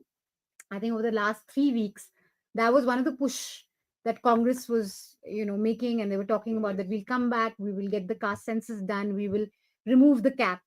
And I was asking Hartosh and Venu if they saw caste census clearing the pitch for Hindutva in Karnataka and nationally, because you even have Nitish, who's talking about a caste census. So what are your views on that? Hartosh he said that this is not like a magic card that opposition can just use against BJP and its Hindutva pitch. What is your view? Well, I would tend to go along with Hartosh and go along with the wider debate that I think the idea that social justice defined purely in this manner can counter the communalism of the BJP. I think that era in Indian politics is perhaps long past us. This is not to say that the issues of caste discrimination don't need to be addressed. They need to. That doesn't mean to say that we don't need a accurate statistical picture. I think we do. But I think to think of that in purely instrumental terms as a tactic against the BJP may be a little bit misplaced. I think that the opposition needs a far more complex set of weapons in its arsenal to deal with the challenge of Hindutva. And I think that I think confronting the communalism of the BJP head on is important. I think that if you look at the whole Bajrang Dal ban versus Bajrang Bali, at the end of the day, Mr. Modi did not succeed in converting what is a very straightforward issue. The fact that you need to have a legal restriction, whether a ban or not is a different issue. But the fact is that if you have a bunch of thugs and criminals who have banded themselves together as an organization, the law needs to act against them, no matter what they call themselves, right? And I thought the Congress hit back very well by saying that you are insulting Hanuman by equating lumpen elements with a god, right? So I think that being aggressive when it comes to confronting the BJP's communalism, but also coming up with programs that are credible and that deal with people's concerns at the level of political economy, at the level of social justice. All of these are needed. I don't think there can be any one magic wand. I think James Manna is with us. Yes. If you are able to hear us, welcome to the show, James. Thank you. Can you hear me? Yes, we can hear you very clearly. Yes. So does the trends at the moment, which I'm assuming or guessing that you are following, reaffirm what you have been saying? Yes, I'm a little surprised that the gap between the BJP and the Congress is so large. It means, I think, that Operation Kamala in the near future is impossible for the BJP, partly because the JDS and Mr. Devagowda are dead against allying with the BJP, but partly because the BJP doesn't want to look too unseemly between now and next year's parliamentary election. Can I just say that there's a curious total of seats obtained on the coast, which raises an interesting question. The coast is traditionally a BJP stronghold, an area where Hindutva has taken root to some extent. And yet we have numbers from the coast suggesting that the BJP may have only won 20 seats, but Congress has got 10 seats on the coast. Now, quite what that means when we look at specific seats is not clear, but if Congress has made significant inroads against the BJP in the BJP stronghold of the coast, this needs explaining, and it suggests that people on the coast are impatient with the hardline BJP drive, Hindutva drive, over the last couple of years. In a previous state election, the BJP had severe losses on the coast because voters there were fed up with Hindu extremism under the Yediyurappa previous government. That is 2013 we're talking about. Yes, and if that's happened again, then it suggests that the pulling power, the attractions of Hindutva are limited, and that the BJP miscalculated by pushing it so hard. The other strange regional trend is the loss in Kittur, Karnataka, or Bombay, Karnataka, by the BJP of about 15 seats, and the gain for Congress of the same number, roughly, of seats. This is a big reversal in an area where the BJP, again, was expected to do reasonably well. And that will need some explaining by people who were watching Bombay, Karnataka closely before and during the election campaign. Even before the next question to you, I just want to draw attention to the leads from the Election Commission website. We are looking at BJP 71 independent candidates leading in 5, the Congress at 122, Janata Dal Secular leading in 24, and the Kalyana Rajya Pragati Paksha, the KRPP, that is, leading in 1 seat. And Sarvodaya Kannada Paksha, that leading in 1 as well. Indian National Congress at 124, and they're still holding on to their 42% vote share, which I want to keep driving home the point. One of the things, Manisha, because we have James here, I think is well equipped to explain from his studies a little bit of history about the Congress's performance in the past. I mean, even the caste coalitions, somebody like Devraj Aras James was, very good. He seemed to have got the formula right in the caste coalition. So I'd like to hear from you on that. Well, the Devraj Aras caste coalition was essentially the disadvantaged groups in society, included Muslims. Devraj Aras appealed to non-Wakaligas, non-Lingayats to come together to use their majority voting strength to put him in power, and he succeeded. Now today, Congress has the Ahinda program of Mr. Siddharamaiah, which of course it looks a lot like the old Devraj Aras appeal to disadvantaged groups. But Congress is adding to it an appeal, especially to Wakaligas, under the leadership of Mr. Shivakumar. And so you have this twin-engined operation going on. Yeah, a double-engine operation going on with appeals to Wakaligas, who are predominantly landed groups, and also to the disadvantaged groups. And Congress has maintained sufficient unity between these two leaders and their followings to raise their vote share in this campaign. It's important that Congress increases the vote share because Congress always finds that its vote is spread evenly across the state, whereas the BJP's vote is concentrated in northern and central Karnataka, and the JDS vote is concentrated in southern Karnataka. So the Congress has to do very well in terms of vote share in order to gain seats. But that has happened this time, and the explanation for that is, I think, a bit complicated, but that is the picture that's emerging. I think we should go to Dhanya quickly. Dhanya, Janardhan Reddy's lost, and you had some updates for us on that. Yes, I think the results from Bellary are quite interesting. I would want to go to Grishma after that, but the results from Bellary, what we're hearing now is that Gali Janardhan Reddy, the mining baron, seems to have won the election, at least the Kannada channels have called it, he has formed a new party called the Kalyana Rajya Pragati Paksha just before the elections. His wife contested the elections against his brother Somashekar Reddy. Of course, Sri Ramalu also has lost from Bellary. Sri Ramalu has lost to the Congress candidate. So that's one region where the BJP has not done well, and not done well just not against the Congress, but it does look like Janardhan Reddy had a big role to play. We were told by my colleague Paul had gone to Bellary. He was actually saying that Janardhan Reddy is also giving his heft to other contestants who are against the BJP, not just his own candidates. So Janardhan Reddy definitely has worked against the BJP, which is showing. I'll quickly go across to Grishma now. Grishma has, so the results which are coming in, it does look like the Congress is going to cross the 120 mark for sure. That means without any worry, Congress will form the government. They don't have to be worried till 2024, at least I believe. So you guys will have a chill weekend. We don't have not only weekend, a few months. I believe a few months, right? Grishma, the coast still belongs to BJP as far as the results go now.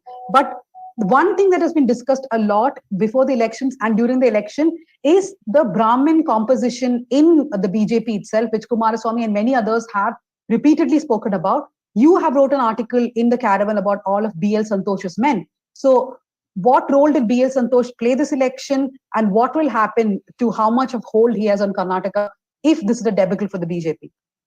Yeah, so like I mentioned in the morning, the push that B.L. Santosh and his coterie within the RSS has been focusing on, if I were to say, is that they want to move away from the leadership that has dominated within the BJP for all these decades, right?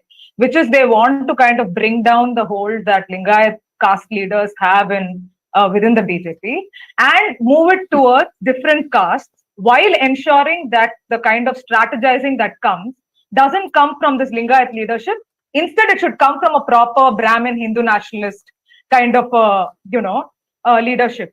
So that is something that they have been trying to do while positioning different communities across Karnataka, not just the coast. It's an experiment in the coast that they tried, where they positioned different caste communities as the ideologues of that region, but they were not really kind of propagating the idea of that region. They were talking but like in the coast to Grishma, there was a lot of problem between the Billavas and the BJP. The Billava community, which for sure, it has always been there. The Billavas have always had their own say, be it while they were a part of the Congress or part of the BJP, right? To kind of call Billavas the face of BJP or Congress has always been wrong. Because whenever that they vote en masse for this party or that party depends on what is on offer for them in every election. But to kind of say that they represent this party is wrong. So even this time, because like we've seen the last time in 2018 elections, en masse the seats that went to Bund. And that itself was a point of disagreement that the Billavas backed in itself, and they voiced that out. And there's only so much that the RSS responded to it, because in the coast, the RSS has always thought that, it is Hindutva that's going to work. So no matter, even if we give 10 seats to Bund, even if we give 5 seats to Brahmin, it's going to work. But that's not the case. That's not the case. And what about B.L. Santosh? This was his election. He had a lot of say in picking the candidates. He had a lot of say how the campaign went across Karnataka. What happens to his role? Will that be questioned a lot now? So in the coast, if we look at the coast, it was completely, the decisions were made through B.L. Santosh. It was only he who made the decision. In everywhere else, like you saw, right, Yediyurappa got the limited seats, very limited seats that he kind of lobbied for is what he got. He didn't get everything that he wanted, which is why there were these conversations about how not only his supporters, like that's the thing, right? Within the BJP, this is a war between the BJP that's bygone and the BJP that is yet to come. So there was that tussle from the BJP that's bygone, where they said that we will not allow BJP to win where we couldn't dominate. So that was constantly on. Yet I would see this again, like BJP's electoral game has always been. I would see this as a kind of change in strategy of the BJP to kind of ensure, even if they were, like Siddharth said already, the BJP still has 36% of its vote share, and it has increased by 2 or 3%. So I would say that even while they are retaining what they had and they are not making the government, there has been a push from the RSS to move away. There has been a push from the RSS to move away and to kind of bring down the control that Lingayats have in BJP. In that regard, it has worked for them. While they have retained their vote share and, you know, whatever it is that they had in mind for this election, planning for the national Dhanya election. and Dhanya and Grishma. Thank you, Grishma. Yeah. Dhanya and Grishma, I have some a question for interesting, Grishma. Ajay, just after this, some interesting developments. That is, Karnataka Chief Minister Basavaraj Bommai, in a chat with NDTV, has conceded we have not been able to make the mark. Congress has made its mark. He has apparently told the reporters. There's also another interesting, or rather incident, that's despite being denied entry into the assembly segment, Dharwad, former minister and Congress candidate Vinay Kulkarni has managed to win against a BJP candidate, Amrit Ayyappa Desai. But Kulkarni, who's accused in a murder case, was denied entry to enter the Dharwad Assembly constituency. So the Election Commission is yet to officially announce the win of Kulkarni. I think, look, right now, Indian National Congress is at 124. So this is looking comfortable for them now. I think we can zoom out a little bit on what this means, presuming that Congress is now going to be able to form the government. Can we now say it? Dhanya, is it safe? Is it safe to say that Congress is forming the government now? Yes, we are, the question 1 is over. Congress is forming the government. Now we go to the question 2, which I hope CM. Kaun banega CM, and I am suddenly having nightmares about when B.S. Yadurappa was CM, Janardhan Reddy had this whole rebellion and he took away MLAs. I hope that doesn't play out in the Congress. The Congress High Command seems quite confident that they will be able to convince D.K. Shivkumar and Siddaramaiah on who will be the chief minister. But that's the big question, and I think I'm going to put my entire focus there now. Who will be Karnataka's next chief minister? And I think I just want you to weigh in also on southern politics, states. You know, Karnataka being the only state that BJP had. So what can you tell us in terms of the sort of shock that this would mean for the BJP, and what kind of thinking would be happening right now? So the southern states, the 5 states, remains the only bastion or whatever where the BJP does not have a single government now. We have Telangana going to polls in December. There too, the Congress, which has always been on the back foot, is suddenly stepping up its game. Priyanka Gandhi herself is in charge of Telangana elections. We have seen her going again. So I think this Karnataka victory will definitely infuse confidence in the Congress as far as the Telangana elections go. There, the BRS does have the upper hand, but the BJP was looking at becoming the second party because the Congress looked very decimated. But I feel that with Priyanka Gandhi focusing and this whole victory, Telangana will be where the Congress looks at next. So that is there will be healthy competition, I think, in Telangana between the BJP, the Congress, and the BRS. The TDP also has now entered the fray. So all over the south, the BJP in a weak wicket, nothing much in Andhra Pradesh, even if they cobble up with the TDP and Pawan Kalyan's party. In Telangana, perhaps 10 to 15 seats is the maximum that we are looking at, maximum I'm saying, in the assembly elections. So Kerala and Tamil Nadu, of course, a story that has not been started, it's not even started, and it won't be for a few years. Therefore, 2024, South India, the BJP will, I think, focus more and more attention here after what happened in Karnataka. Siddharth, do you want to weigh in on like what sort of a rethink do you think BJP will be going through on its southern strategy? And do you see any impact on what it does in the north? Like we also have elections coming up, Rajasthan, Madhya Pradesh, the Bajrang, Chhattisgarh. Yeah. And the Bajrang Dal issue in Karnataka, at least when I attended the protests, I didn't see anyone there apart from the VHP guys and BJP guys. It didn't really gain much traction. Any impact It had no impact. No one was really talking about it even. But remember that Rajasthan and Madhya Pradesh have big, presence of Bajrang Dal. So I think like they'll use this for the Rajasthan and Madhya Pradesh election to drive home that point that okay, Congress is this party that wants to, trap your gods in. Different, like North Indian elections would be fought completely differently than. But do you see any? Maybe Siddharth can take that, and then we can Siddharth and James. I don't, frankly, I think every state election is going to be fought on its own terms and issues. So I'd be surprised if the BJP will go into Rajasthan, Madhya Pradesh and Chhattisgarh with the Bajrang Bali issue. It may come up later if things don't go as.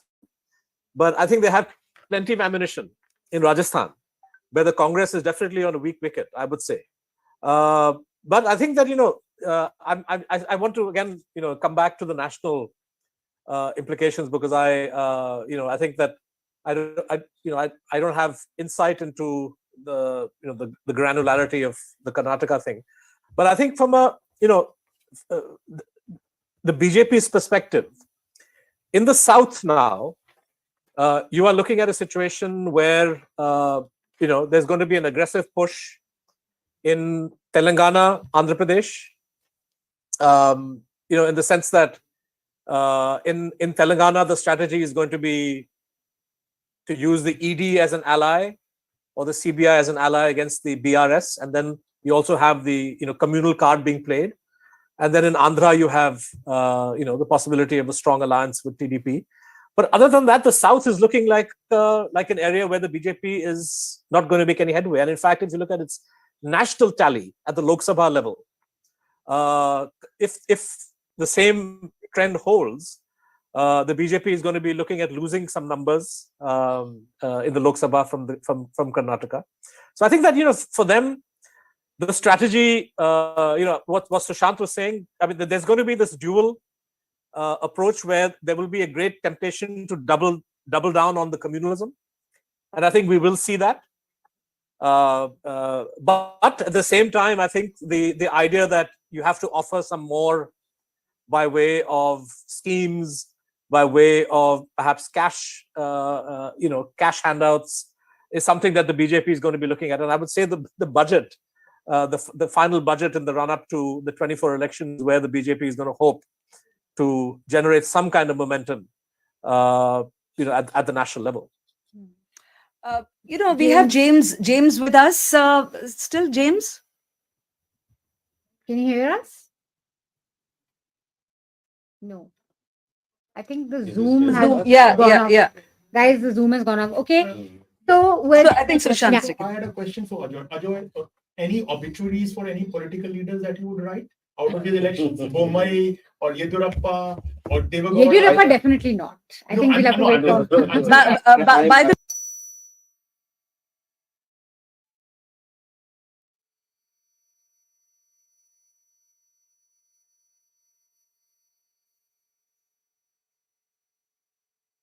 Tosh and the new team in BJP, they don't want to over depend on Yediyurappa. So, and Yediyurappa has been systematically sidelined, and they don't want to depend on any kind of community leader. They want to get into Vokaligas. They want to get into different Dalits. So they're trying to emulate what they have done in UP and create a leadership which has leaders from all communities and not just depend on one. So Yediyurappa will see a tussle between Yediyurappa camp and BL Santosh in the days to come. But today is, I guess, Yediyurappa will be slightly happy that Santosh did not win this election for the BJP. What happens to Bommai? So another person who will be happy is Lakshman Savadi. Is also Lakshman Savadi, but he had already switched camps. So he's in the Congress now. So yeah. So but Yediyurappa noise now. I think we should just wait for it to calm down, because I don't think people can hear us with this. Are we still on? Yeah. We're still on, right? Yeah. We're on. Okay. And is there a noise? You can hear.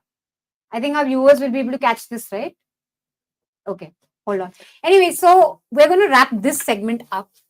We have some more exciting guests, and I think now we can pretty much call it. Yeah. Yes. Congress is forming the government. Like Dhanya said, we do not know who will be the chief minister, and the next 3 or 4 days are going to be spent. I think it will be more than a week now to kind of decide on who will be the next person. That will be different. And I think what we really want at this point is region-wise once way, but that's something you only get tomorrow. But to really know what really dented the BJP's prospects, one, the Lingayat anger, which was really being talked about. Did that have any impact? The Bajrang Dal impact on consolidating the Muslim voters for the Congress, and what really happened with JDS? Where did they lose? Yeah. What is their vote share at? 11 or 12%. Till now it's 13, and so they've come down from 18 to 13. So they did not undercut the Congress even in seats which they never won. Yeah. But they always kind of played the spoiler in northern Karnataka, and handing out the edge to BJP. But I have, like, before we wrap up, I have two things to say, because the Congress, what it did, it kind of emerged as the not just as a challenger, but kind of, that is what JDS performances shows, that Congress could emerge as the representative for change. And because they created what Danya was also talking about, the imagery, the campaign that they led, it was the only choice for people who wanted change. And I think throughout the campaign, you also must have noticed that Siddaramaiah was the biggest leader in the Congress. He was a mass leader. And I think if Siddaramaiah is best placed to become the chief minister, given what kind of mandate the Congress has received. So in this tussle and this victory, I don't think the Congress should kind of now get into... We were seeing really nice videos of Siddaramaiah and the holding hands, etc. very candid. So now Congress is at So now we'll be calm. And Manisha, no Pakistan in this No campaign. Pakistan. No Pakistan in this campaign. Mr. Modi rarely campaigns without Pakistan. No campaign, but I must, there's one short little anecdote that I wanted to come to Shant with, and maybe you can just weigh in, because defense is your mainstay and foreign policy.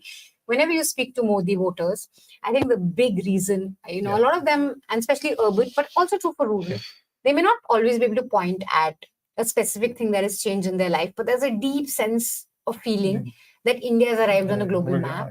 And it's a very emotional kind of a feeling that, okay, now we're proud to be Indians.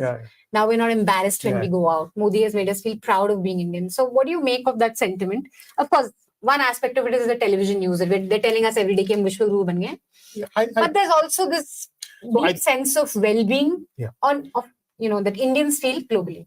Yeah, so I think a lot of it is led by the what I would call is the Hindu upper caste, elite upper class narrative, which goes around because people are tweeting from abroad, people are talking about it, of course supported by large sections of mainstream media which are amplifying those facts. But the fact remains that look at the China border. China is sitting on 2,000 square kilometers of your territory for last 3 years. Look at Manipur. Manisha, I do not know how many people realize that in that one day, 1,100 weapons were snatched from security forces by the rioters, and only 240 or less than 300 weapons have yet to come back. 1,100 weapons. Think of a state like Punjab or Kashmir if it would have happened. What would have people thought of?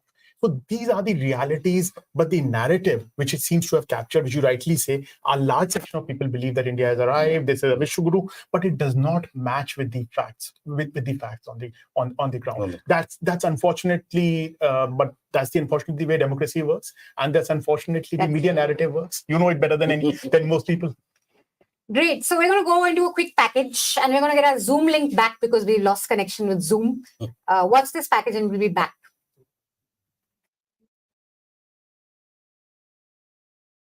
The Reddy brothers, Karunakar, Somashekar and Janardana, became a force to reckon with in Bellary ever since the iron ore mining boom happened in 2004. In 1999, the Reddy brothers threw their weight behind Sushma Swaraj, who took on the then Congress President Sonia Gandhi in a high-stakes battle in Bellary. Though Sushma Swaraj lost the battle, the Reddy brothers and the BJP made Bellary their fortress. In 2008, the Reddy brothers helped the BJP form its first government in South India through Operation Kamala. The Reddy brothers were at the center of a massive illegal iron ore mining scam in 2011. While the BJP chose to distance itself from Janardana and accused in the mining case, it continued to give tickets to Karunakara and Somashekar. Gali Karunakar Reddy, the eldest among the three, is seeking to be re-elected on a BJP ticket from Harapanahalli in Vijayanagara district. His brother Gali Somashekar Reddy is seeking to be re-elected from Bellary city on a BJP ticket. Gali Janardhan Reddy this time is contesting on a KRPP ticket from Gangavati constituency. KRPP is his newly launched party. I know every street and every look and corner of the city. I know how to win. I have my own ideas, dreams, which I can do as per my promises. As all three brothers hope to be elected to power, this election is crucial for the Bellary brothers.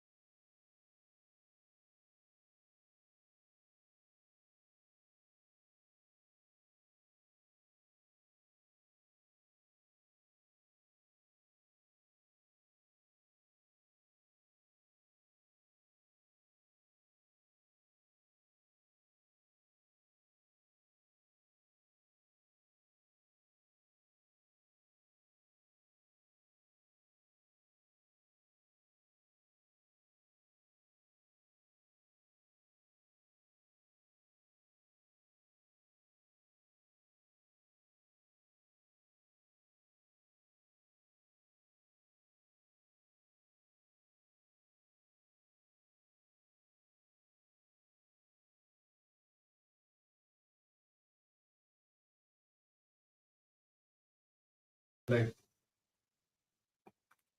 Yes, Danya. We are live. We are back. Got here. Hi, we are back live. The Congress leaders that I spoke to just now have said that their MLAs are being moved to Bengaluru. There's no danger for the Congress now. They are very comfortably placed to form the government. But still, it's a costly tale here in Karnataka all the time. Therefore, all the MLAs are being moved to Bengaluru. And after that, the next big question for the Congress, who becomes the chief minister? Professor Narayana, what do you think about how it will play out the DK Shivakumar Siddaramaiah dynamics? Thanks, Anya. So there are 2 points. One, what is a comfortable number in the given situation is still an open question.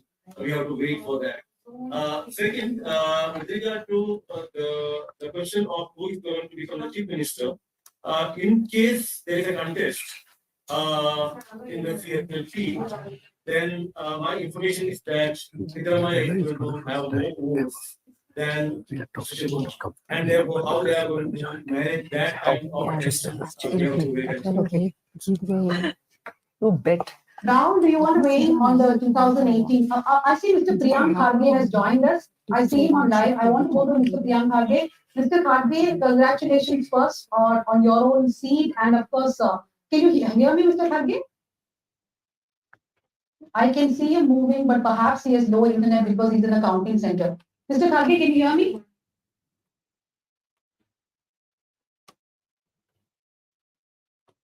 Hello? Okay, Rahul, could you tell us about the post-poll surveys in 2018, which looked at a certain trend, and what the exit polls were saying about how Karnataka is voting in 2023? Did you see any significant changes? No, I think most good pollsters suggest. So first, there was a convergence across exit polls that Congress is going to be the single largest party and BJP will be far behind.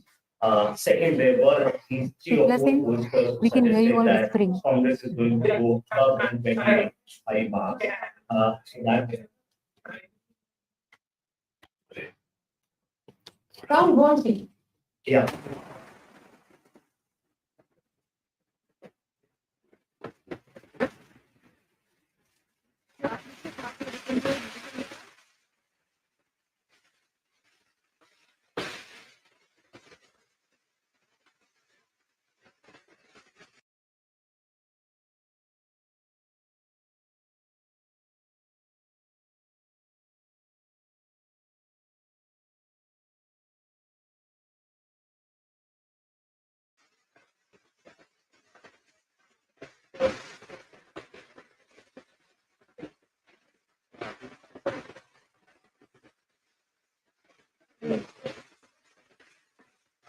Definitely shrunk.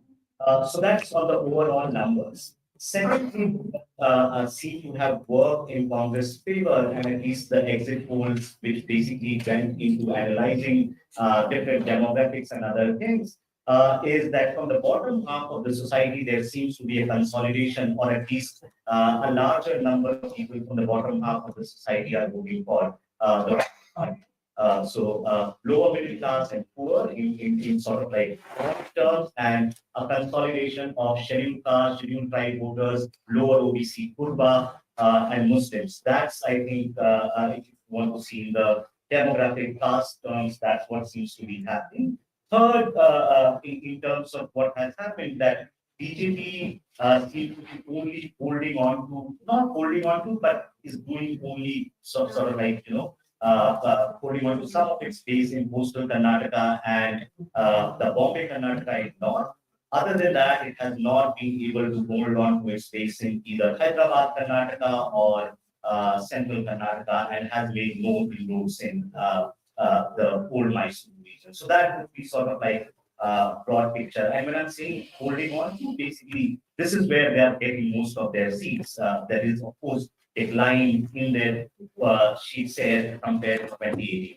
And final point, which is what I think some of us, some analysts would go overboard in interpreting this mandate. And we need to be cautious here that BJP is still at 35-36% vote share mark, which is what their vote share was in 2018. right? So BJP is not losing a lot of votes, but because JDS is shrinking, is basically giving Congress an additional advantage in ability to convert votes into seats. Of course, Congress vote share has also gone by 5-6 percentage points.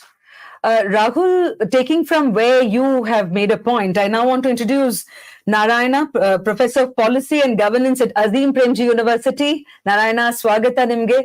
And how is it, if you are in Bangalore, how has the excitement been, or what are you hearing from your circles, first of all? What's the mood like? Okay, thanks, Vasanthi. So, as Rahul has already said, it was not totally unexpected. There was a kind of convergence in all exit polls that this is going to be the outcome. But the numbers are interesting in case it is going to be about 125 or so. We have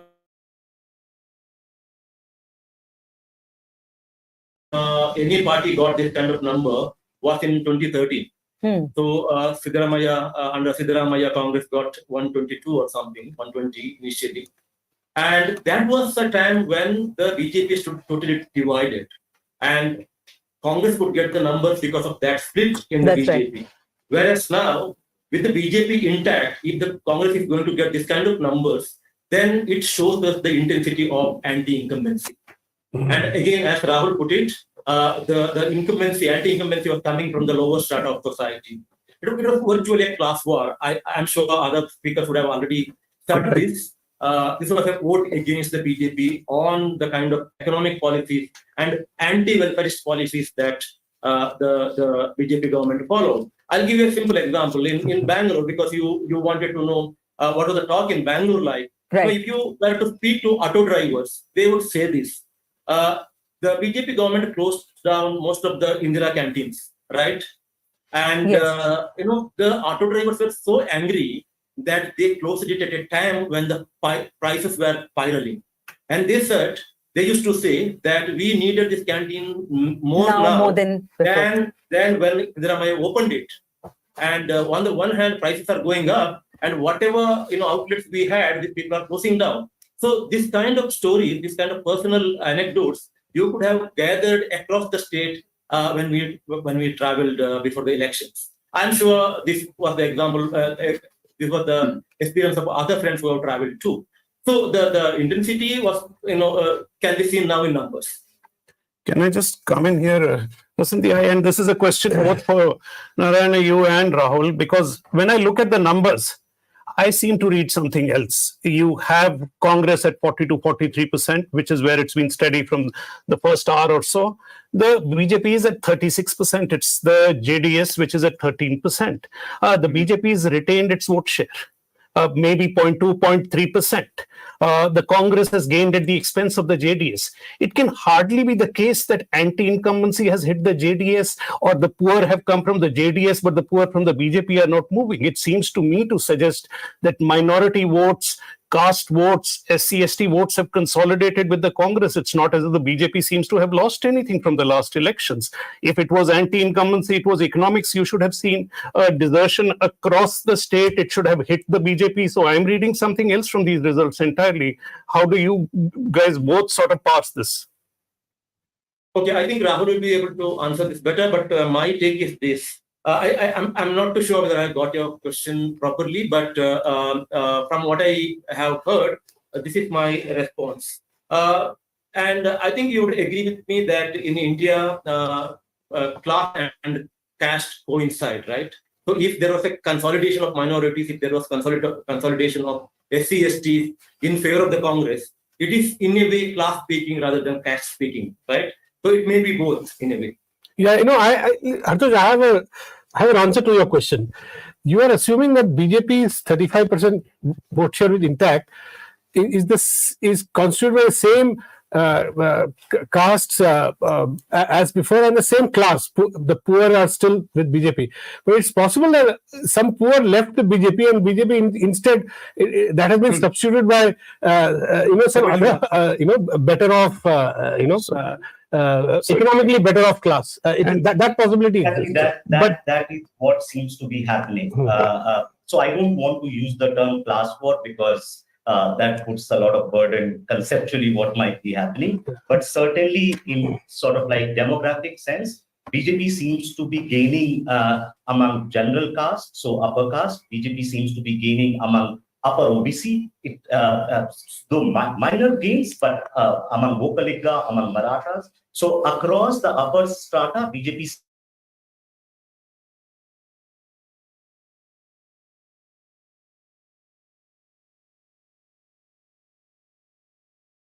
still sort of perplexes me. Who are the people who've deserted the JDS? They have obviously come to the Congress. We are doing simple mathematics.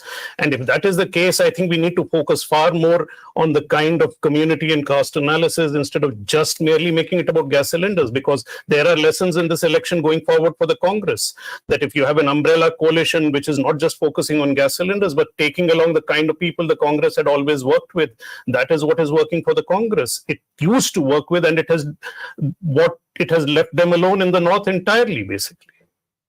I have a comment here, if I may. Yeah, sorry, we didn't realize you were there. I guess, please. Yes, please. I just have a comment on one thing that my friend Rahul said, which I think is mistaken. He mentioned that the Congress party had not gained much in Bombay, Karnataka, that is, Kittur, Karnataka. And actually, my understanding is that the Congress has made significant gains there. Now, the reason this is crucial, because elections in Karnataka have always been won and lost in the rural constituencies of northern and central Karnataka. And Bombay, Karnataka, or Kittur, Karnataka, is a major part. It's about half of northern Karnataka. If Congress has gained 15 seats there, and the BJP has lost 15 seats there, as was suggested in an earlier report elsewhere, this is hugely important because it means that in the area where you must win to gain power, the BJP is losing. And the pollsters need to look very carefully at the districts of Bombay, Karnataka, or Kittur, Karnataka. No doubt, CSDS and Lokniti and Rahul's colleagues will be able to dig into the detail here and explain why this happened. But it's very important. I think with you, Narayana, how you saw the Congress, let's say, from the, we've mentioned 1985 in the past in the past half hour, in fact, the verdict there, and now the numbers that we are seeing of Congress. How do you see the comparison of past performance versus now, Narayana?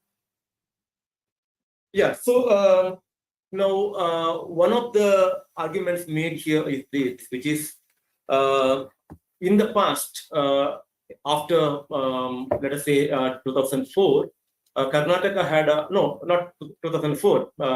If you start from 1999, in the Karnataka elections, a party got a majority only when the opposition stood divided, right?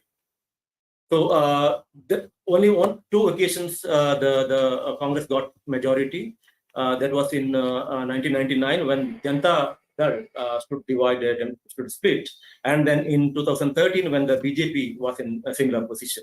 Now this victory to the Congress is coming, when the opposition remained quite strong, and the 36% that BJP seems to have as its vote share that Rahul and Ashutosh are referring to. Now, where is this coming from? One explanation there is that it is coming from Old Mysore region, right? And then what explains the erosion of JDS base? This is the question. And my reading is this. If you study the pattern of pattern of voting there in that region, Vokaliggas keep shifting their allegiance from Congress to JDS and JDS to Congress almost every election, right? Yes. They keep alternating. But in the last 2 elections, they largely went with the JDS, and then possibly in those constituencies, the anti-incumbency was against the sitting MLAs, and that's the reason possibly many of them got defeated. That's one. Second, most of the candidates fielded by the BJP in that region are ex-JDS functionaries, right? Yeah. So actually, in that region, one thing is party, another thing is the candidate. Individuals have their own networks, and actually mobilization happens at the candidate's level more than the party level. But how much? Sorry. But how much does it really say about what one was hearing about, let's say, the decreasing power and say of the senior Gowda, Mr. Deve Gowda? Yeah. So the signals that were going from the Gowdas were not very helpful to the party. It appeared that the party is getting too family-centric. That was not liked by the cadre. That's one. Second, in the run-up to this election, there were far too many problems within the party out in the public, right? On the question of fielding somebody in Asan constituency. Eventually, they have won it. That's a different thing. But certainly the kind of signals that went out from the family was not working in favor of the party. So because of all this, at a macro level, this was happening. The vibes were not very good for the party, and at the micro level, many of them were deserting with the anti-incumbency. At the ground level, which I mentioned earlier, I think JDS suffered. I want to add something, Vasanthi, to what Narayana is saying. We were in Mysore, where we met a very senior leader who was president of JDS, and his name is H. Vishwanath, and he was responsible for the big split. He took Operation Kamal. Where they formed a government with BJP, and he said after that he was very unhappy with Kumaraswamy, because when he made that government with BJP, he got 12 ministerial berth, of which he filled 8 with family members, and that angered him so much and others in JDS that people left JDS in a big way at that time. Right. And then, of course, that Vishwanathan, H. Vishwanathan, he joined BJP, and then he left BJP also. Yeah. And this time he was saying that he was working against both BJP and JDS when we met him in Mysore. Wouldn't that explain? And if I can again throw this back to James and to Rahul. So what I'm hearing is this, and tell me if this makes sense, is that what the BJP lost in northern and central Karnataka, it made up from the desertion from the JDS in Old Mysuru without gaining seats. So the real loss to the Congress happened up north. Would that be a fair analysis, James, of sort of just an initial reading of what we are seeing right now? Yes, something like that. See, let me make 2 points. One, Professor Menon, my apologies. I wasn't making that Congress hasn't gained in, whatever seats BJP is getting in this election is largely still coming from North Karnataka and coastal Karnataka. Of course, they have lost seats in North Karnataka and they're losing its Congress, which is gaining. Second point, see, what's happening in Old Mysore. So JDS is basically facing 2 kinds of troubles in last decade. First, whatever seats it used to get outside Old Mysuru region, now it doesn't get, right? It used to get some seats in Hyderabad, Karnataka, Central Karnataka region. So there it has basically got wiped out. Now it is basically a party based in 4 districts of Old Mysuru region. So that's the first long time erosion that has happened. Second, it's of course, there was family feuд going on. Within the family, there was a fight. And so this time, JDS basically losing some vote share, which went to BJP. But because BJP was starting with a low base, Congress to actually convert seats. Now, why did this happen? It actually happened because of the 2019 election in which JDS and Congress combined. So once JDS and Congress became alliance partner, it allowed BJP an entry point in the Old Mysuru region, and BJP became the second pole, right? So BJP is basically gaining some votes, but it's not enough to convert seats. And basically the nature of competition allowed Congress to actually convert seats in the Old Mysuru region at a much higher rate than what it was doing earlier. So basically, Rahul, what you're saying is BJP might have lost, say, 2-3 percentage points in North Karnataka and gained that in Old Mysore, which did not convert into seats. They lost seats in from 2018. They lost seats in North Karnataka. So if you are a BJP supporter, you have a reason to rejoice that BJP, which was like not a party in 60 seats of old Mysuru region, has now entered that region. So from elections, everyone can basically take some positives, right? Like it's a kaleidoscope. And so BJP will have one reason to rejoice that it has now become a pan-Karnataka party than what it was earlier. And also that they managed to hold on to its vote share, especially the Lingayat vote share, despite cutting the old guard, right? Think of it from BJP's perspective. They have like allowed a lot of people to leave without shedding a tear. And so now the regeneration within the BJP with this election in Karnataka has begun. But James, I had one question, because there is one factor which we haven't tackled yet or in detail, which is the money. You have in the past argued that money has seldom won elections in India. There are parties which give routinely, all parties are guilty of this, routinely giving tickets to crorepati candidates. But, coming to where we are, how is that linkage? How are you seeing that now? Are you asking? Well, we know, James. we know that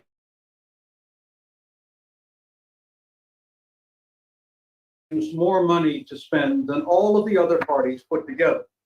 And since then, the inequality has grown worse because of electoral bonds. Yeah. So at this state election, there's no doubt that the BJP had vastly more money to spend, oceans more money to spend than all of the other parties put together. But it didn't win. And this follows a pattern. If we look back to 1980 and we look at state elections since 1980 all over India, about 70% of the time, those elections have been won by parties who have less money, not parties who have more. So money does not win Indian elections, and this state election in Karnataka shows again that this is true. Now, that doesn't mean that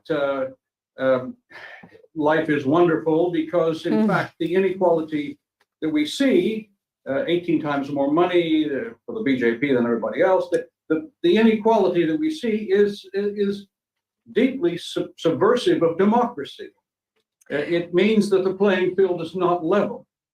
But that doesn't mean that the moneyed party will always win. Just to substantiate this point, one of the viral tweets that one saw was of the senior citizen in Bangalore, a Kannadiga gentleman, who was demanding to know how is the Prime Minister able to come so often? And why should he come so often? This gentleman kept saying that, well, I have seen from Gulzari Nanda's time, you can come once or twice, but why is he coming so often to our city? Who is funding it? And what's the... So that kind of accountability, and at one level, that probably the anger as well, saying that, okay, here we are countering price rise, life is hard. And so where is all this money truly coming from? But I must say, I tweeted that if you just take the cost of all the expensive flowers that are showered on Prime Minister during his roadshow, 10-20 kilometers, I mean, the cost of those flowers itself would educate some thousands of children, Which will bring us to, one of the crucial points, and I think, again, we'll need some numbers on that. But, what is clear is that Narendra Modi has not expended so much effort in a single state election in a long, long time. And there was this considerable fear built up in the opposition of what Modi will do and what he will sweep away and what he will exploit. And I think these elections are at least an example that this fear need not always materialize into something. There should be a way to counter it. Modi will come and put on his show. He will do cartwheels if necessary over the last 10 days. It does not mean elections get won or lost on that. What impact in terms of pollsters or observers could say? James, if you would start, and then we could go around and ask what impact or non-impact did you feel Modi have on this elections? It may be early to gauge, but still. It's difficult to say because we don't have polling that tells us about before and after the Prime Minister's visits. However, I think if we look carefully at the Prime Minister's speeches and the things that he emphasizes, I think we can begin to suspect that he was mistaken in his choice of words. for example, I don't think accusing the Congress party of consorting with terrorism had much impact, because voters in Karnataka have long experience of the Congress party. They may like it, they may find it boring, they may dislike it, but they don't really believe, I think. They're not crazy, they're not sheep, the people of Karnataka. They don't believe that Congress is consorting with terrorism, and they certainly don't believe another thing that the Prime Minister emphasized, and that is that Congress was going to take Karnataka out of India. This is a crazy idea. Nobody has said this for 53 years, when I've been studying Karnataka. This is a truly nutty idea, and no one in Karnataka is going to swallow this idea. I'm not too sure the Prime Minister's campaigning was that constructive for BJP. One of the things which, after James has mentioned, is the thought is of Rahul Gandhi, and I want to bring in Professor Narayana here, if you can hear us. One aspect which I was noticing was that the Bharat Jodo Abhiyan, which Congress made much of, never found a mention in any of the campaigns, so to speak. One can also say that it meant that the local Congress leadership, as one has often, and people have said that on this debate before, kept it very, very local. But now this Congress win, is this going to be taken by the center? Because that was a party which initially used to get told about the high command culture, but this time round, we have seen much localized Congress campaigns. So Narayana, if you can hear us, how does that pan out for the Congress and the high command, so to speak? Yeah, so the BJP made it appear like a national election, and the Congress made it look like a real estate level election this time. Okay, so that is one. And with regard to Bharat Jodo Yatra, so I have some figures here. I don't know whether you have already had a chance to look at them. Please go ahead. So Bharat Jodo Yatra passed through 21 assembly constituencies. In 2018, Congress won only 5. And this time the Congress is likely to win 17 in that belt. If that is going to give us any sort of an idea about the impact. You are right that there was no link at any point in time in Rahul Gandhi's campaign or in Congress campaign to Bharat Jodo Yatra. But the larger messages that emanated from Bharat Jodo Yatra were working on the ground, in the sense this entire campaign of Decoding Karnataka was a sequel to that in a way. Right? So Decoding Karnataka was a campaign which brought together a large number of civil society organizations, which very silently worked on the ground to help the Congress. Yeah. I just get the BJP, not. I want to add to what he's saying. I also found it during my Karnataka election trip. I found that there was near 100% decentralization in the way the election was being fought. And then this thought suddenly struck me that the old Congress high command culture, centralized, everything being run from Delhi, has now kind of shifted to BJP. You see election, it's not just Karnataka. You see Haryana, you see Gujarat, you see Himachal, everything being directed by Amit Shah, and no local leader is visible, and it's as a matter of deliberate strategy. And they were trying that in Karnataka also, and that's the reason why they don't like leaders like Yediyurappa, etc. So I think this centralized political management, which used to be a Congress part of Congress culture, is now moved to BJP, and Congress increasingly, whether you take Kerala, Karnataka, or other states, even Rajasthan, Himachal, I don't think either of the Gandhi family members made any big sort of personal intervention in Himachal. They allowed the the local party structure to work. No, and as Narayana was saying, that the civil society organizations, the way they have come under Yedelu Karnataka. So is it possible, therefore, that I think Rahul Gandhi or the central Congress leadership will now, of course, own this Karnataka victory, though they may not have had much of a role to play in the thing as much as the local leadership did. So which means we are also seeing a different Congress as far as the center is concerned. So Rahul, can we come to you on that? Oh, it's the nature of power. No one becomes decentralized because they want to, or they centralize because they can. right? BJP, you are seeing centralizing tendency because BJP is at the power in the national level, and so those who are running the show, they will call shots. Congress at the moment can't act like BJP because they have not been winning elections. Had they been winning elections, Gandhi family would have been calling shots. Even now, given that there is going to be a leadership tussle, both leaders, and you might have seen D.K. Shivakumar saying that I had promised Sonia Gandhi to deliver Congress, Karnataka, and I have delivered it. And so both would basically try to align with the family so that they might get the top job.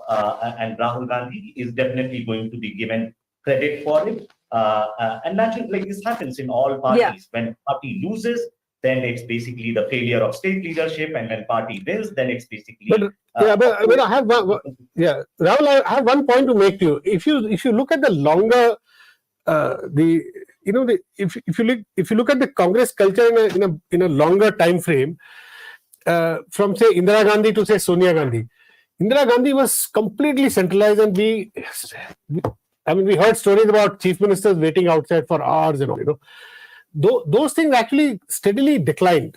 They declined. Congress vote share also is steadily exactly. Yeah. So I'm saying that Congress vote share is nowhere going back to 42%, right? Which she got in 1971. So I'm saying that this culture might come to stay at the current level of Congress vote share. But so even given that, and you travel there, Can I make just a small comment here on this point? The declining influence of the national leadership of Congress in Karnataka's politics is very good for the party in Karnataka, because the Congress national leaders have many times in the last 25 years imposed on Karnataka incompetent managers of elections and incompetent presidents of the Congress, of the Pradesh Congress Committee. Spot on. And these imposed leaders from New Delhi have done huge damage to Congress in Karnataka. And Karnataka congressmen will tell you privately that they have constantly had to resist prevent the influence of these incompetent leaders from New Delhi in order to do well in state elections. And on a couple of occasions, the Congress incompetents have been reappointed by the national leaders in Karnataka because the national leaders did not see that they were incompetent. Now, today things are different, partly because the national leaders don't have quite so much power as before, but also because of one other change. And that is that Mr. Karge is now the president of the Indian National Congress. Right. And that means that Mr. Karge, who understands about these incompetents being imposed, Mr. Karge can prevent destructive Congress leaders from the national level being imposed in Karnataka. And that did not happen this time. And that's partly why Congress did well in this campaign. So the immediate question is, what will Mr. Karge do about the battle that is about to break out now? I know the Congress is comfortable, it has the numbers, but Mr. Shivakumar is not going to give up his claim to the post easily. How do you see that panning out? Well, I don't know about the inner workings of this circle, but I think Mr. Karge will certainly seek to have a peaceful process that leads to some kind of consensus and perhaps a significant role in the party at the national level or in the state. For the person who does not become chief minister. I should just say that we have one really quite reliable survey from CSDS Lokniti, which indicates that the popular preference for chief minister is strongly in favor of Mr. Siddharamaiah. And this may make a difference. I'm sorry, people. I just need to pause at this point to see the leads. Of course, very, very few rounds remain. BJP at 66, Congress 132, the JDS at 22, and others at 4. Yeah. So now we have. I just want to add to what James just said. So, James, I when I was in Karnataka, some group of journalists, we met both Siddharamaiah and D.K. Shivakumar, and this question was put to both. If Congress wins by a good majority, how will the chief minister, who will be the CM candidate, and how will CM be chosen? And both said, very interestingly, MLAs will decide, and opinion of Gandhi's will be taken on board in that order. It's very interesting, you know. So I don't believe that if the MLAs decide by majority that Siddaramaiah should be CM, today Gandhi's will have the power to reverse it. I don't think that can happen. You know, we have Neela who joins us from Gulbarga, Kalburgi. Neela, namaskara. Are you able to hear us? Mr. N. Ram is also, I can see he's online. Dhanya has also joined us. But first to you, Neela, because you're having internet issues in the district. Neela is somebody who works in the grassroots, especially with Manrega. I met her during the 2018 elections when I was touring North Karnataka. So Neela, neevu eega sadike yen norta idira aap kya matlab in Hindi that's more comfortable. आप क्या बता सकते हैं कि अब कैसा दिख रहा है? देखिए वासंती, मैं सबको सलाम करती हूँ और मैं थोड़ा खुशी से बात कर रही हूँ आपके साथ, क्योंकि कर्नाटका दक्षिण भारत का एक बहुत बड़ा, क्या है कन्नड़ में कहते हैं हेब्बागिलु, बड़ा डोर समझते थे कि मोहन भागवत यहाँ आकर 5 दिन का वर्कशॉप करे थे कि 5 स्टेट्स का, और बीजेपी समझते थे कि कर्नाटका में इतना बड़ा रैली करे थे, रोड शो करे थे, मोदी जी आए थे, अमित शाह आए थे, सब लोग आए थे और लोग वोट डालते हैं। मगर वासंती, मैं कहती हूँ कर्नाटक में 2 मेजर इशू इधर, एक है रूरल एरिया में और सिटी में भी, स्लम एरिया और जहाँ डाउन टोडन लोग रहते हैं वहाँ अनएम्प्लॉयमेंट, बेरोजगारी बहुत है। जहाँ मैं रहती हूँ इस इलाके में 5-6 जिला है इधर, यहाँ से बहुत बड़ा माइग्रेशन है और यहाँ मनरेगा का काम बहुत जरूरी है कि आपको मालूम है, आप जब इधर आए थे बहुत सारे लोग इधर काम कर रहे थे, मगर इस 2-3 साल में लोगों को काम ज्यादा नहीं दे रहे हैं। मैंडेट्स तो अंक की संख्या में, मतलब पेपर में बहुत अच्छा है, मगर लोकल में जो वास्तव में लोगों को काम नहीं मिल रही है, इससे लोगों को बहुत गुस्सा है। बात एक है। दूसरा बात यह है, पूरा कर्नाटक में सिटी से लेकर देहात तक अगर आप जाते तो वहां प्राइस राइज का बहुत बड़ा मुद्दा बन गया। कितना रोड शो होने के बाद भी लोगों को गुस्सा बहुत है। इसीलिए जो लिंगायत कम्युनिटी का लोग ज्यादा वोट डाल समझे थे, वो थोड़ा परसेंटेज यहाँ वर्कआउट हो गया।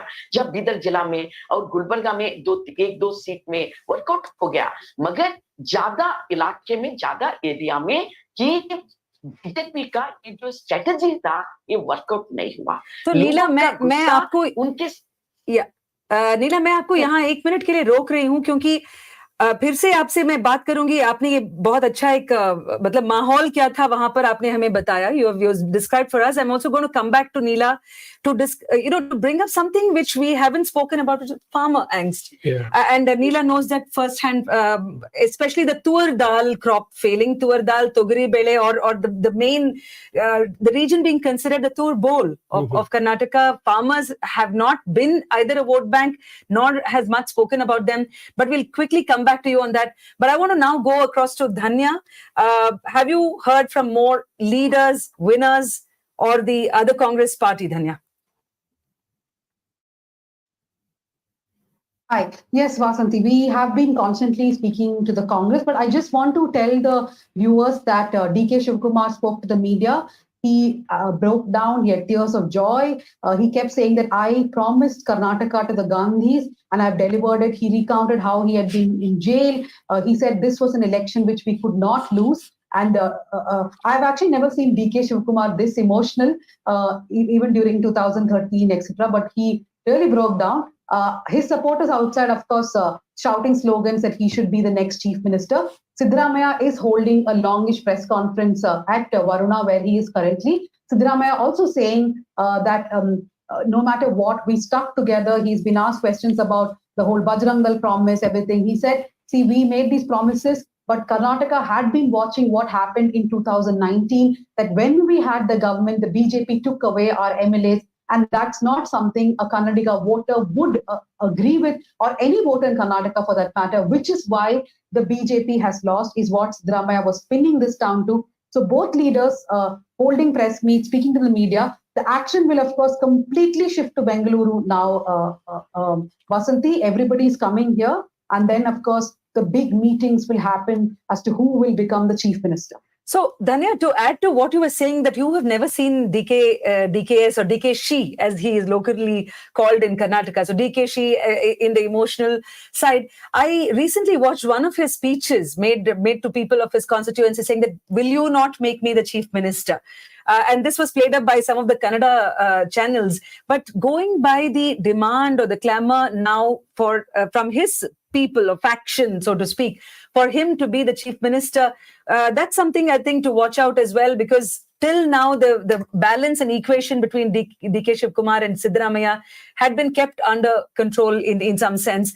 So one will have to see how that plays out, whether the Ahinda vote, the fact that Siddaramaiah has such a backing and is seen as an absolute tall leader when it comes to backward classes and castes.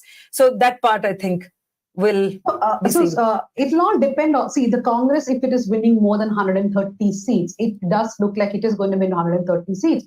The breakup of how this will happen is the seats which DK Shivkumar was in charge of, there were seats that Siddaramaiah was in charge of, who has won more, which region has brought in more seats. All these are equations that they will bring to the table. And of course, both will argue who brought in money, who brought in muscle power, who brought in winning candidates. So keeping all this, both sides will argue for themselves, but eventually the decision will be taken by the High Command. And Venu and Hartosh can perhaps weigh in here, because what I have been told by leaders here and in Delhi confidently is that DK Shivkumar and Siddaramaiah are not problem makers. The Congress will solve this. This is not a huge issue for the Congress. It is something that they can solve. Is that really so? What does Delhi think? Yeah, I was just telling Vasanti and Hartosh a while ago, we spoke to Siddaramaiah and DK Shivkumar both when we were in Karnataka, and both said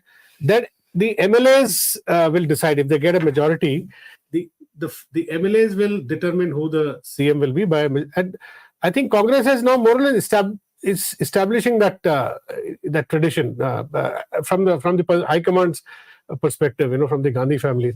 I think the same thing will happen this time also. And I feel that Siddaramaiah will have majority MLA support, because by far the sentiment there is that he's the most popular leader. So the leads, one more time, just putting, these are the latest Election Commission website numbers. BJP 64 leads, 1 win that's been declared, 35.9% vote share is what it's saying. Congress 129 leads and 4 wins declared, 43% vote share. JDS at 22 leads, 13.3% vote share.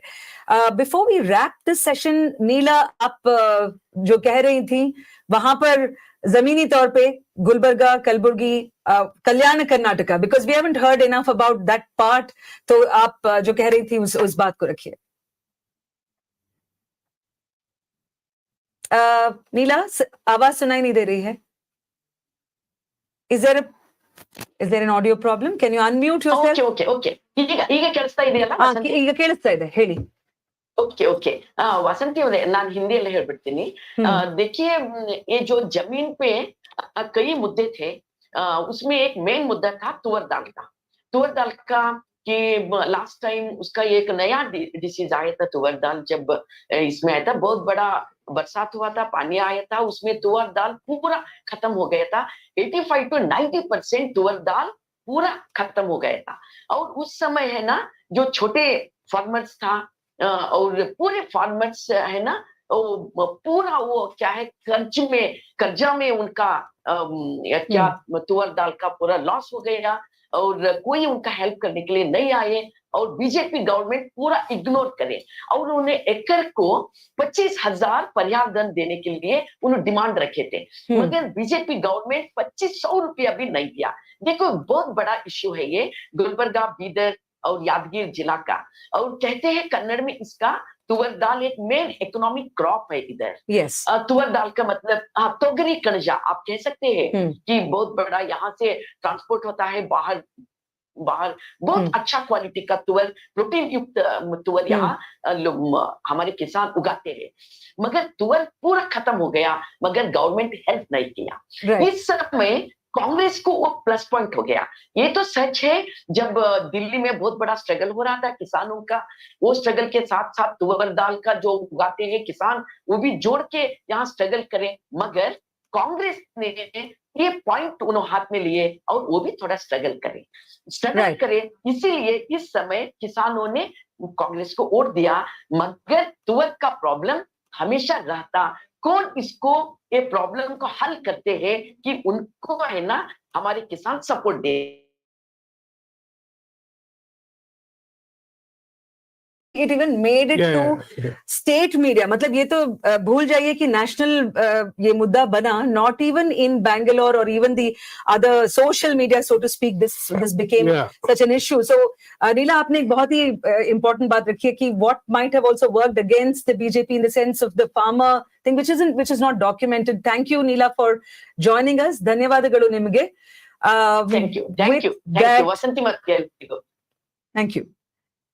With that, we are going to be wrapping this particular segment. So we've had James, Rahul, and Professor Narayana. So any closing comments here that that you wish to make? Also open to Hartosh and Venu.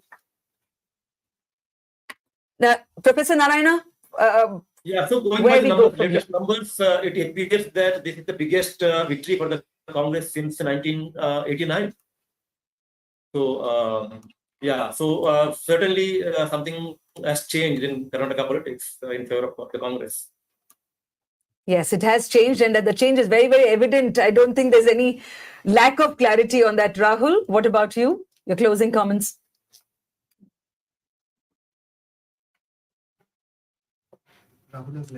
James, do we still have you here? Yes, I'm still here, and I want to thank you all for this fascinating encounter.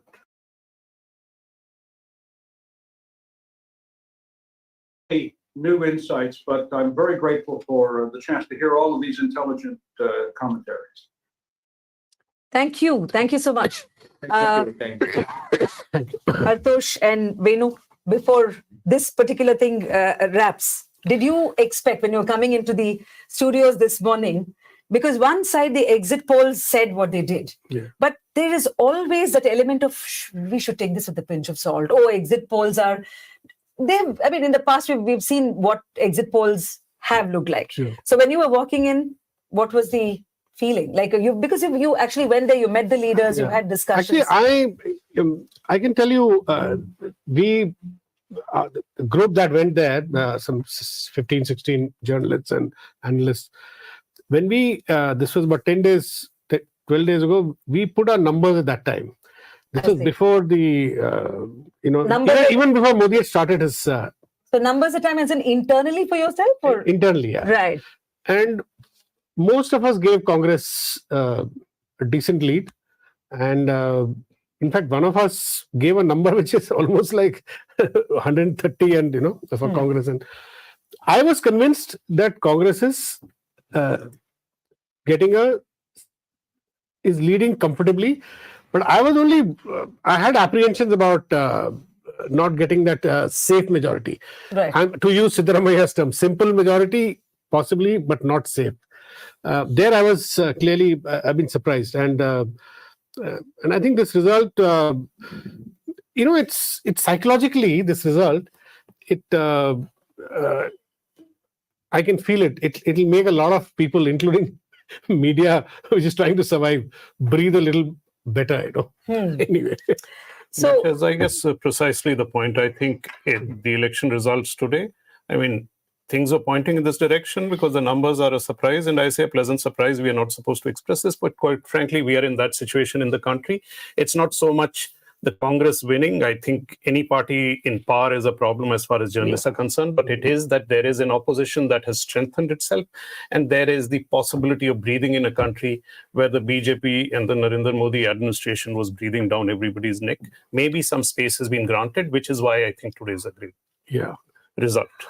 So the latest EC numbers It almost seems like, okay, there's just more of the same at this point, but we would like to wrap this because I can see my other colleagues, Manisha, if you are, going to be having a break at the moment and come back.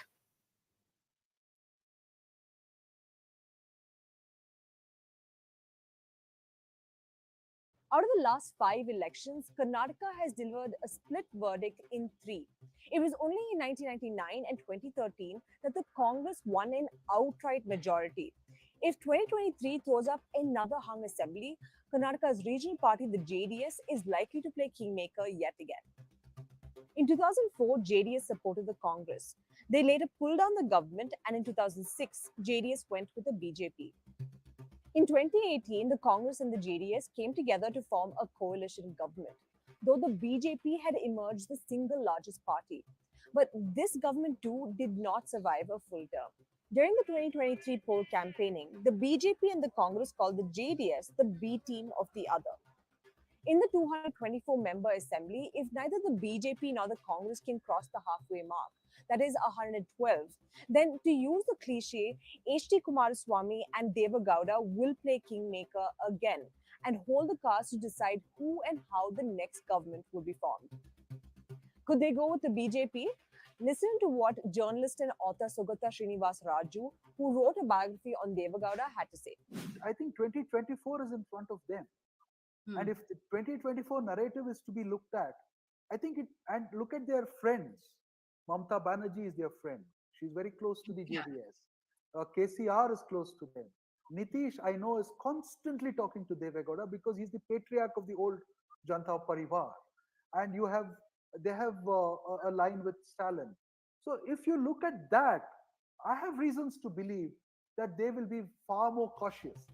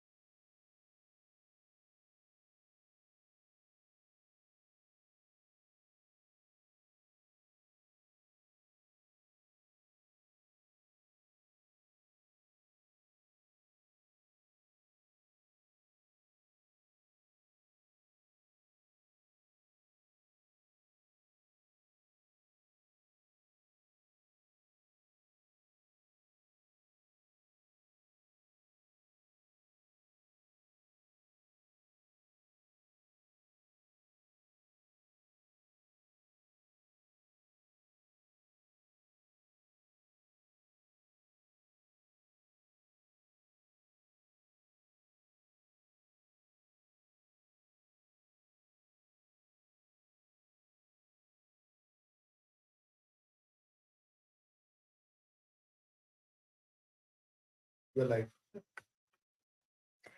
Good afternoon and welcome again to another session on Elections Online, where 5 independent news organizations have got together to try and get you a gist of what's happening in Karnataka as the results have rolled out.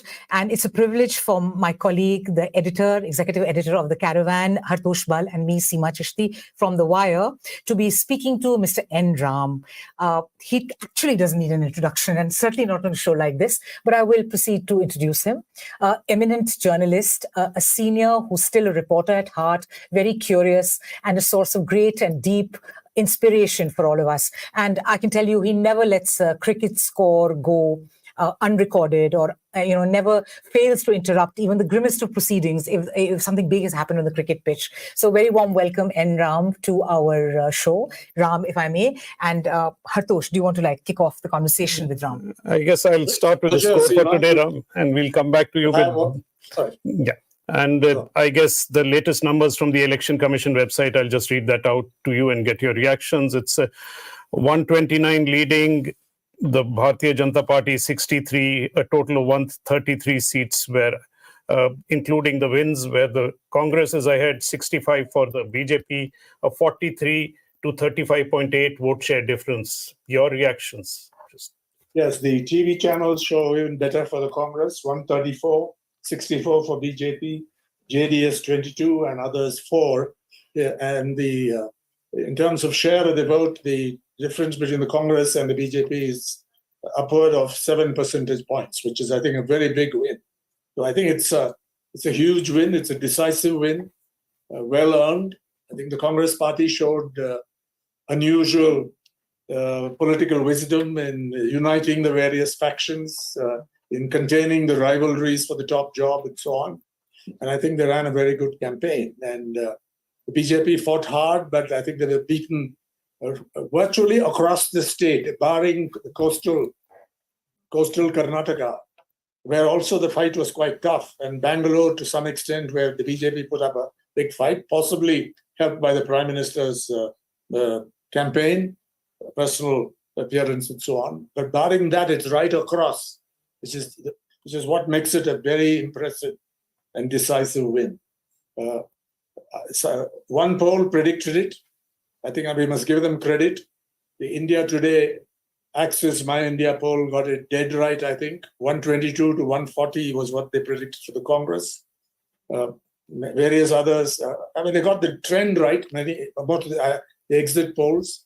So I think there'll be more faith in the reliability of exit polls when they're done seriously, when they're not being used for political propaganda or to raise morale before the results come out, because some of them do that. But by and large, I think it's been a very good election for the main political parties and for also those who watch elections closely, including both of you and the others who appeared earlier on this. But let me first, if I may, commend 5 independent media organizations. I think the operative word here is independent, because that has to be stressed again and again. I didn't expect it, and the other day when Seema sent me a message, and then we talked about it, saying that 5 of you, in no particular order, the Caravan, the Wire, the Scroll, News Minute, and Newslaundry got together. What a fine idea to present an alternative and independent view from what is being offered in the so-called mainstream media. And I really commend this initiative, whoever thought about it, overcoming your perhaps some competitive instincts, come together. It's really a very fine initiative on the part of the media. So let me congratulate every person there who is participating in this offering. A very good effort at political education, I should say. Thank you, Ram. And I think we wanted to just focus our discussion around, it's quite clear what the result is in Karnataka. There will be some immediate calculations. They'll wait for the Congress meetings between Shivakumar and Siddaramaiah. But if we look beyond this now to something that is now looming up not very far away, the national election, the national scenario, what do you see as the impact of these results? I think it will raise morale. There'll be a psychological impact.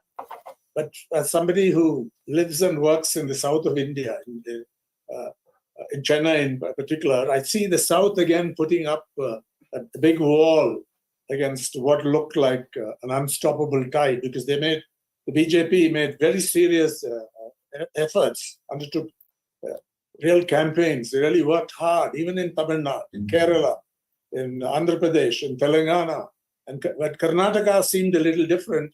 But I think we must give this has a special importance because Karnataka, I would say, has come back, if I may use the word, to its political senses, not allowing highly divisive politics to dominate.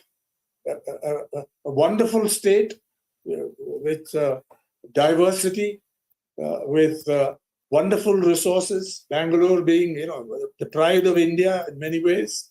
And I think for this state to fall victim to divisive politics, majoritarian politics, communal politics, to put up this kind of resistance, I think is important. Although all the pundits said that this election was decided on local issues.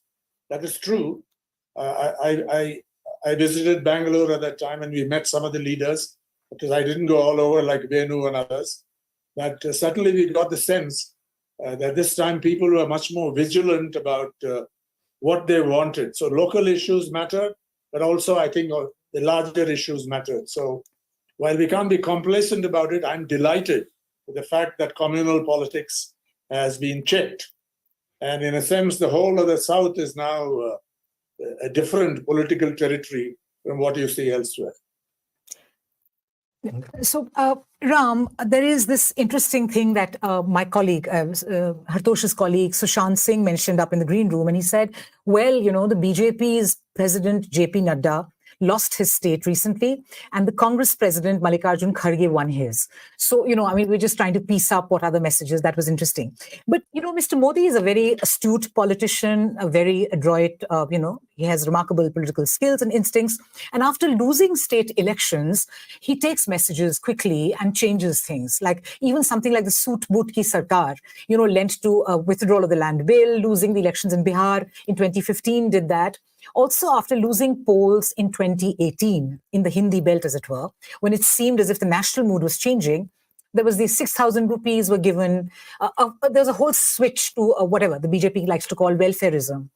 What do you think this would suggest in terms of the core ideological project of the BJP? Will it double down on Hindutva? I mean, is it just being seen as a blip as it turns into a BL Santosh land, as, you know, it gets de-Yediyurappaized, as it were? Or will there be a break on that? Will he borrow elements from other things and learn? What's your sense? I think while they'll keep they are committed to Hindutva. That's the long-term project, and wherever that message is well received by their constituencies, they will play that very strongly. And you know, all of us know this. And where it's alien territory, so to speak, and that applies particularly to the South. I know from Tamil Nadu that when Prime Minister Modi campaigned the last Lok Sabha election, he was definitely a liability. You can't say it about any other place, because Modi has huge popular appeal.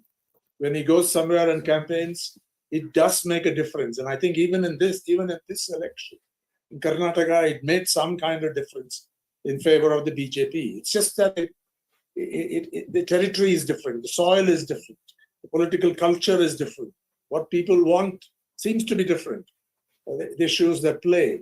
So I think they will still play the older game, where you speak different languages to different constituencies, project issues very astutely, because they've done their research and they've got people on the ground who will say, but that's not enough, because sooner or later this brand of politics is going to suffer many setbacks. We can't predict when. We also know that in the Lok Sabha election, particularly Karnataka, votes very differently from the way it votes in assembly elections. It happened in the last time, and it may happen again. But it strengthens states. The importance of states politically gets strengthened here. We know that state rights are being breached. They ride roughshod wherever they can.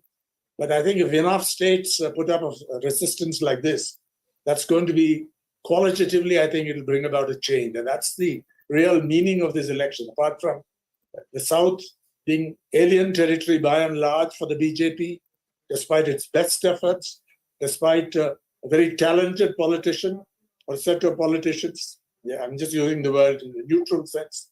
Not that we admire that. People who are very astute, who work hard, and that applies to Prime Minister Modi and perhaps even Amit Shah.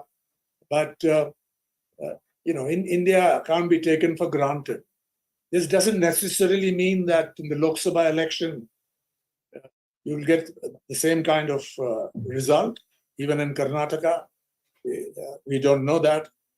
But it certainly is very encouraging and even inspiring that despite all the factions within the Congress, the different, I hope we'll have a chance to discuss the role of caste, because I have certain views on it, but I'll just flag that for the moment and move on. despite caste differences and all that pundits say about it. The fact that the Congress ran a coherent campaign, sticking to what they thought would work, local issues or issues concerning the people, unemployment, the price rise, corruption, and so on, and not take on issues where majoritarianism may have an advantage at the moment, at this juncture. I think it is an exemplary political campaign by the Congress, which often fails to get it right these days.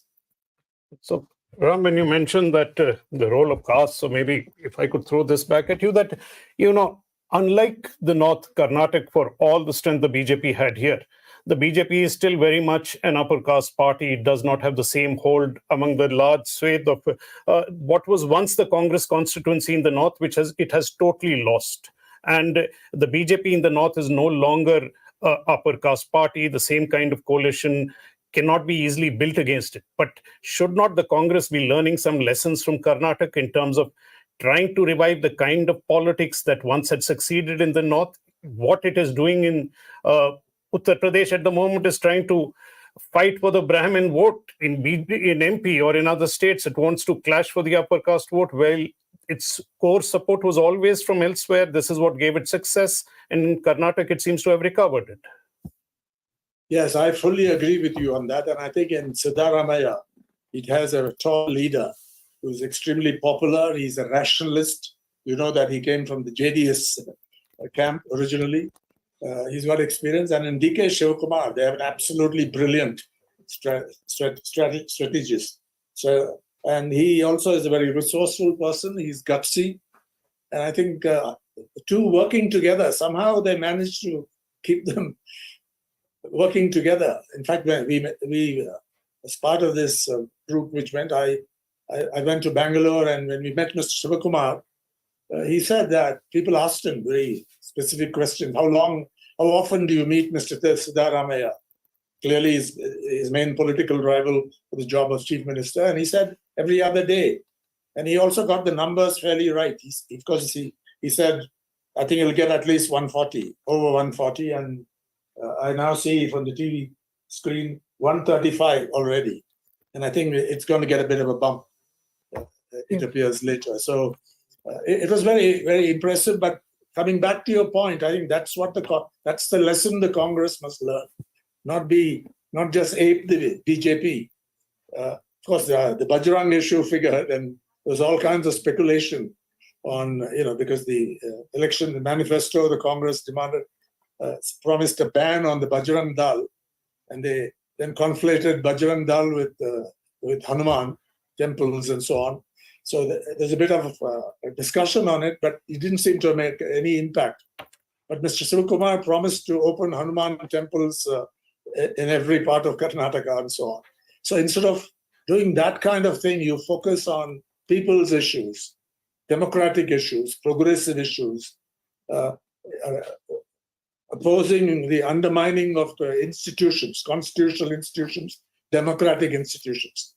And in this connection, Hartosh, we can also note, I think it's relevant to note, that in the most recent period, the Supreme Court of India has come out with some very important decisions, which, whether it's on Maharashtra or several other things about how the behavior of the Election Commission. I think these are hopeful. These may look like straws in the wind, but I think these add up to putting together a more hopeful picture than the dismal period we've been through over the last 10 years. Yeah. So just a small point to note before I ask you the next question, Ram, is that it's a great tribute to the people of India that we had a prime minister who gave a completely unconstitutional call, asked the citizens of India, the voters, to go and press the EVM by saying Jai Bajrang Bali, by linking religion directly into electoral choices and putting himself firmly in that. And that was comprehensively rejected, clearly, because the Congress seems to have got more than twice the number of seats that the BJP does, which brings me to to my next question of the huge vote share that the Congress has got. It always has traditionally enjoyed a higher vote share in Karnataka, certainly in this millennium, actually ever, over the BJP. But it actually had to cross the hoop and cross 40%. It's like 42% now, which betters its 1999 record also, in order to trump the BJP, really, you know. So what does that tell us about national elections? In larger terms, you know, will the opposition be in any position to be able to, the BJP has now really upped the game, you know, as in like we see in Uttar Pradesh or elsewhere or in urban India. You need to really get high percentages of votes to even do the first past the post system. So what does that portend for a national thing? Can you see the opposition doing anything like 40% of the votes nationally?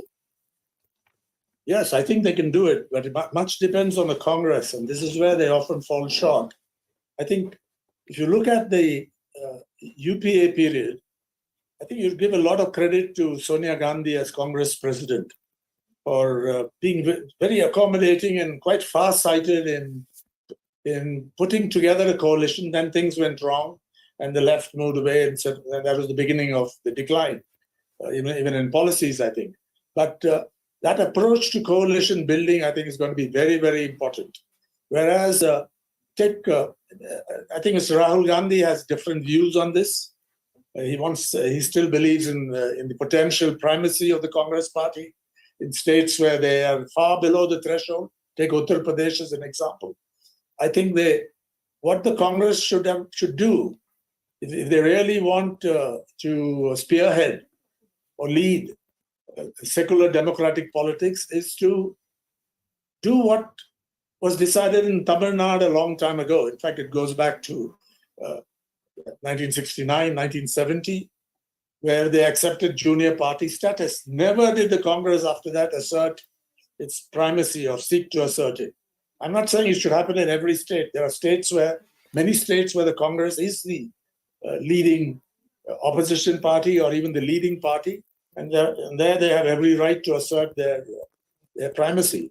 But if in Uttar Pradesh, you stand in the way of what you're saying, building a coalition and getting the vote share up to over 35, 38, 40%, then I think that's where they fall short. And if there's one lesson to be learned, of course, it won't be learned from Karnataka, where the Congress fought on it virtually on its own in this respect. But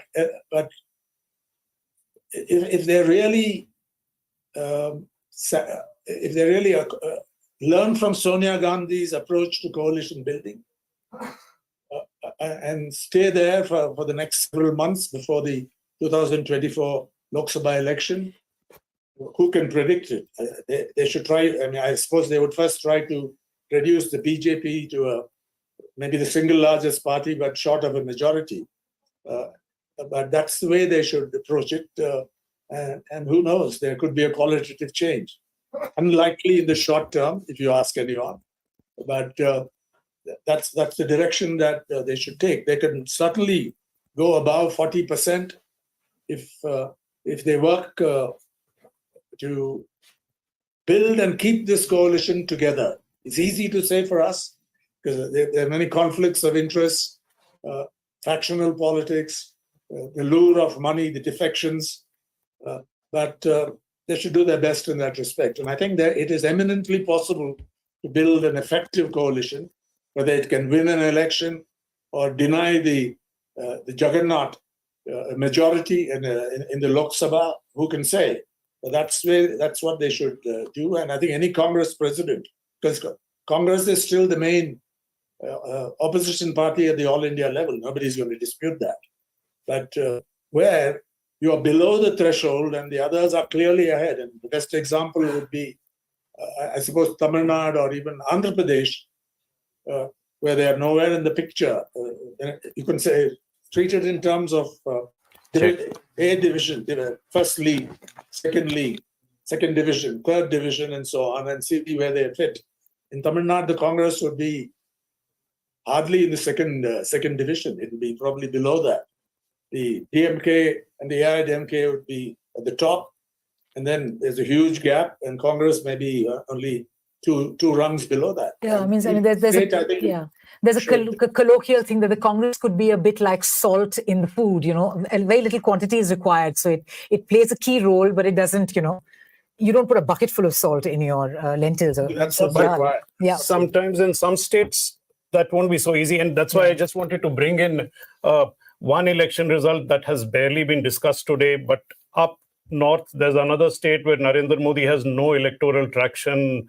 This my state of Punjab, where there has been a parliamentary by-election where the AAP has actually seems to have retained, it seems to have won the Jalandhar by-election, which is actually quite important. The AAP has been facing a number of setbacks. They lost a parliamentary by-election. There has been turmoil in Punjab.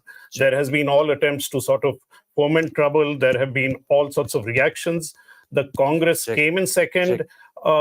This is a state where the Congress won almost 9 parliamentary seats the last time around. It hasn't revived itself here.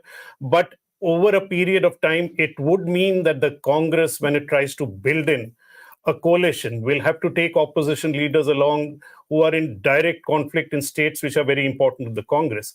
Where does that leave parties which are strong, which may want to come along with the opposition?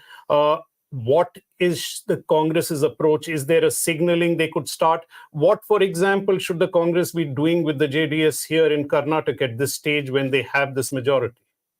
I think they should have very friendly relations with the JDS. In fact, we met Mr. Devegowda and Mr. Kumarasamy also for quite a detailed discussion. They were very open and this answered every question, including the difference between father and son earlier on when aligning with the BJP. And when this group, MK Venu, was also there, and I happened to be in that meeting. He clearly said, we won't ally with communal parties. Devegowda, and we asked Mr. Kumarasamy, do you agree with your father? And he said yes. So I think they should have friendly relations with them and treat them as allies, as allies, whatever be your rivalry in old Mysuru mainly. Where I heard many pundits say that it's becoming increasingly bipolar. I'm not sure about that because the JDS still has strongholds, still retains its base. When two big parties clash, the smaller one gets squeezed out, but they're able to hold their strength to some extent.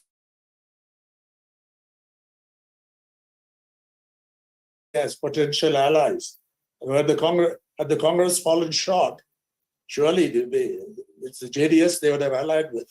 It would have enabled them to form a government. Yes. So I think that's another lesson the Congress should learn. Don't be arrogant when you win big like this.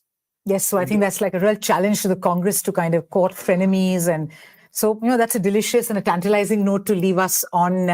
Ram, thank you so much for your time and your thoughtful attention and your good wishes for us. And thank you so much for being with us. And we'll just go to Dhanya Rajendran, folks, to see what the News Minute has up for us on the latest, the roundup. Dhanya, may we ask you what's happening? Well, Seema, the numbers look, of course, more and more clear. The BJP's, in fact, I was watching a discussion the other day where they talked about what an honorable loss will be. So if you go by the numbers, and the anchor sort of decided that 70 to 80 would be an honorable loss. So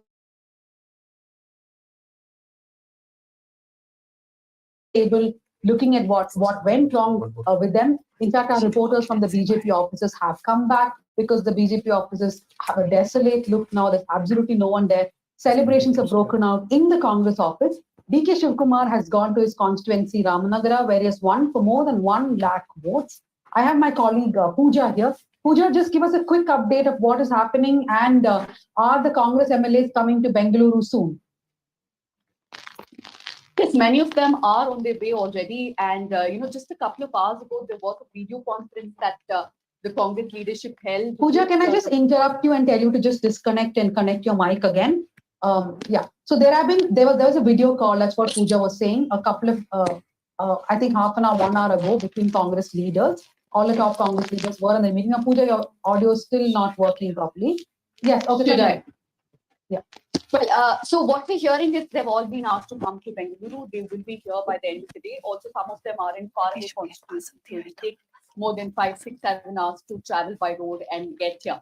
But one more, warning that the Congress leadership has given: do not stay back in your constituencies to celebrate. You come back here, and then we will have a discussion. They are looking at possible resort options, and we heard that Rajasthan was one of the destinations. But I don't know if that has changed in the last 1 hour, Tanya, because Congress is inching a bit more towards that 140 number that they've all been talking about, right? So that means that BJP will have to get 20, 30, 40 MLAs from the Congress to form an alliance, or to form a government rather. So it looks I don't think there is any discussion now about anybody else forming the government than the Congress. The Congress merely wants to bring all its MLAs together in Bengaluru. That's about it. There is absolutely no doubt about who's forming the government. The other thing is that DK Shivkumar, like I said, has gone to Ramnagara. Siddaramaiah will be coming to Varuna. The meetings will happen now, but remember, it is not from Karnataka that the decision will be taken as to who will be the chief minister. That will come from Delhi. Jairam Ramesh, Randeep Singh Surjewala are here. They will be leading these discussions.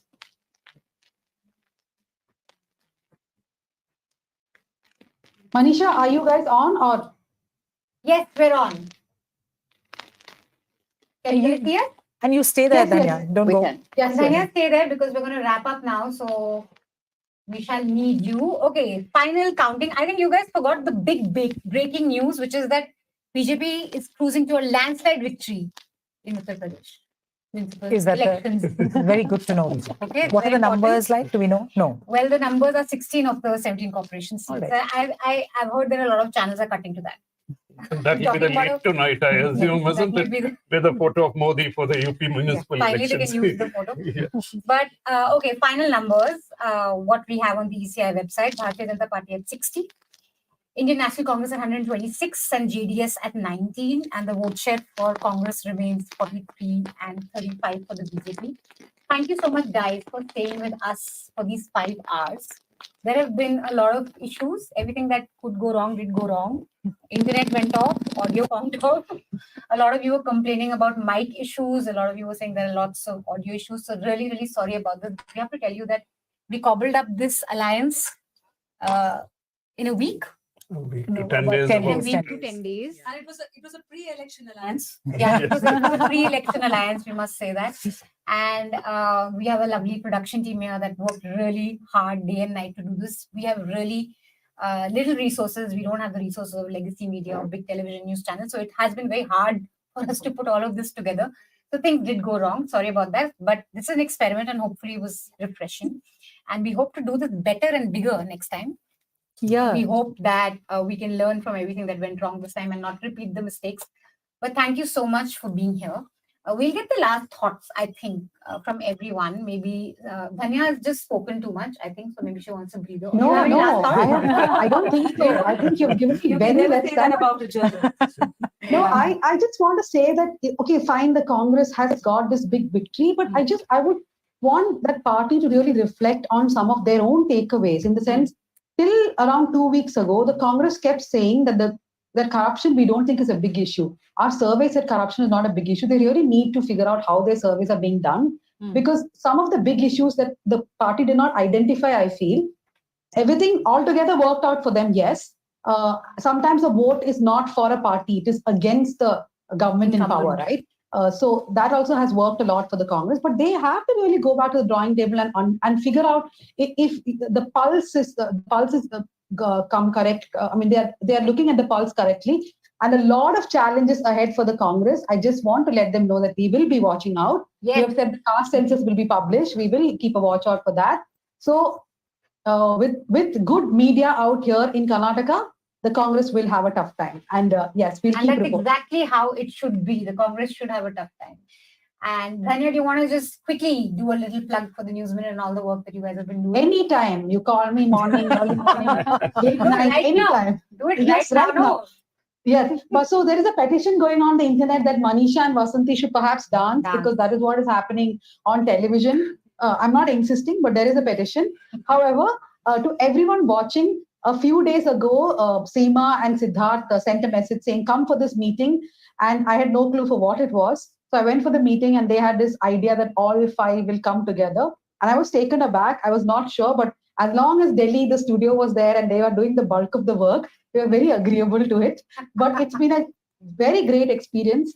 It is important in our country that independent media comes together. And that's what we have done.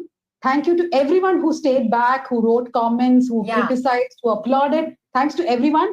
So do tune in next time. This is just one of our first experiments. Yeah. And yes, do become a member of the News Minute. Yeah, and we promise to be bigger and better next time. And really, thank you. We've had like a steady audience staying with us for 5 hours from 8 o'clock. I want to correct Manisha. It's 6 hours. 6 hours, 2 o'clock. So thank you so much. That's really, really special. And really thank you for your engagement.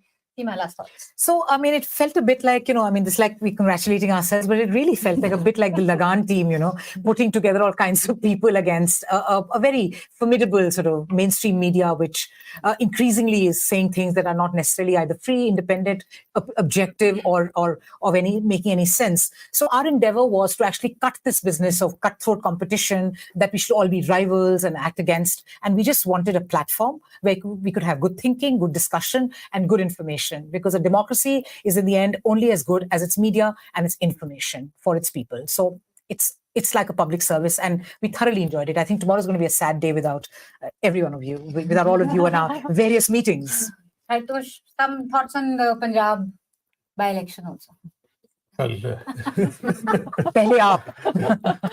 No, I think I just expressed my thoughts before you came in Oh, while we were within talking to Ram, Ram. yes, So okay, I really just want to echo the thoughts and just repeat that. I mean, for us to stay together for whatever 5 elections, we need to survive individually, which does mean the usual plug that I think all of us are supported by the people who are watching us. We need people subscribing, donating, becoming members, whatever it is. I mean, so let's make that plug, because that is the only thing that will ensure independence of the media in this country. Exactly. It's not going to come from legacy media. It is not going to come from the government. So this is it.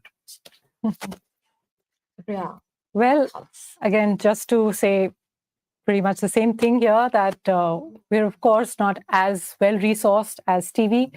And I know that we didn't put up those fancy graphics that viewers get to watch on TV. Even though we did plan, but then we just realized that maybe next time. Next time we'll do better with our graphics and numbers. But I think the feedback that we're getting is that a lot of viewers want good analysis. They want good on-the-ground reporting. The News Minutes team was out there, outside all the big party offices. We had excellent guests throughout these 6 hours, political scientists, the leading commentators, and of course, like our own strength, Ben's strength, which is quite remarkable. So we do hope to be back the next time with sorting out all the glitches that we this was like teething trouble. So yeah, no audio glitches, better graphics, more data. Yes. Vasanthi, thank you so much for hosting this for us. Last thoughts for you. First of all, about the poster making, where both of us were in this kind of mode. So I think, Dhanya, I hope that is good enough, because at one point of time, Manisha and I were speaking whether we should have our posters, like, our backs facing each other. So all kinds of things. Ultimately, we settled for a very Neta kind of pose with the Vidhana Sauda right behind us, a beautiful part of Bengaluru. But since we are also on the BTS, the behind the scenes, I must say that I was equally surprised when I got a out of the blue text from Dhanya saying, like, hey, listen, will you host the Karnataka elections for us from Delhi? And of course, then as it unfolded, and then Siddharth Vardarajan called, and pretty, it was quite hitting the ground running, because this was just about 9 days back. Hopefully this will get better. So all the best to all of you. And since we are on a season of plugs here, please watch and listen to Pickle Jar Media. I won't say listen, because at Pickle Jar Media, we make podcasts on social issues. We've made some things on sexual harassment at the workplace, the POSH legislation, mind health, etc. And thank you for having Namma Bengaluru representation right here. Yes, so thank you. Thank you. And also, sorry, one last appreciation to many people who almost acted like our B team. Because I think your the mic isn't working on Hartosh's thing. So they very constructive. And then somebody, journalist Kalpana Sharma and Amu Joseph, in fact, they were also sending the latest EC figures. And so it was very good to actually not just have an audience which is watching us, but almost like a... We had our own Swayam Sevaks actually, and we're very grateful for that. So thank you so much for, volunteering to help us and to help us get better. Thank you so much. Newslaundry production team, you guys are an awesome. You were Thank absolute you, guys. stars. Thank you. Thank you. All those that people can't see. Thank The you. real people, whom we can't see. And Thank remember, guys, democracy isn't just about free and fair elections. It is about that. That is essential to democracy. But it's also about electoral, people making credible choices, people making informed choices, and those choices are often have to be informed by media, by journalists, and you can only get that when you have a free and independent media. So subscribe to Newslaundry, subscribe to Wire, subscribe to Caravan, Scroll, listen to Pickle Jar, support independent media, support good journalism, because it is really fundamental.